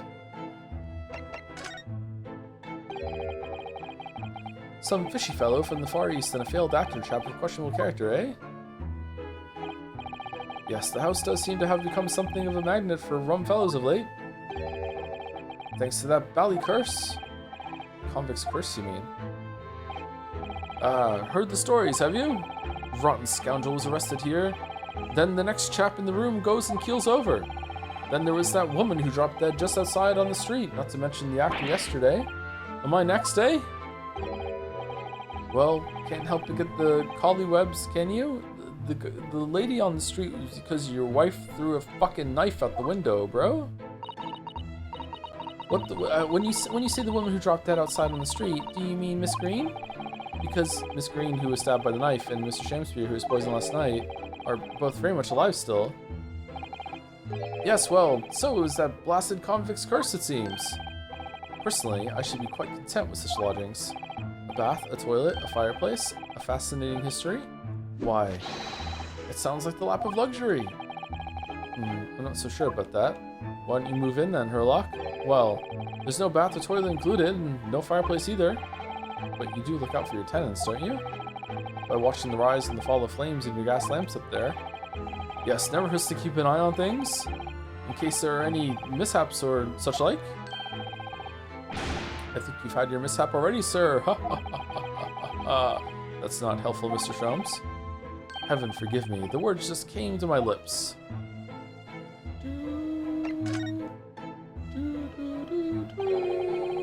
Some fishy fellow from the Far East and a failed actor chap with questionable character, eh? There's no need for that, Mr. Garrideb. That's right, Mr. Natsumi is in no way fishy. Didn't he say this already? He is undeniably peculiar, however. Is it right that he took the vacancy immediately after the previous tenant passed away? Yes, that's right. I asked the estate agent to find someone and he popped up the very same day. Never come across a chap so keen for a place with background, as it were. I don't think it was the room's background he was keen on so much as the cheap rent, actually. So, how long has Mr. Shamspeare been lodging under your roof? That failed actor chap? Let me see. Oh, of course. Yes, it's been 3 months now. Quite sure of it. Only 3 months? He's quite new here too, then. And to what do you owe your certainty in that regard, Mr. Garrideb, if I might ask? Not sure if I read that right, sorry. Well, it was that Selden scoundrel, as it happens. Selden, the convict, you mean? Do Selden and Shamspeare have some kind of connection, then? They were cellmates. The convict chap, Selden, passed away in the clink 3 months ago now, you see? Some malady or other. Yes, we've seen the report from the newspaper at the time. Well, it was only 3 days later that the tragedian showed his face. The actor fellow. Really? Yes, I remember it quite distinctly. 'Tis small, this world we inhabit, and imperfect. Prithee, landlord, hear my request. I, the humble Shamspeare, do desire to take thy room on the middle floor offered erewhile for rent. Terribly sorry and whatnot, but that won't be possible. Already have a lodger on the middle floor, ground floor rooms vacant though. Nothing can be made out of nothing. Let me repeat mine will unto thee. Those girls must be muffling your ears. The room on the middle floor is taken. It's ground floor or nothing, what? Kind of becoming the judge a little bit. Very well, I will go along with this. Glad to hear it. Welcome to Briar Road. Lo, a Shamspeare dance to celebrate. Alright, so definitely trying to get the treasure that's in Natsumi's room and he doesn't know about it. Okay, why would that cause the pilot light to go off? Holt outside? Secret compartment? Is the cat crawling through it? From what I heard in court today, sounds like the chap was thieving gas.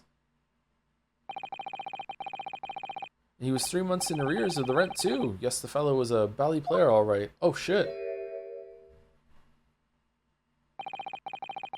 Thank you for your candor, Mr. Garrideb. We are most grateful. By way of appreciation, allow me to say 1 or 2 words. Give me my robe. Put on my crown. I have immortal longings in me. What's happened to you? Shakespeare, my dear fellow, one of his most famous lines. I wish to divulge my own learning of the subject, for I have a turn for literature too, you know. Perhaps you could turn your attention to more apt lines then.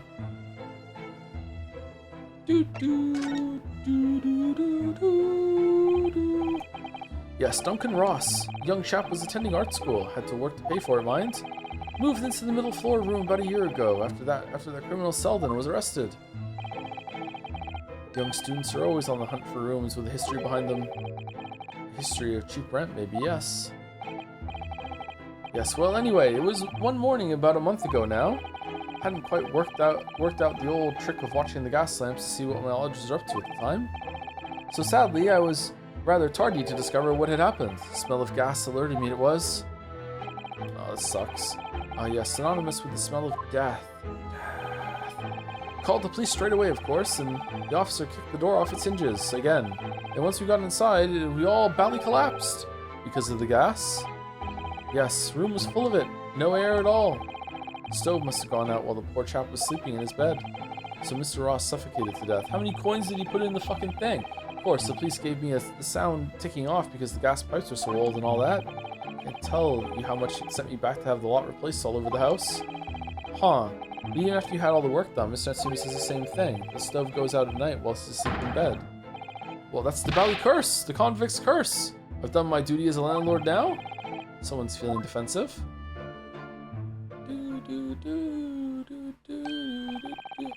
That reminds me, actually. Yes? About young Duncan, the night before the poor chap perished. He'd been writing a letter of affection to a young lady. A love letter, you mean? Was that the envelope? Yes, where did I put it now? Ah, here it is. Left it on my desk. If you'll excuse me, let me see now. What does it say? To my most beautiful and charming sweetheart. Do you think that we should be reading such a personal piece of correspondence? Is this the letter that his wife found and went nuts over? My dear Mrs. Otto, this is precisely why I prefaced my reading with, if you'll excuse me. I will not excuse you, Mr. Sholmes. No. No. Sadly, he didn't dress it, though. So I have no means of delivering the thing. Rather sad, really. I see. It's going to play on my mind. Is it to Ollie? But really, the identity of Mrs. Ross's sweetheart has no bearing on the case. I think we should leave well alone. Yes, I suppose you're right. Read it. Read it. Indeed, the intended recipient's address is missing. However, there is a name attributed to the man's most beautiful and charming sweetheart. Mr. Sholmes, please, I've already had to chastise you about this once. My undying love to you, my colorful darling. Olive Green. Ah! Olive Green? The woman who was plunged into a coma after a knife plunged into her back outside this house 5 days ago? Nah, different Olive Green. Who's that again? The victim of the last case Soseki-san was in court for, who regained consciousness only yesterday? You know what? Maybe there is a curse. Is it just chance that her name has come up now? Could it possibly be a mere coincidence? Mr. Naruhodo, whatever can this mean? Bum, bum. Reading personal correspondence can have its merits, you see, Miss Suzato. Maybe Olive poisoned them. Are we not done?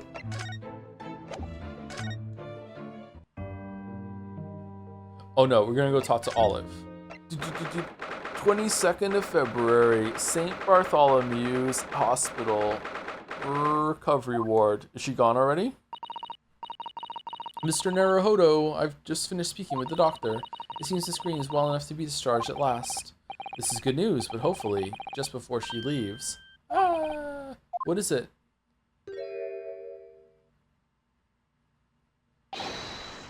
Miss Green.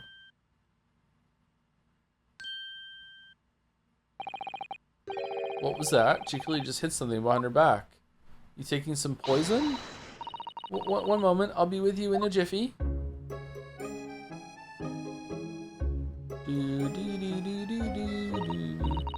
Oh, hello everyone. What are you all doing here?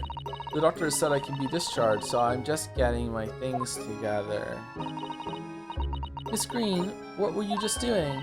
Oh, nothing really. I was just about to take some medicine the doctor prescribed for me, that's all. Well, we were hoping to have another quick chat with you if that's alright. I don't really have anything else to tell you. Alright, she's definitely behaving strangely. Let's see if we can't coax something out of her. I like the word coax.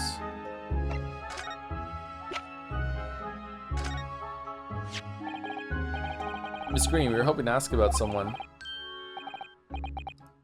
Mr. Duncan Ross, you knew him, didn't you? Oh. Whoa. Oh no, I'm so sorry. The bottle of medicine fell down when she did. Is it Calpol? What is it? Poison? Danganronpa blood? Oh, Miss Green, are you alright?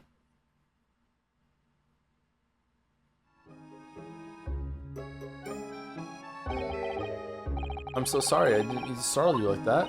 No, it's alright. I just wasn't expecting it. But how do you know about Duncan? Mr. Ross had been writing a letter when he passed away. The landlord found it in his room. It was a very personal letter to you. It was at the art school. That's where I met Duncan. A year ago now. He was working to fund his studies. He dreamt of becoming a professional artist one day. And the two of you became romantically involved? Yes, that's right. We were very much in love. We were engaged to be married, actually. Aww, that's why he decided to move into a cheaper room to save money for the wedding. And that's what led him to Mr. Garrideb's? Yes, he told me he found the worst, but cheapest room in the entire East End. And then 1 month ago, that's when it happened. We're so terribly sorry, Miss Green. Well, it's all in the past now, I suppose. That's recent. Holy shit, she's been through a lot. Poor Miss Green, she looks desperately sad. I was starting to think that's just her look. But now I see that she has every reason to feel the universe is against her.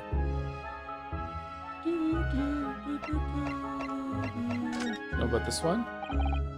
Miss Green, about this. Could you just hold that there for a moment? Don't move. Sorry? No, the aesthetics are all wrong.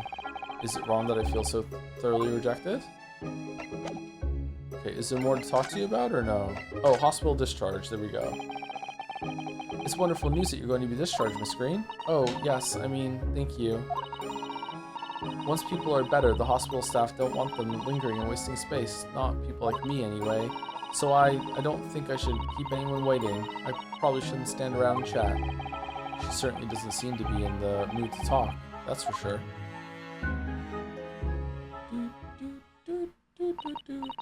I do hope you won't think I'm being rude, but... Fuck off, would you mind leaving me in peace now? I have to leave the hospital soon. Oh, I'm so sorry, we didn't mean to hold you up. Of course, we'll be on our way.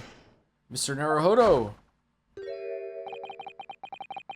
Surely you were not about to leave? That's quite out of the question. Well, what, Mr... Oh, the mouse is fucking dead! Mr. Sholmes, I didn't realize you were here.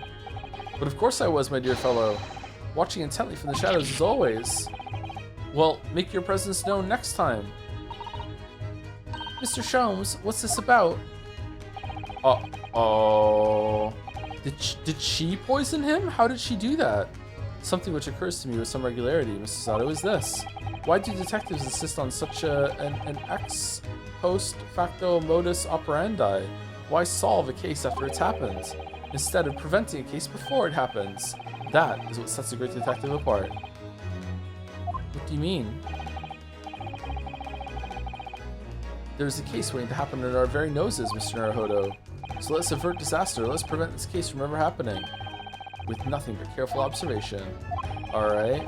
All the clues you need are set before you. You need only look, and you cannot fail to see. So we have all the pieces? Okay. You can do it, Mr. Naruhodo. I know you can.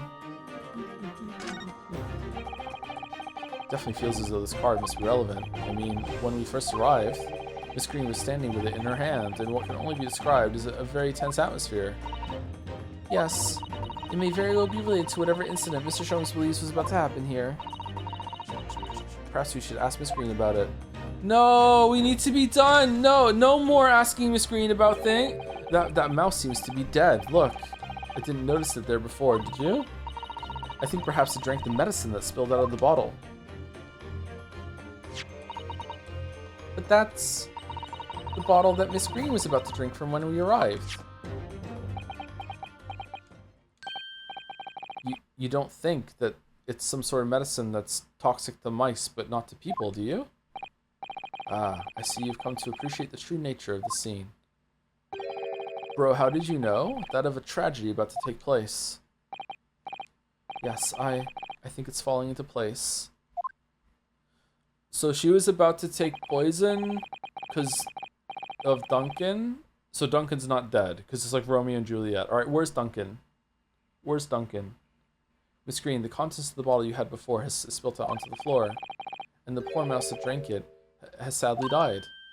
I think it's clear the bottle must have contained a powerful poison. Is Duncan Shamspeare? Is Duncan Donuts? Don't worry, I will attend to the mouse presently.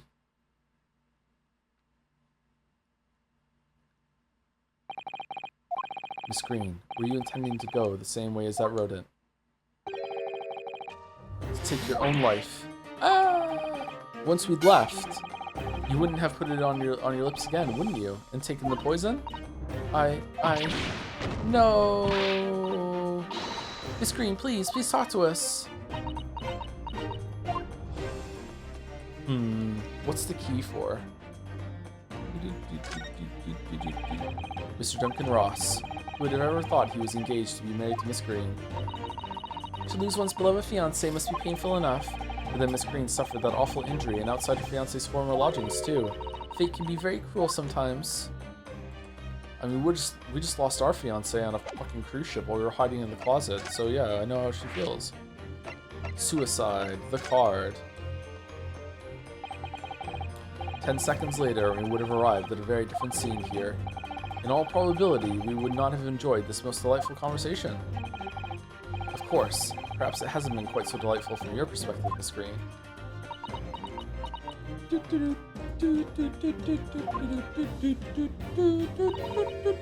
Actually, in a way, now that everything's out in the open, I feel like a weight has been lifted. Tell me, how did you acquire that medicine? Well, with this being a hospital and all, when the doctor comes to examine me in the mornings, he always leaves the medicine cabinet open for a while, so I snuck this out when he wasn't looking. Alright, so it's a different poison that was than what was used for Shamspeare then. Okay. It conspicuously lacks a label. I wonder what it contains. I'm afraid I don't really know. But I thought, if I drank it, it might just stop the pain somehow. Oh shit. Oh please, Miss Green, don't talk of such things. Well, it seems clear now that it contains poison. Yes, that poor little mouse is proof of that. Oh no. Oh, it's all my fault. What have I done? Shall I remove this to my office, Miss Green? I take you have no objection? No, none.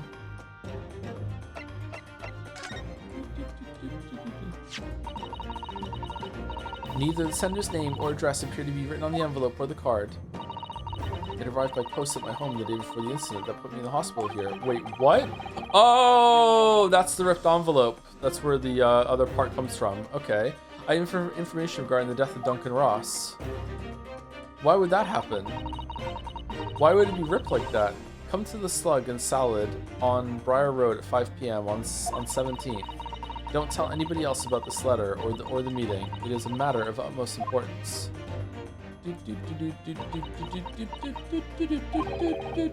Wait a minute. The 17th of this month? That's the day. That's the day you were stabbed on Briar Road.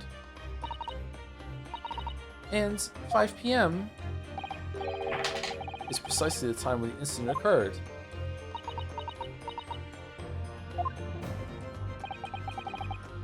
Wait, what? But it was circumstance, accident, knife going through a window thing. What? Was that not true? Were we wrong? The Slug and Salad, yes, a pub on the northern corner of Briar Road. Briar Road, being the street that Mr. Garrideb's house is on. Does this mean that... Yes, I'm sure you've guessed. That day, when I was struck in the back by the knife, I was actually on my way to the slug and salad. Goodness. So that's what you were doing on Briar Road that day? I'm sorry I didn't say anything before.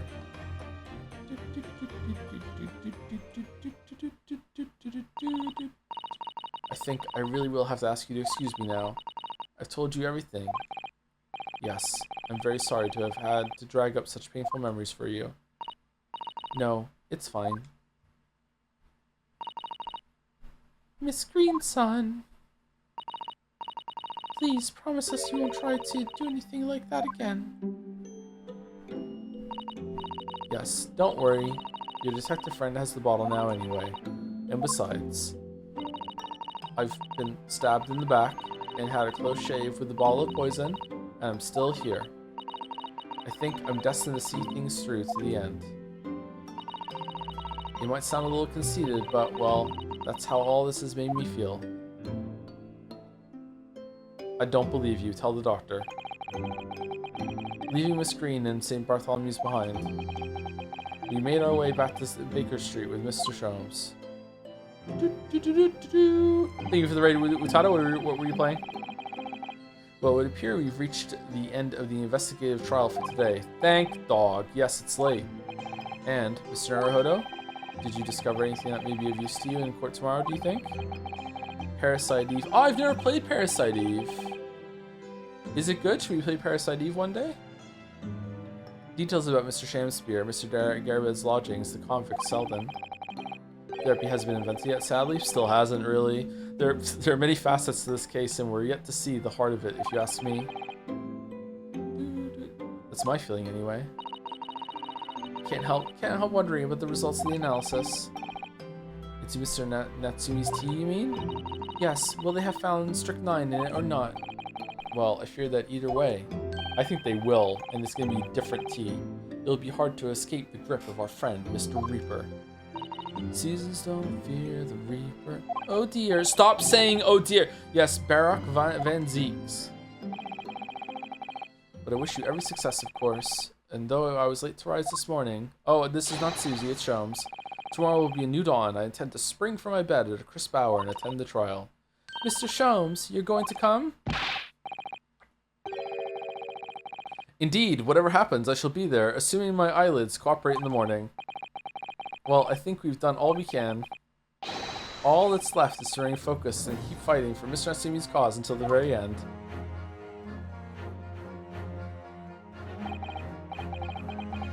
London, the world's most prosperous city, home to some 6 million people. But away from the razzle-dazzle, down back alleys and behind bricked-up windows, the lonely lurk. So Seki-san had battled long and hard with loneliness during his many months here, and so I felt honor-bound to battle equally hard for my compatriot, to lift the curse that gripped him. As Mr. Sholmes said, tomorrow would be a new dawn for all of us. And then it skips over to chapter 3, and we actually do part 2 of this in episode 4 of Base 22 Get Fucked.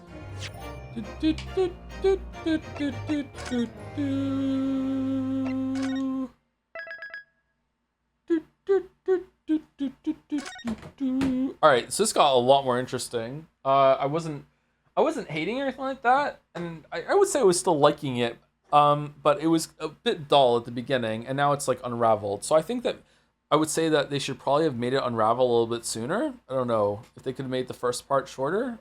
Yeah, I'm not sure. Trial's about 10 minutes long. I think you can do it. Just a 10-minute trial. Yeah, just 10 minutes left. Just 10 minutes left. Just keep going. There's only 10 minutes left. Why would you stop when there's only 10 minutes left? The final stream of Ace Attorney, which one was it 1 or 2? That final stream when chat kept saying there's 10 minutes left for 5 hours is the third most tired I have ever been in my entire life at the end of that. My God, I think I needed days to recover from how tired I was after that. Anyway, anyone from Community Live or no? Third most tired so far. That's true. Yep. No one for the Community Live, I believe. Okay, so we're not gonna raid. What were the other two?